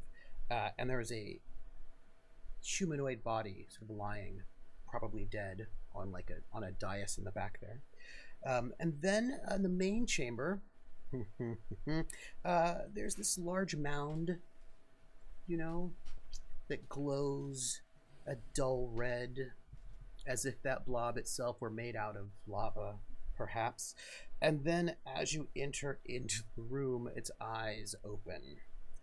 And these small, beady eyes open watchfully. And what you see is a magmadillo, like an armadillo, but made of magma. And I really feel like you buried the lead there. I just want This it's description. right there. Massive, huge magmadillo. And it's got these long, sharp claws, and its back and its head are covered with these red plates. And it attacks you. I'm just going to note, this is probably our last fight, but it is hungry, and you have entered, and it lunges for you, this huge, magma-plated magmadillo. And it lunges for you. Can we interest you in unionization? What? We have tablets. I would like to know what you're all going to do, because I know what it's going to do. Would Well, I it's getting had- between them, so. would have had enough time to touch the sword before this Yes. started? Yes. Okay, then you have the plus Yes. 1 again. Thank you. Mm-hmm. I have some obsidian shards, and I have my own obsidian knife. I did mention that right at the beginning of this Yes. game. Yes. Mm-hmm. You probably do not want to hit this thing. It's very armored, and obsidian doesn't do well against armor. It does really well against leather, flesh, that sort of thing. You get like. I'm going to look at the rest of the team, and I'm going to look at the magmadillo, who's obviously hungry. I'm going to wait for the right moment, with fists full of obsidian stuff, and I'm going to charge into its mouth. Okay. Because that's going to be fleshy. Yes, it will be. Yes, it will. All right, my friends. Really not what I thought you were gonna say. My friends. I was like, and then we run, right? We run. What do you each do? Magic first. Take that 44. 44. Make sure you spend your wizard points on that one. That's I am. it's 2 apiece. That only cost me, 2, so. Yep. Because you've done that. I guess 6 less that you are right now, at least. Yeah. Yeah. Mm-hmm. I'm gonna hope that there's some amount of fleshiness to this. By the way, is your enchantment, is that how much does that cost? The enchanting the sword. Oh, that only cost me 1. So you are down 8 wizardry. Yeah, I have 18 to begin with. Very I have 10 nice. left still. I was just I'm, curious. yeah, I'm still. I've been counting. I'm still good. You're good. All right. We can go through another fight. Mm-hmm. I feel like fairies are great for wizards, and I made a poor choice with the rogue. No, I don't know if you did. You're great. I You're feel doing like your choice is wonderful. perfect. I love your character. You're gonna charge into its mouth. I got you. Nope. I got Okay, you. so we a while back murdered some spiders, and I collected some spider venom. Yes, you did. So I think I made some spider venom darts Yes. from this, Yes. and I'll try and huck one of those at this magmadillo, like aiming for the eyeball. Okay. Okay. I see you. I think see. it might just burn up, but I'm pretty confident that stabbing it with a knife is going to do even less. Sir Bartlett. It also requires me to get closer. He is going to, again, keep himself in between as much as he can, especially like the casters and everything like that, and just charge in on this thing, hoping to draw most of its aggression. My friends, this is going to be a little intense. Let's start. Somehow you were encouraging us to go after the trolls. I think everything in here is going to kill us. That golem would have been something else if you hadn't stunned it. So That is true. That golem would have been something. it'll whoop us. I'm I going don't to think those that damage. trick's going to work twice. This is not made out of obsidian, so we're going to get 44 magic damage just right off the bat. Let's start with next with our ranged person. Ranged. So I have to make a roll to hit it? Yes, you do. Okay, And this will be that's- very important, this roll. If you fail this roll, if you succeed this roll, no matter what happens, the damage is going to hit it. And if you're able to hit it where you want to hit it, it will not have armor. If you fail the roll, your damage will still count for the whole group, but it will not go through all of that, if you see what I'm saying. Yes. Yes. So, So however, Dexterity? how far would you say you are from this creature? Do you think you are point blank between 0 and 5 yards? No. Would you say you're near, which is like 6 to 50 yards? Far, extreme, or phenomenal? Near sounds, based on just looking at the map, I don't think we have much distance to put between us and them, and we saw it as soon as we rounded the corner, so I'm basically where I am on the map. Oh, where you are on the map, my friend. I see. That's these are 5-foot squares, so 1, 2. You are point blank. Oh, okay. Well, I'm Yeah, much 'cause- closer to it than I Because these are would 5-foot like to squares, be. right? Let's see what we're looking at. 1, 2, 1, 3, 2, 3, 4. 4, What do you got? 5. Yeah, we'll say it's like 5, so I'm like 25 feet away from it. 25 feet, There's- right? There's not really much farther away from it I can be. Oh no, with a no, you're line right. of You're sight, near. so. You're near. That's near. How does yards work anyway? A yard is 3 feet. So, right. So that's 6 yards is 18, and she's 25, so she is just out of it. And you're going for actually a kind of a small target. Yeah. So this is going to be. If also you could try to get for its maw, that would be that's a 5 you're gonna need to get Is your it target. a 4 with the mouth, or is it just a 5 flat Uh, for any target? 5 for the mouth. The eye would be tiny. But actually both. Then let's go for the mouth. Yeah, so Try you're to get gonna need a 5 is your on your dex saving roll. And remember, you get it. You're gonna get this for AP. Yes. Okay. Yeah. So that 5, by the way, is gonna be 20, 25, 30, 35, 40. You need a 40. I don't think. And let's hope we get This doubles. is dex. Let's. This is dex. That's not gonna do it. That is 31. 31. Okay. Oh, plus my combat adds Yes. 33. 33. Okay. Wait, I assume I add my combat adds to the save or not? Not for the save, but only when you add do the that. damage, Okay. it will come in. Then Do you have 31. anything that would count? You might get you're at 31, right? You need 9 more? Yes. Not there. Not there at the moment. No, I don't think I can make 9 happen. Now, if people might be able to sort of make it so you can make it to sort of work it in some way, all right. We have our next 2. I'm going to need a save. Well, yeah, I'm going to need a save from you, Dex. Dex save. Good, Knockanick. Yes. I'm just taking a deep breath, prepping myself, you know? Please. I think we really should have been sending Knockanick forward as a scout with some sneaking. I think that was a failure on our part. Would have probably been a good idea. 26? Yes. You're able to get into its maw so that you may attack it. I need both you and Sir Bartlett to make your damage rolls. This will be important. And I worry about you. Go on. Should I use brass knuckle damage? Yes, please. Unless you're going to be doing your dagger. Either way will work. I don't. My dagger's technically not a dagger. It's a small knife. So brass knuckles. 1d6 32. plus 3 plus. It's been so long since I've done a combat roll. How does it work again?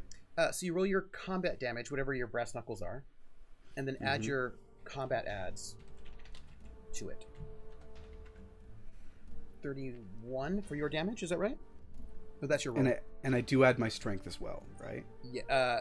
The strength is yes, it's strength because if you're attacking with your fist, it's strength plus your roll plus your combat adds.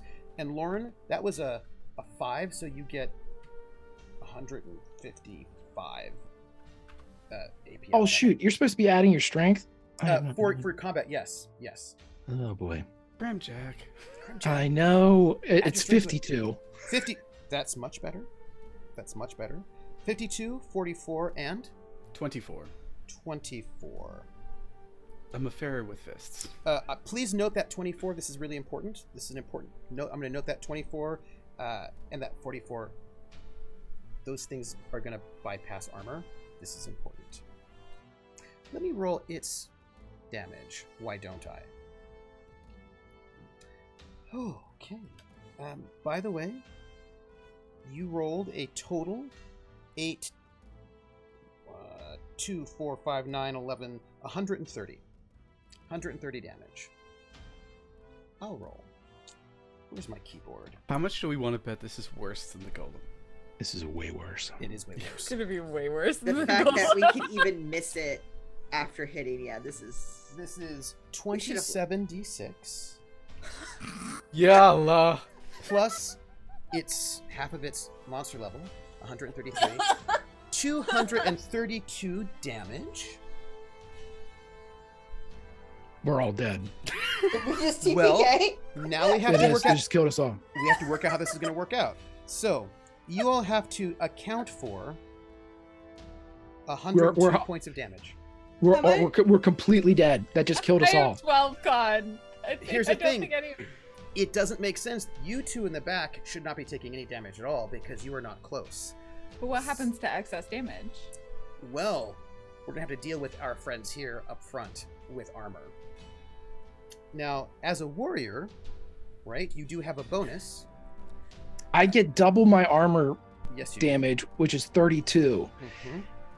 But still, So that's I 32 only- that gets soaked, right?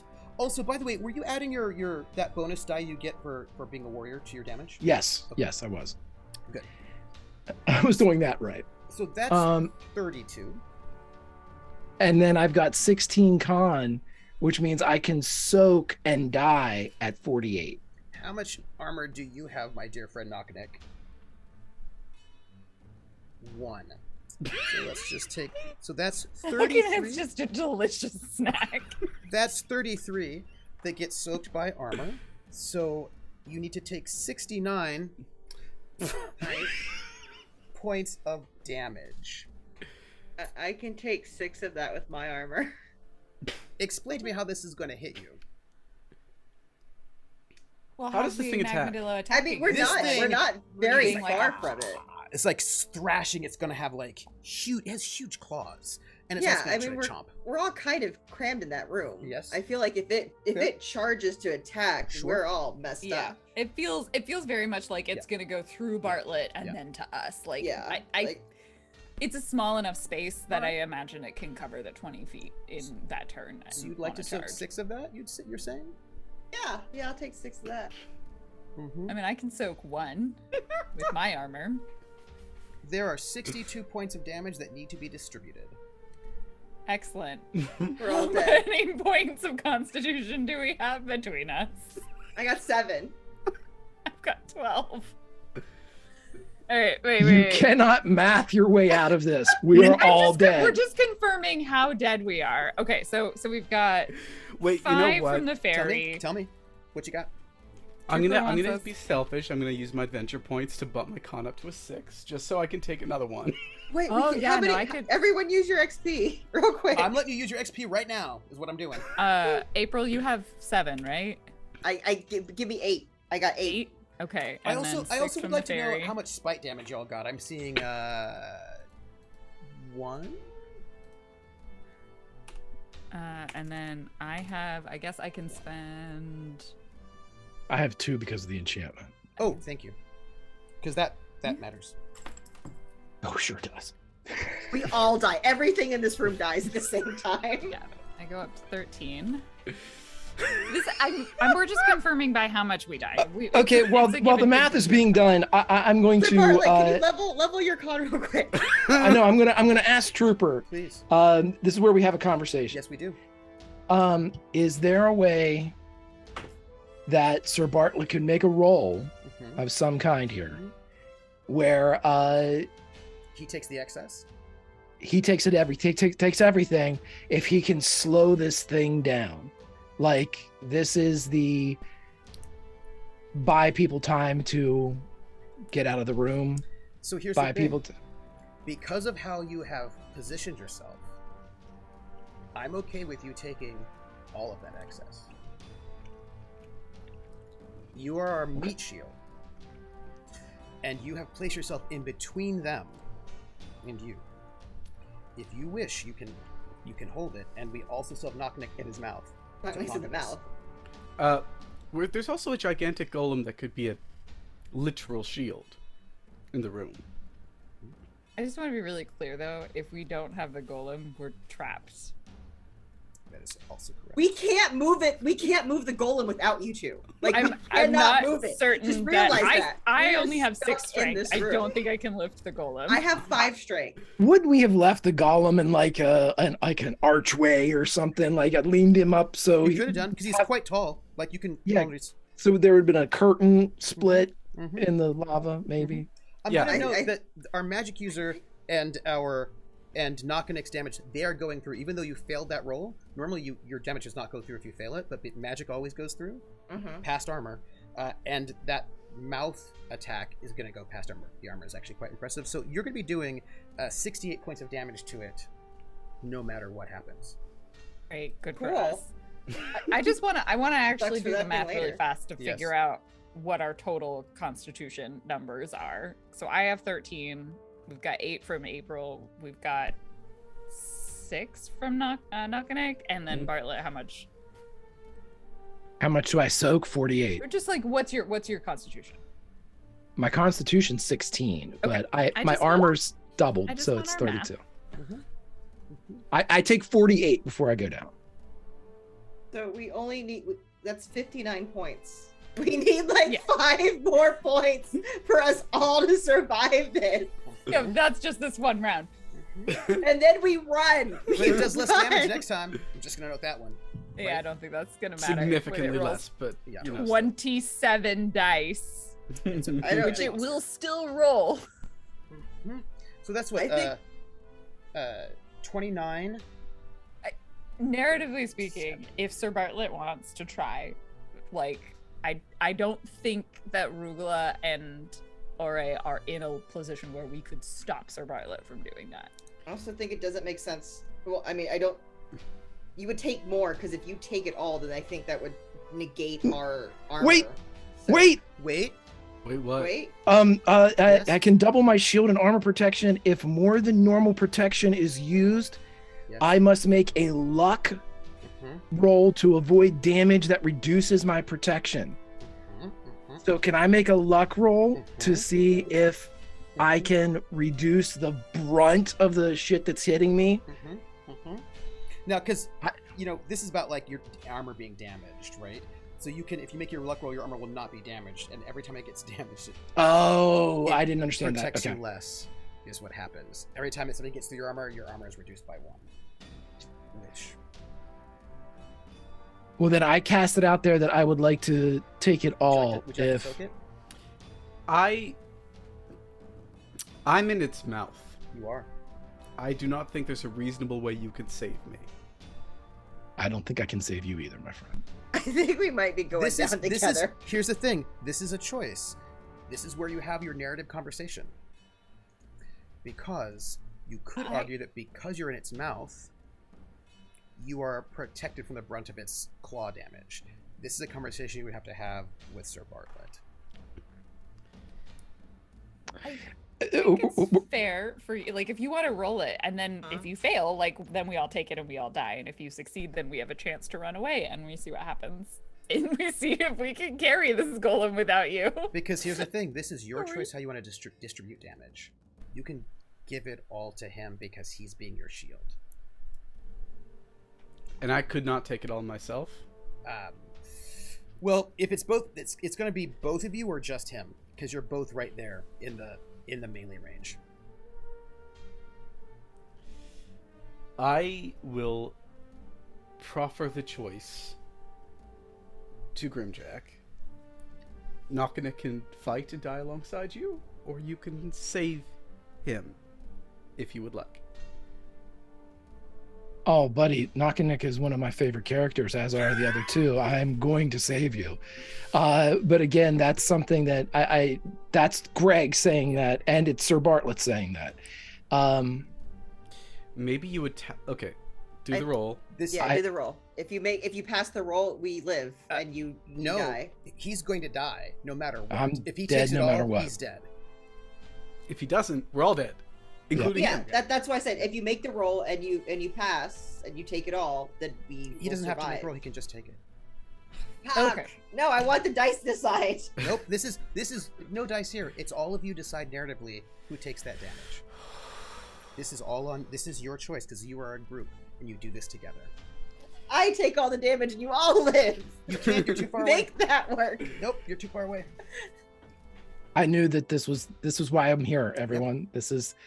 This is why this character is designed the way it was, is to be built there. Us, you made us love you, and then you're ripping him No, from but All right, let's see if I'm we only can make 2 it out days of away the from combat. retirement. Oh, Hey, good old dear Sir Bartlett. You did how much damage personally? 52, you said, right? 52, yeah. But you had spite damage. Correct. You reduce its armor by 1, by the way. But it soaks up all the rest of that. Go on. Well, if this is the way Describe it's it. going to go down, as the flurry of this ferocious creature goes off, Sir Bartlett, even though he may not be the knight that he once was, he is still himself. And he would know that there's just one choice to be made in this moment. And so he would charge forward, taking the scrapes as it rips the lily from his breast, just rips the metal as if it were made of cloth, exposing the burned side of his body. But he would strike with his sword enchanted from his friend, and he would jam it between the back far jowls of the beast and flip it widthwise to release his friend from the grip. And as Knockanek would escape past him, he would simply say, "Find the song." And as he stands there, he would then flip the sword down and ram it through the lower jaw to keep it pinned in place as the claws begin to rip and tear around him. And he would start yelling, "Allah! Allah!" And in his mind, he's back where he grew up, back in the carnival, where he was standing and walking on the wire, and his father, so proud, would point up and say, "Allah! Allah!" which in his native tongue is "Here, witness." And as he drives it down, singing, "Allah, Allah," he believes he hears the song. And for a moment in his blind eye, the world crackles with red magic. And in the final moments, the gift is he can see as his wizard friend. And then he knows no more. Knockanek makes What do you do? Describe Knockback this. makes eye contact as he escapes the mob. In fact, he holds on just a bit longer, thinking, "We can get through this, right?" But we can't. And realizing that, he lets his mechanical wing slowly brush the side of his friend, saying goodbye, and swoops down to grab the lily that's been torn from his chest, before immediately, rushing to the others and saying, "Let's go. Go!" I assume you stab that creature all up in its mouth first, though. Oh yeah, absolutely. And Like you- I take fistfuls of like obsidian and I shred the inside of its mouth. And it has no armor to protect itself from you as you're in its maw, as you just shred through it. Aura. Aura just starts screaming, the sound ringing through the cave. And I think almost Knocknick, as you fly past, like had to have to grab a hold of Aura and pull her back with you, because she is advancing forward almost, like she's running towards the body. Aura, you can do so much damage if you give it all your creme. You could do so much damage if you give it your all. You know it. I think seeing that, like, Rugula goes into just like full mom mode and just like, just like, we're going, get out of here, and we'll try and drag you along with her. I would not fight both of you trying to drag, but you would see like a burst of magic come out, and as I throw the last bit of magic I have through my wand into it. My friends, there's one more round, and you have a choice. It is going to attack you, doing less damage. If you want to escape, you need to roll for it. It's going to try to attack you, though, and you have some choices about whether or not you want to attack it, do something, or try to escape. And I'm going to just remind Aura that when you power up your spell, it's geometric. It's 11 points for power level 1, 22 for power level 2, 44 for power level 3, 88 for power level 4. What is that? 176. Well, it'd be more than that because I'm 22 base. Oh gosh, yeah, it would be 44 to 88 to 100 and something. 176. How much? But I only have level 2 magic, so what would that cost me to do this? Every level is another creme, right? Because you reduce you reduce the cost of it to 1, so it's +1 for every single power up level. So you do. So I could have been going over my level this whole time. You could. It just saps all of your creme, and if you do it, you won't be leaving. Rainfire. Your friends want you to leave.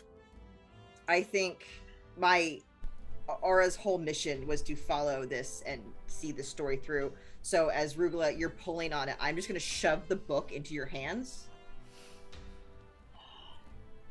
And you just see her just turn. Her hair goes wide, like the scene of every movie when the witch loses their shit. And I'm going to pump. I have 10 magic left. I am going to, and just thinking of like what is going on here, the horrors that are happening in this place. If I pump 10 magic in this, that's 1, 2, 3, 4, 5. That's 10. That's 9 levels.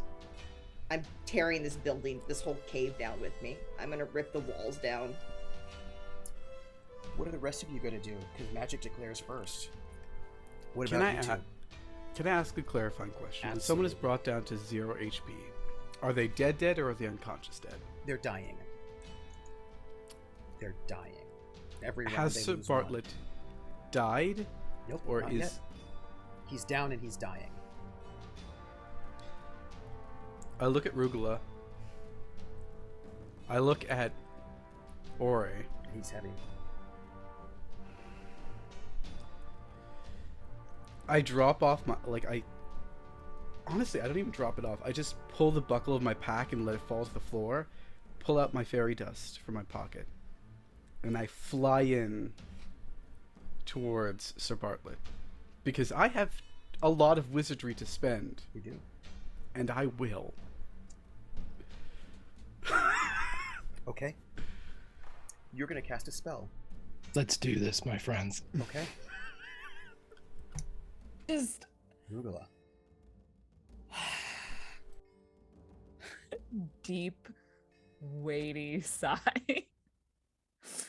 as she watches these, but she's committed at this point. Like, they're all staying here. Yeah. She has decided to take care of them and make sure that they make it out. And they both just ran back in. You die, by the way, at -10, and every round you lose another one. So just to be clear, the excess didn't become negative. Okay. And she's seeing, like, Ore is probably about to also fall unconscious.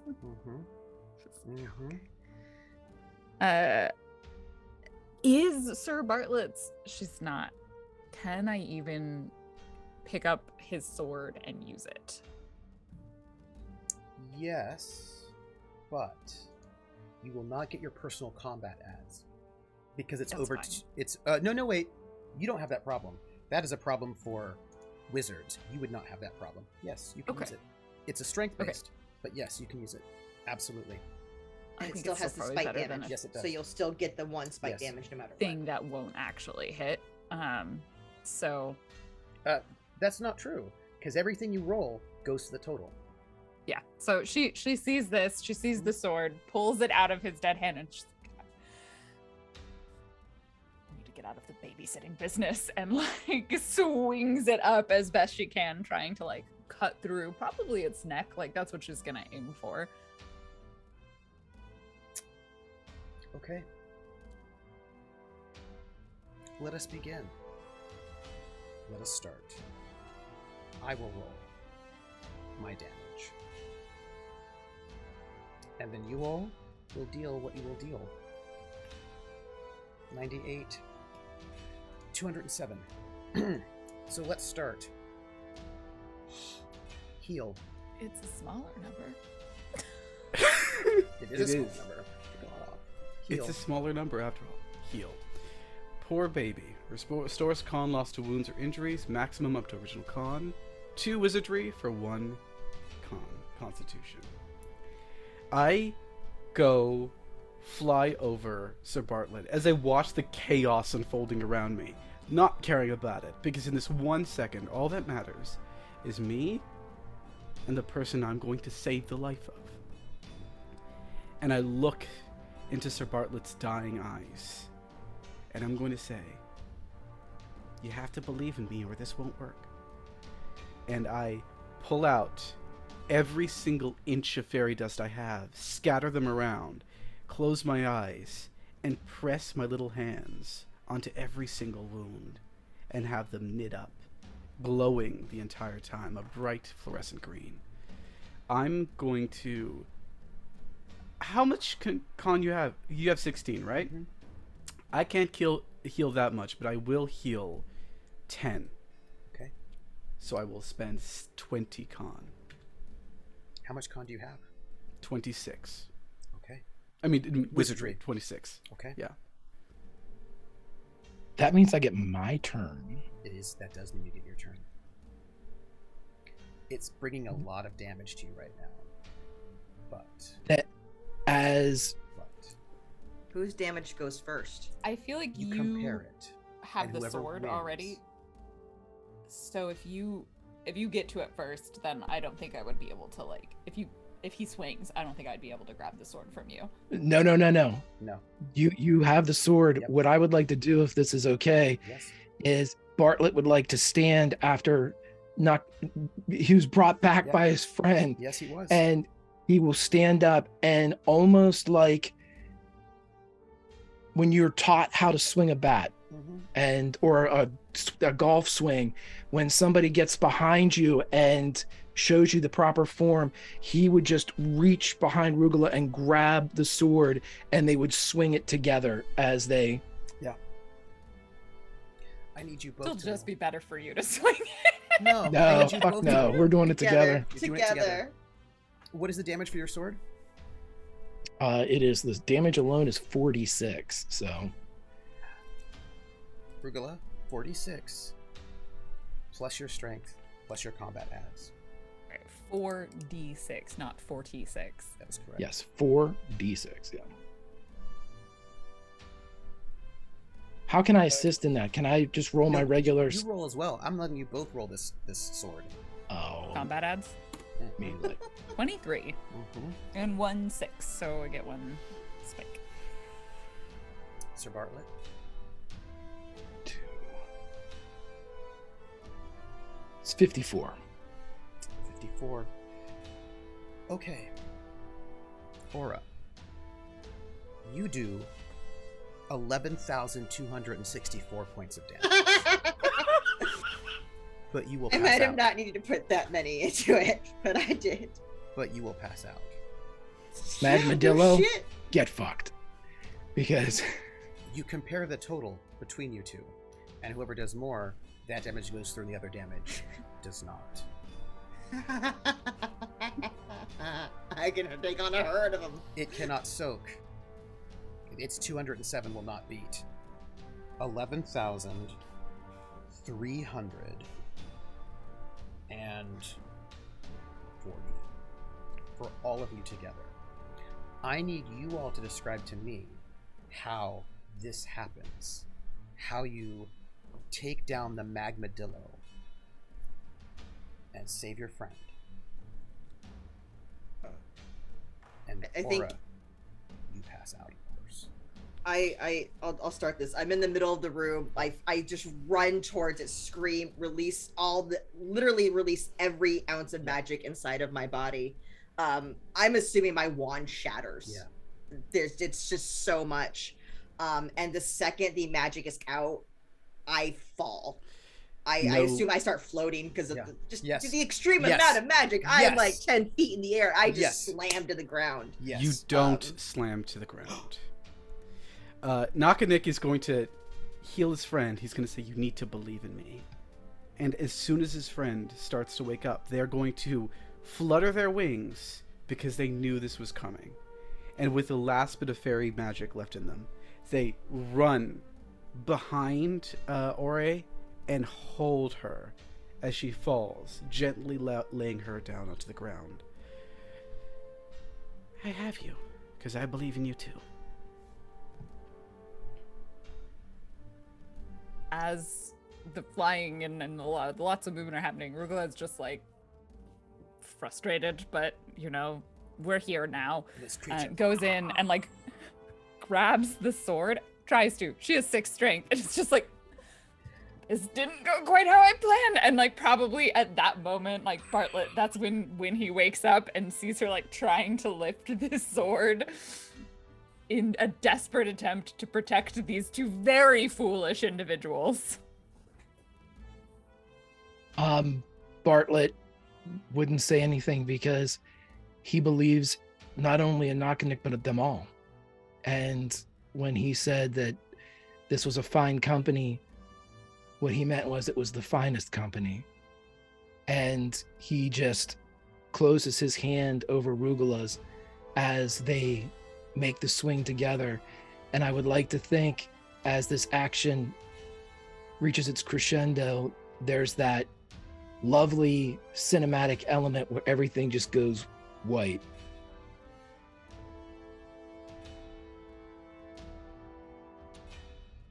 There's some time, some moment while you are trying to sort of come to. Krem comes back a point every 10 minutes. It's not like Constitution, which takes a long time. You will awake, and you will see the wreckage of this creature. You will see its claws, sharp-edged basalt claws, which could be daggers even. You see something else, though. Something perhaps more interesting. An enormous fire gem heart. 2 feet in diameter. This thing weighs a lot. But I know that you were all worried about perhaps how to afford the things you needed to afford. This thing is worth over 5,000 gold. This is one of the biggest things you probably have ever seen. And it is something that, like, it could change your entire life. This thing. If you can carry it out, but you're all alive at this moment. And perhaps this is when you should leave. I think the only thing that Bartlett would do, if this is the close, would be he would be watching over Aura as he waits for her to be able to regain consciousness. And when she came to, she would see that he was finishing an entry in her book. And it would end with, "And thus I, Sir Bartlett, believe in fairies. And I, Sir Bartlett, believe in the strength of a botanist. And I, Sir Bartlett, witness the finest wizardry that this world has ever seen." And he signs it in the flowery way only a knight can. But this one he actually means.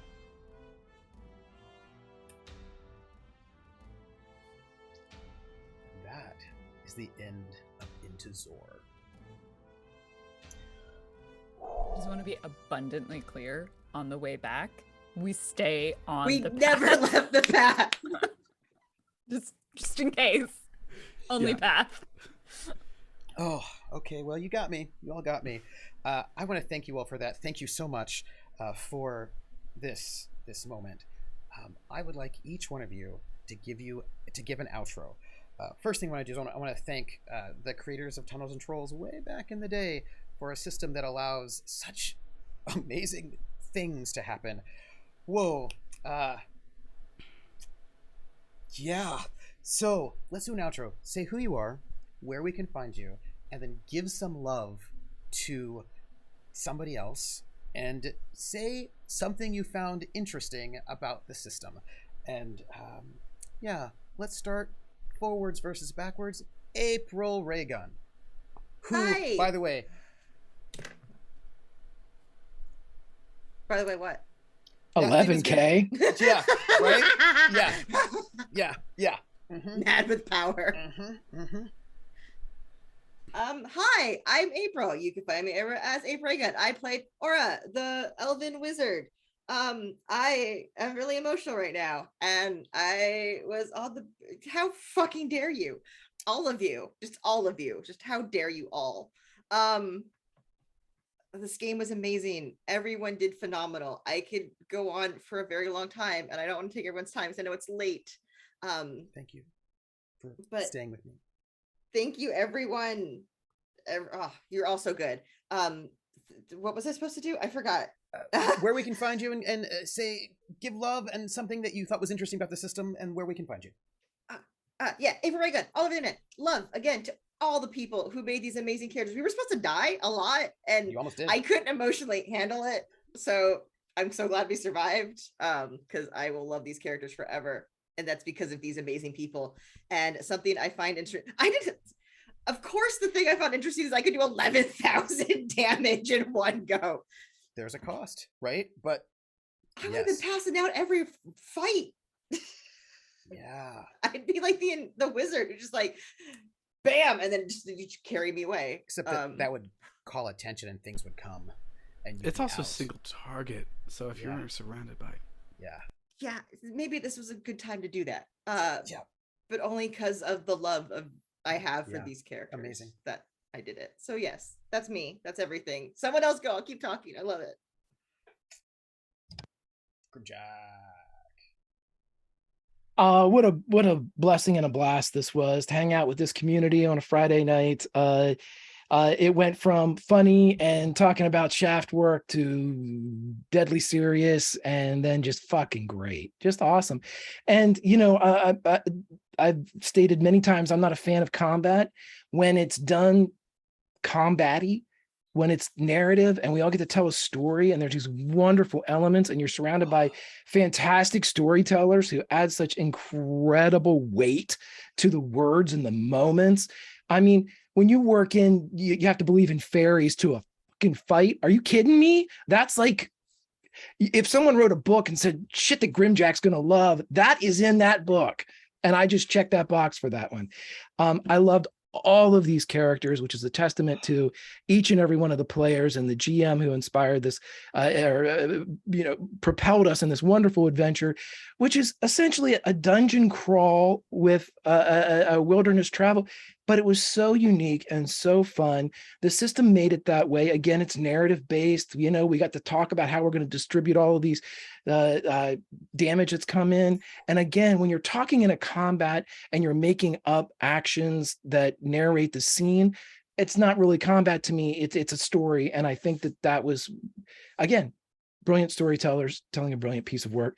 I loved everything about it. I'm Grimjack. I'm not on social media, but get onto the Discord for Academic Foxhole and come and talk, and I will be there to listen. But until then and forever, I'll be thinking about this little company of friends that did the impossible, and by God, that made them mighty. So I loved it. Random Tuesday. Hi, I'm Lauren, or you can find me at Random Tuesday, all of the places, Twitch, Twitter, whatever. I'm on all of the socials, and I lament it. Anyway, this was amazing, and I love it. One of just my favorite things is when I guess that like it's the subverting of the expectations, like what I didn't necessarily come in with a lot, but I think when you talk about like lethal games or sort of what it's supposed to be, it's very hard not to get emotionally attached to characters that you create. So I love the story that we were able to come together. The fact that we all knew that at some point we were going to get into a situation that was probably going to kill us, and to then commit to that level of emotional moment and surprisingly find a way out of it was just beautiful. So thank you, all of you wonderful humans, for playing this story together. Like, all of you brought so much to this, so much to your characters, that we literally rolled up like 30 minutes before. Yeah. So thank you. Werewolf feels. I'm in my feels tonight. Hey, you can find me at Werewolf Feels all over the interwebs. Let's start with what I liked about the system, because I do have some love to share. But the system, I'm a big fan of the fact that it doesn't want to be balanced. Yeah. I don't think that's the case for every single game. Like, that's a good idea for every single game out there.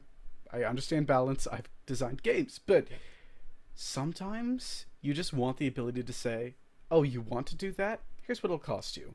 Yeah. Go out. Yeah. Do the 11,000 damage. Yeah. That's what this game allowed us to do. Yeah. And that's pretty amazing. In terms of love, I'm going to be specific, but they're going to be quick. I love the fact that our plant mom was just immediately brought up, okay, I can drug them. Yeah. I can drug them. Yeah. And right after it was very clear that unionizing is probably too good for them, was, no, I will drug them. Yeah. That moment killed me. April, obviously, you know what moment I'm going to call out. Your hair. I love that. When the witch is just like, I'm going to go ape shit. My hair is going to fly, blood tendrils flow out of here, light shines behind me, all of the things. Grimjack, you walked into death.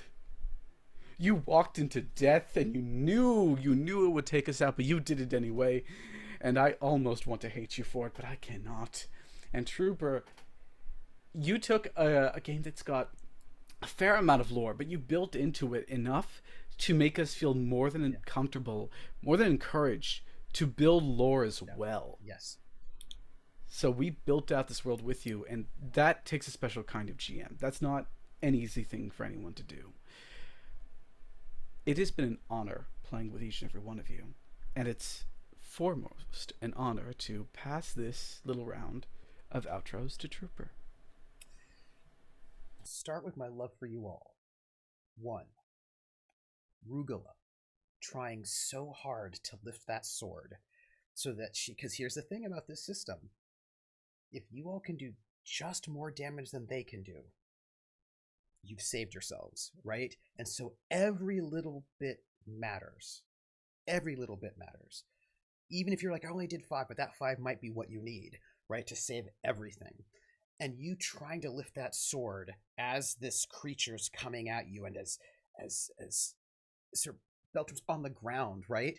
And him standing, and Werewolf, you flying back in to heal him so you can get him back up, and then him standing up and helping lift up that sword. And then Aura, knowing her friends pulling her away, all you need to do was to make some dex save rolls and you would have been out of there and you could have escaped that creature. But you were like, no, I'm going to give it everything. And I will note that if you had not specialized in combat magic, if you didn't have the wand, if you didn't have the level, you could not have done that much damage, because you're only paying 1, and that's a 6-point spell. And you did not have that much, but you worked so hard to specialize yourself to somebody who could do that. You didn't have a lot of constitution, you didn't have a lot of armor, but you could do that. In that moment, you gave it all, and all of you together had this epic moment where this Magmadillo was going to murder you all, was vanquished by your belief in each other, in your teamwork, and in a kind of shared community, like a communitas that you all did together, that you can't do in a lot of other systems. You know what I mean? And this, you did it. And I want to thank you all for the stories, for the lore, for the plant mom. Little plant's waiting outside for you, by the way. It is. It's just waiting outside. And I know that each one of your characters are going to... That's a heavy gem. You have to carry it. It's going to be a lot. But I know it'll be important for the things that you will do, because you all have missions to do next.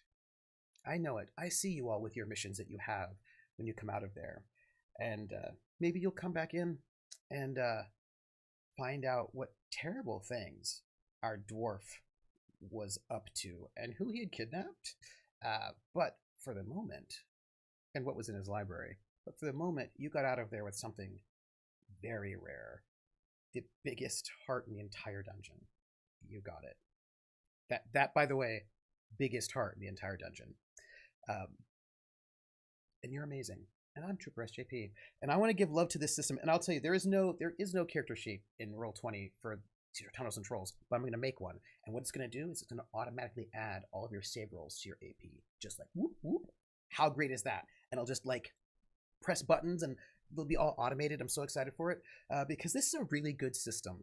And it's really interesting. And I love how much it encourages you to do whatever kind of neat things you can do. And if you're interested in this system, there are some quick starts. And this system from the very beginning was really big on solo adventures. So if you want to do some solo adventures, you can do that with the system as well. And I want to say thank you for system, and I want to say thank you especially to the players for sticking it out through the end of this, and I want to say thank you to the audience for sticking it out through the end of this. And what a fun system to GM! What a fun system to GM, and what great players to do it with. You didn't eat the Magmadillo, fair, but in that body, by the way, there's some more potions for you to snack on, some Viron potions to keep you alive, because that battle would have taken a little bit out of your potioneering, by the way. Just, yeah, it's right there for you. So, my friends, thank you. And to our audience, I want to say thank you. Thank you for supporting us. We have a Patreon, which is at Academic Foxhole, which helps me pay this cast.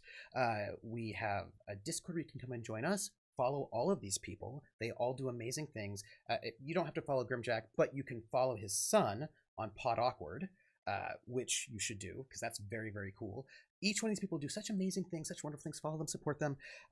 And I want to say thank you, especially to our 2 sponsors. We have a special, the Patreon is like $3, but we have a special sponsorship tier, which is $200, which will pay for the players, not me, but will pay for the players for 1 episode. And we have 2 sponsors. And those sponsors are Will TW and KY Hawkeye. Willem TW has been with us from the beginning. He's our note taker and has taken notes for this show, which I'm going to I'm working on pondering the best way to get those recaps up to a good, like a wiki. We need a wiki for our space, so these people will remain alive forever. I want to say thank you for Willem, and I want to say thank you for KY Hawkeye, who runs over on his channel KY Hawkeye. He's got shows Monday, Tuesdays, and Wednesdays. And Wednesdays he does a wrestling show with a bunch of streamers created as wrestling figures, including Grimjack is one of the figures. I'm also in the figures, and I've gone a little bit. I've done a heel turn. I've been messing up some bad stuff recently. So if you want to see me behaving very poorly on a wrestling show, you should definitely watch Hawkeye's channel on a Wednesday. And thank you all. Follow these people. Check out some old school games and like see what kind of cool options. And I just want to shout out something that Werewolf said. Werewolf said that he really loved that this world did not feel like your standard generic European fantasy world, that it really felt different, and it didn't feel like it was copying anybody else. It was just doing this thing that just felt very different, and I love that about the world too. It feels like its own thing that you can just sort of breathe world into and like explore and find something that feels welcoming in an interesting way. And so thank you, Tunnels and Trolls, and thank you, audience, YouTube, Twitch, and thank you, players, for being the best. We will sing the song of this group. Bye, everybody. Be awesome to each other, and we will catch you all on the flip side.